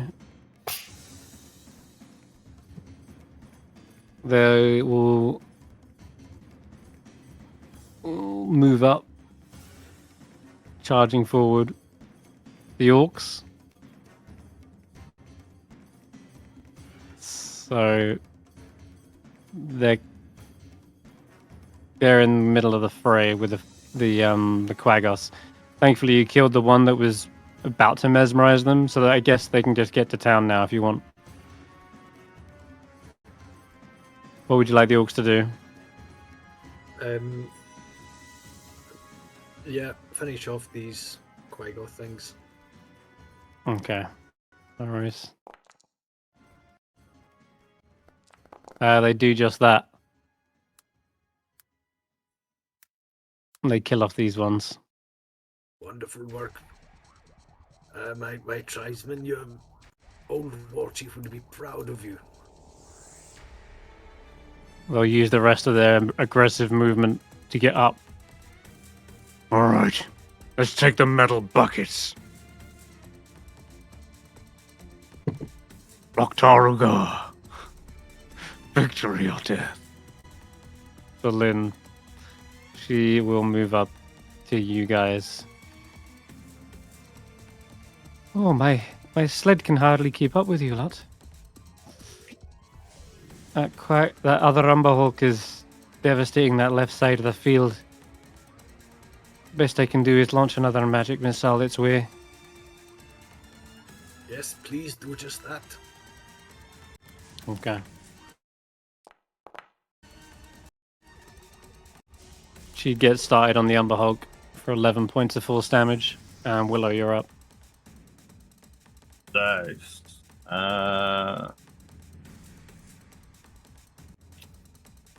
Rain. Yeah, I'm just gonna go for Big Ugly here. It's a bit nice. I'm curious. See how he does against sword damage. Mm-hmm. Damn, you see this. Oh, the ogre zombie. Oh, he's got very high con, Well, let's worth a try. I'm afraid. Okay. Kind of up a little bit. Or not. Oh no, it does hit. What? An Ooh. 8 hits? It's got very low AC. Okay. Very low AC. It's just a big sack of hit points. And then back up. And that'll be my turn. Okay. Trovus. I've moved him. Imdra moves up. So Roland, your turn. Alright, guess where I'm going? Cavalry's coming. Yeah, well, the two-legged cavalry. Oh no, I can't. I need to spend 15 feet to get up from being prone. Ah, Damn it. the bummer. Right, okay, so I'll 15 and then guess that's where I can get to. For an action then, I will cast... Damn it, this wasn't my plan.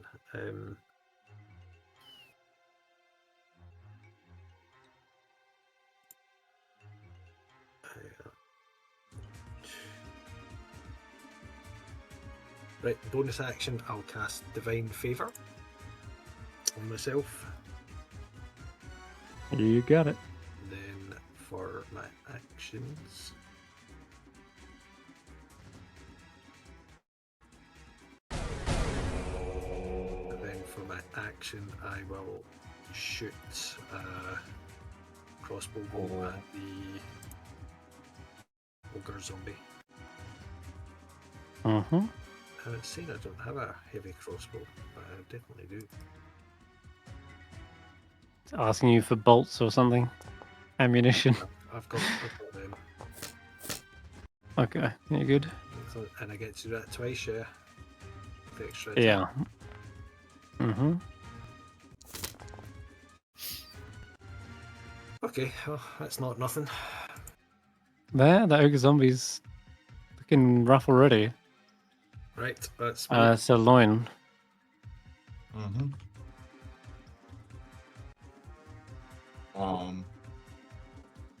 Yeah, I will. Is there anything nearby still that I can't see? Nearest to you, ogre Yeah. zombie, or these wolf Oh, no, hammerers. I guess I'll deal with that then. Yeah, sure thing. It's trying to grab a hold of the mammoth and like block it from getting to the wall. Yeah, we'll greatsword him. That'll half him.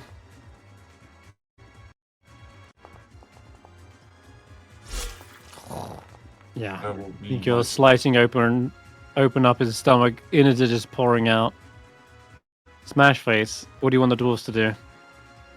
It took some hits from the side. Looks like they're deliberately targeting them for some whatever reason. And at the base of the stairs, there's like a wall of animated armors as well. They've just blocked the stairwell. And then you got the phalanx of... Lost Roland. What do you think, Roland? Smash face and the dwarves? I think we just We lost Roland. Roland. He just disconnected. He's lost in the middle of the battlefield. There's too much chaos going on. All right. Then, in that case, I will just get closer to these quaggoths. And as soon as they move to here, they shout across the battlefield. We actually are picking up something. Deep tremors. Fierce ones. Not good. Lots of movement down there. Oh, 1, 2, 3, 4 large creatures. They're on the move. They're tunneling around. What? Says, focus on the quaggoths. They begin chopping into them. God's sake, use your crossbows. That's better. Okay, they do kill some of the quaggoths off. 4 of them. Okay. Now, Gromangorn. She'll move up to Norsu and slam her Grayhammer into this zombie.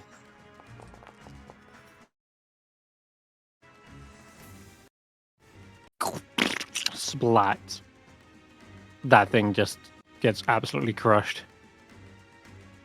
And then she turns her attention to the other dwarves, the hammerers. That'll be her go, actually. Okay, the top of the round. We need Sir Roland for this. Where is Sir Roland? I know. We can let Because... him wait 2 seconds. Alright.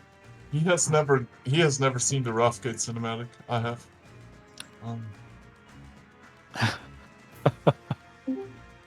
There he is. Hey, No, sorry about that. I had to go and welcome attend back. to someone. Unforgivable. Just in time. Because you thought that those archers were the trap. But in actual fact, the dwarves, Smashface has just yelled out to the rest of the battlefield that there's something moving underground. He's only just felt it when he got in range. But there is many of these creatures tunneling, and they're a mix of giant lizards and bullets. You see their sharp, plated fins sifting through the snow like sharks, and indeed, as the army stops to look around them, they see them circling like sharks all the way around the army. And there's a crap ton of them. Even though you've got hundreds of soldiers left, these bullets, they don't seem to be pouncing immediately on the soldiers. They're just circling round and round. And that'll be their turn. As for the rest of the dwarves, they start again hammering in the... Let's see, actually, no, you're all almost exactly where I want you to be. So in that case, I'll just start shooting some of the soldiers at the front line. I'll take out Trovis's lot, as well as the veterans. And I'll take out some of the masses of this soldier as well. Take out 25 of these guys. And reduce them to like here. Okay. The hammerers, they seem to, in a similar fashion, kind of move up towards the edges, and almost all of them, except for the ones the ones engaged with the orcs, they will actually fight them. But I'm not gonna just attack them. I want the orcs to make strength checks. 19, nice. Okay, fair. Let's see what these hammerers get. No chance. All right, you see the hammerers pushing the dwarves. The orcs, and they're like right up against them. But the orcs, using their orcish blood in them, they just dig in, and they are unmoved from this. They take some clobbering along the way, but they're holding fast, it seems.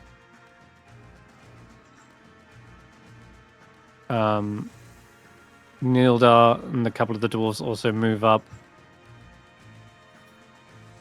Yep, something like that.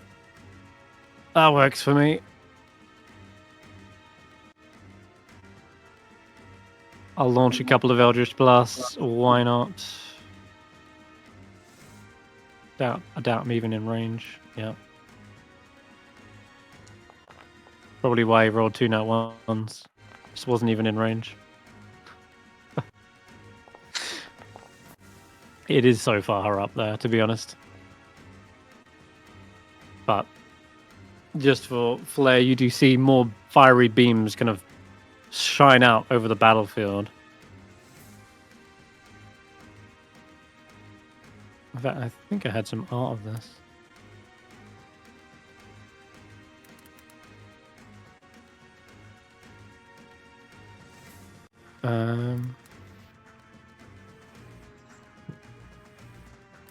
Large?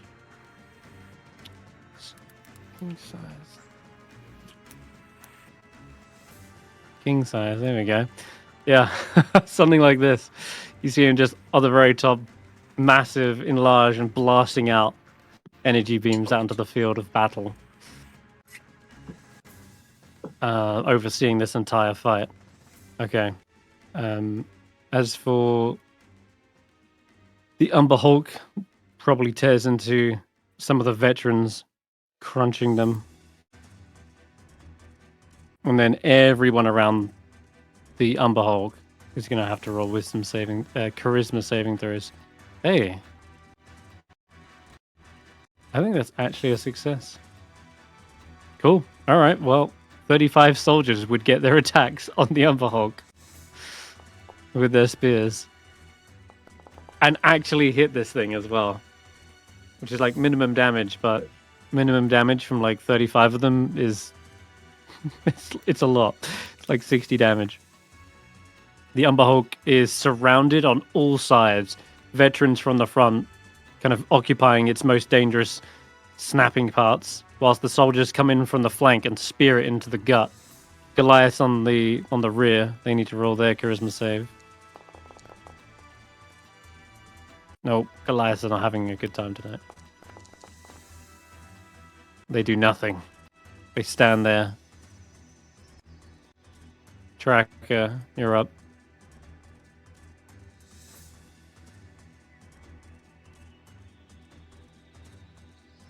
You're muted. They got the Amber Hole covered, and I've got personal beef with a certain dwarf in this particular region. Okay, yeah. Forgot what he was supposed to do on his turn, but...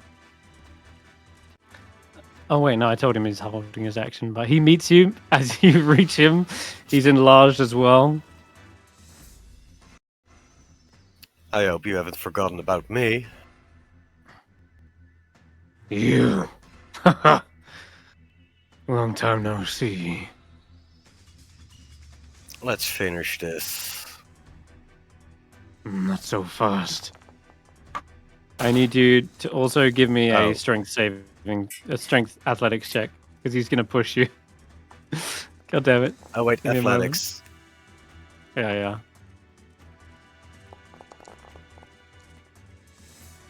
Did you roll really bad? Shit. I rolled okay. terrible. You did.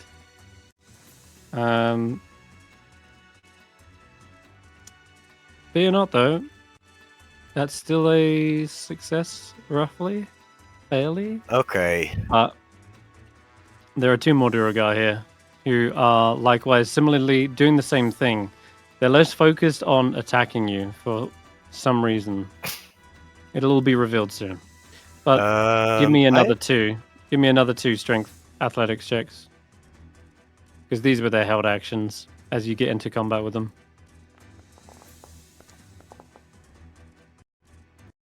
Okay. Still going to be a hard tall order to beat. 17. Okay, they do manage to get... So as you rush into the fight, they shove you back 5 feet away from Nildar. Yeah, And- okay. Feline agility, I run back. Okay. And I'll do it with the other one as well. You got to be a 19.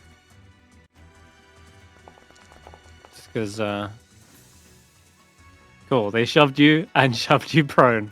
So you can use half your movement to get up. With, Probably feline agility to with, get in. With part of the feet. They've pushed me back 5 feet. I needed 5 feet to get back, so I still have 35 feet left of feline agility, so plenty So of they, to get so up. one of them, so one of them shoves you back. The other one Yeah. shoves you prone. Yeah. So Yeah, as long I as you used get the feline- movement to get up and get there, that's fine. Yeah. So I would go back and then I do my attack on Nildar, Okay. which would have been. And Or do I need to roll again? you need to roll 2d6. No, 1d6, 1d4. You want me to Yeah. fix your axe because you've put 1d61 d6. What I did to my axe is I just inserted a regular great axe, and instead of a d12, I made it 2d12. So it's not the great axe. It's the great axe interaction with my rage, That doesn't seem right. or the interaction with enlarge. I have no clue, but that's fine. I'll just take that. 3 plus... Plus 19, so 22. Okay, On so he's Nildar. still alive. He's still alive. 25. Does that hit? Is that more than 5 of his AC? Mm-hmm. Because a great axe has multiple things that it can do, and I have already forgotten them. There it is. Slicing. That is another D4. No, Okay. it's not a D4. It is 3 necrotic damage. Okay. And- well, He has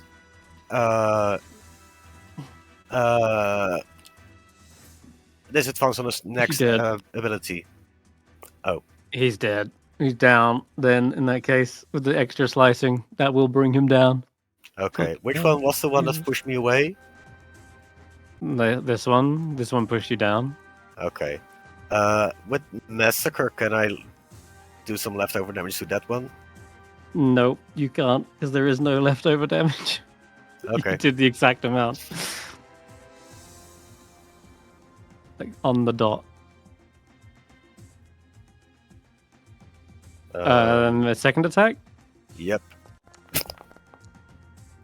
Oh my god, I rolled terrible today. Still enough. Well, but... That Great X is fucked. Still funny to watch though. Yeah, so this is gonna do 4, 8 plus 7. 15 So damage. 12. 15? Okay. Oh wait, sorry. 15 plus the 4, that is 18. 19. Jesus. Okay, he's just 19 barely now. alive. 19 leaves him on that much. Okay, he's just barely alive after that one hit. Okay. I think You better concludes get your away turn. if you know what's best for you. Get him! Push him! Push him harder! You, back there! Get in here! And you just hear them completely ignoring you whilst desperately trying to shove you back. And that's their go. Faith, you're up. Want to do anything with Faith? Oh, yeah. Fuck. Faith is gonna Oh my. use the X-Peak to rush in again. Forgot their movement again.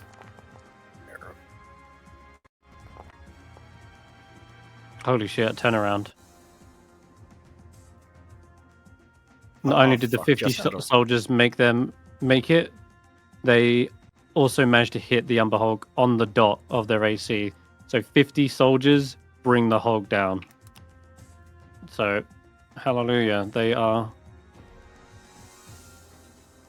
they're making headway down here now. The See, that's all first it into took, the a couple of lucky rolls. Faith will cast a couple of spare the dyings in this part. Okay. Spare the dying, saving a couple of the soldiers' lives. Mm-hmm. The speaker Shane. The Hulk is dead. Now to deal with the archers.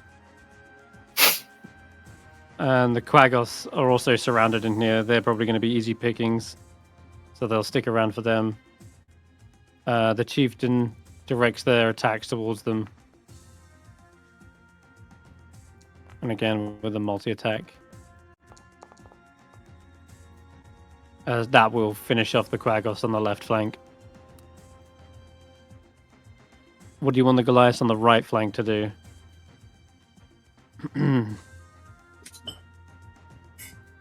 I'd say support Tracker if we can untangle him from these dwarfs. He can What get do you up. mean untangle me from the... These dwarfs are having fun with me. Just How about get rid clear- of this one? So we are not surrounded. Clear Tracker a path. Let him through to the archers. Very well. You see, even the blind, even the blind Goliath is here, and she sets the crag cat up on the one on the right, and bites its jaw out. Oh, come on, claw that motherfucker! God damn. Nope, not getting it done, unfortunately. The other ones, though, they'll turn on the hammerers, and Sky Dreamer is alongside. Take this! And there's a heavy clang from these hammerers. As they turn around, they seem to almost rear back, and there's this spike in the top of their head that digs deeper into their cranium, and immediately it turns around. And as a reaction, swings a hammer straight towards Sky Dreamer. Woof, like smacks her across the chin. What the? That's not fair. Ugh. Yep, they can do that. And similar thing sort of happens between the other Goliaths. As they charge in and fight against these things, they all retaliate with their own hammer attacks. Okay. Chieftain Ogalai says, I think we are winning. I think that's more kills on our side. Keep it up. Oh, Don't that's- like these lizards, though. Master, they've got nothing left in front of them. So they move up, I guess. Oops. To here. Okay. And there should be another bullet here. He was trapped underneath. Bursts forward, out of the ground, and the soldiers are kind of barreling into the hammerers right now. I'll roll one attack for them, see how that goes. Yeah, the hammerers are a lot hardier than your regular dwarves, and they're clad in this iron shell. And any attacks that do get through, they immediately seem to revel from the pain and then return as a reaction their hammer attacks. Okay, orcs are up. Keep doing what they're doing. Tie up these hammerers and see what they can do to bring them down. Okay. The orc war chief is going to use his battle cry as well at this point, seeing as they're right in the fray. Each of the war chief's allies within 30 feet that can hear it are affected by it and have advantage on all attack rolls until the war chief's next turn. So I'm just going to go ahead and roll advantage with them. Let's try that attack again. There you go. I'll do it. It does the work. Immediately hacks into one of these, and I'm going to say it will kill one of them. All of them focus their attacks on one and bring it down. Okay. You know what? I'll be even kinder. Here, you can have two. The orcs are going to absolute town on them. Velin is still back here. The Umber Hulk's dead, so what would you like her to do? Getting forward on her sled? Anything you can do with these bloody land sharks? There's so many of them. There looks to be at least half a dozen. Well, pick one, and we'll get to work on it. All right. It's odd. They don't seem to be even paying attention to us. She tries to reach out and enfeeble one, which does hit. And you see this one bullet kind of slowing down slightly, but it doesn't seem to be directing its attacks. It just seems to be almost like soaring through the earth. And it's Willow's go. What do you want to do? I didn't see her do any damage to it. I saw hit. Then No, Rave Enfeeblement halves all damage from a bullet. So oh. it's enfeebled. Well, She doesn't have many offensive on the go as well. spells. Mm-hmm. Okay, Oh, and it's slow down a slowed bit. now as well. So, Okay, now it's definitely slowing down. Ooh, All right. I'm in the measuring tool. You're good.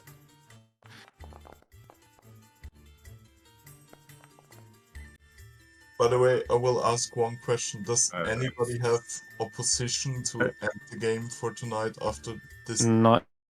turn is over? No, that makes sense. It is getting late. Oh yeah, don't worry. It'll be ending. I'm getting my turn there. Okay. All right, Trovis. Anything you want him to do?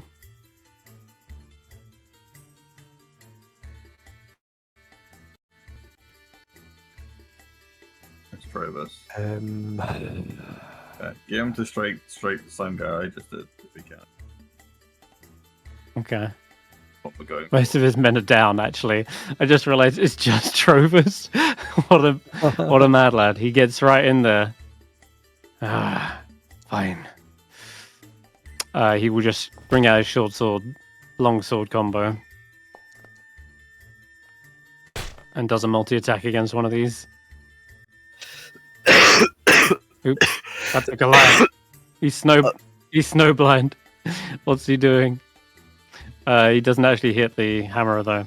Imdra moves up the soldiers, I guess. Although they could go and launch a volley of spears at the Duragar here and probably kill them off.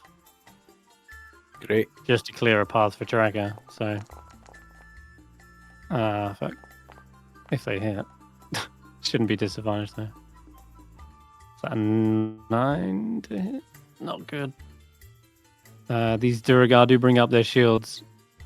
The veterans, however, are also equipped with heavy crossbows.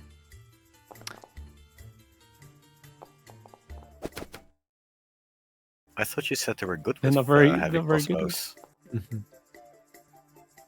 No, apparently not. They seem to be a little bit panicked by the fact that there's a ton of lizards and bullets circling around them for whatever reason. So, Roland? Alright, I'll run 30 feet this way. And I will stab.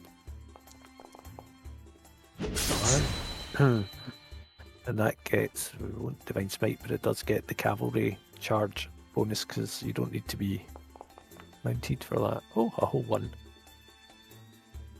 Okay. An extra 1 on him. He looks wounded from that extra 1.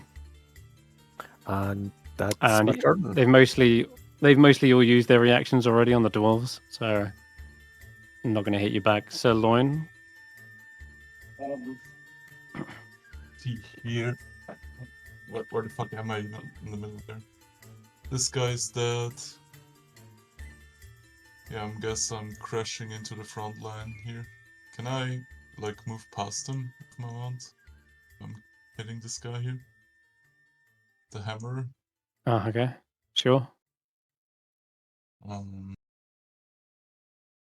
This guy, right?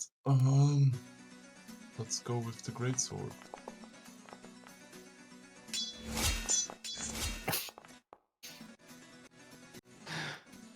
Nice. Let's go with the greatsword again. Shit. The dwarves take out another hammerer on the left. Okay. That will be. And Gromangorn is atop Norsu, charges into that same bullet. The one that's already been like softened up by Willow. Brings down the Grey Hammer. Don't know why she's rolling disadvantage, but hell, she's gonna fight through it anyway. Is that a nat 20? Okay, that should be a nat 20. That would be a crit. 3d6. It would do 3d12. Another 3d12. Oh, nice. So she would do. She's killing it, I think. 50 damage. Yeah, I was gonna delete that. Delete that guy off. The bullet just gets crushed and cracked open, and just as it does, it sort of falls into the earth, and you feel an enormous rumbling sound. This echoes throughout the entire field of battle, not just where you're standing, but all the way to the back, where all these bullets have been circling around. Yep. They've been secretly digging underground, sawing open a massive cavity, and the ground begins to collapse beneath you, cracking and fissuring in every which way. The army falls down like a giant drain, just sunk into the earth. And everyone is tumbling through this abyss that just seems to... You can't even see to the bottom. God knows how long they've been drilling this through. But Zardarok at the top says, "Like I said, right into my trap." The armies are swallowed whole. Valin, seeing this happen, like, "Oh shit! Everyone, get close!" And she's just going to target the nearest heroes that she can possibly find, being Sir Roland, Tracker, Willow, Loin, and she's going to cast Featherfall on you guys so that your descent is not met with a splattering end. Even though I think Tracker could probably survive it just with his rage and health pool. But nonetheless, she keeps you guys healthy. The kobolds tumble down. The only ones who kind of make it out of there is like the dwarves and Smash Phase, who are like the ones who can tell that it's coming first. They're like the tremor sense going off, and they just leap towards the sides as the entire battlefield is sunk below. You hear the cries of soldiers. For these two? These are probably down with you, no doubt. Okay. Yeah, I'm gonna make sure. There's another dead one, and for every one you've killed, by the way, that is one less in the fortress, 100%. But I'm afraid the rest of you fall, vanishing down into the dark. Faith as well will be caught in the Featherfall as well. Corpses of griffins, Goliaths, 10-towners, all swallowed into the darkness below. And we will pick up next week when we figure out how many of you survived that fall and where the hell you guys end up, because you'd be falling at a very slower rate. But as this fight comes to a crashing end, so will the stream. Bye-bye for now.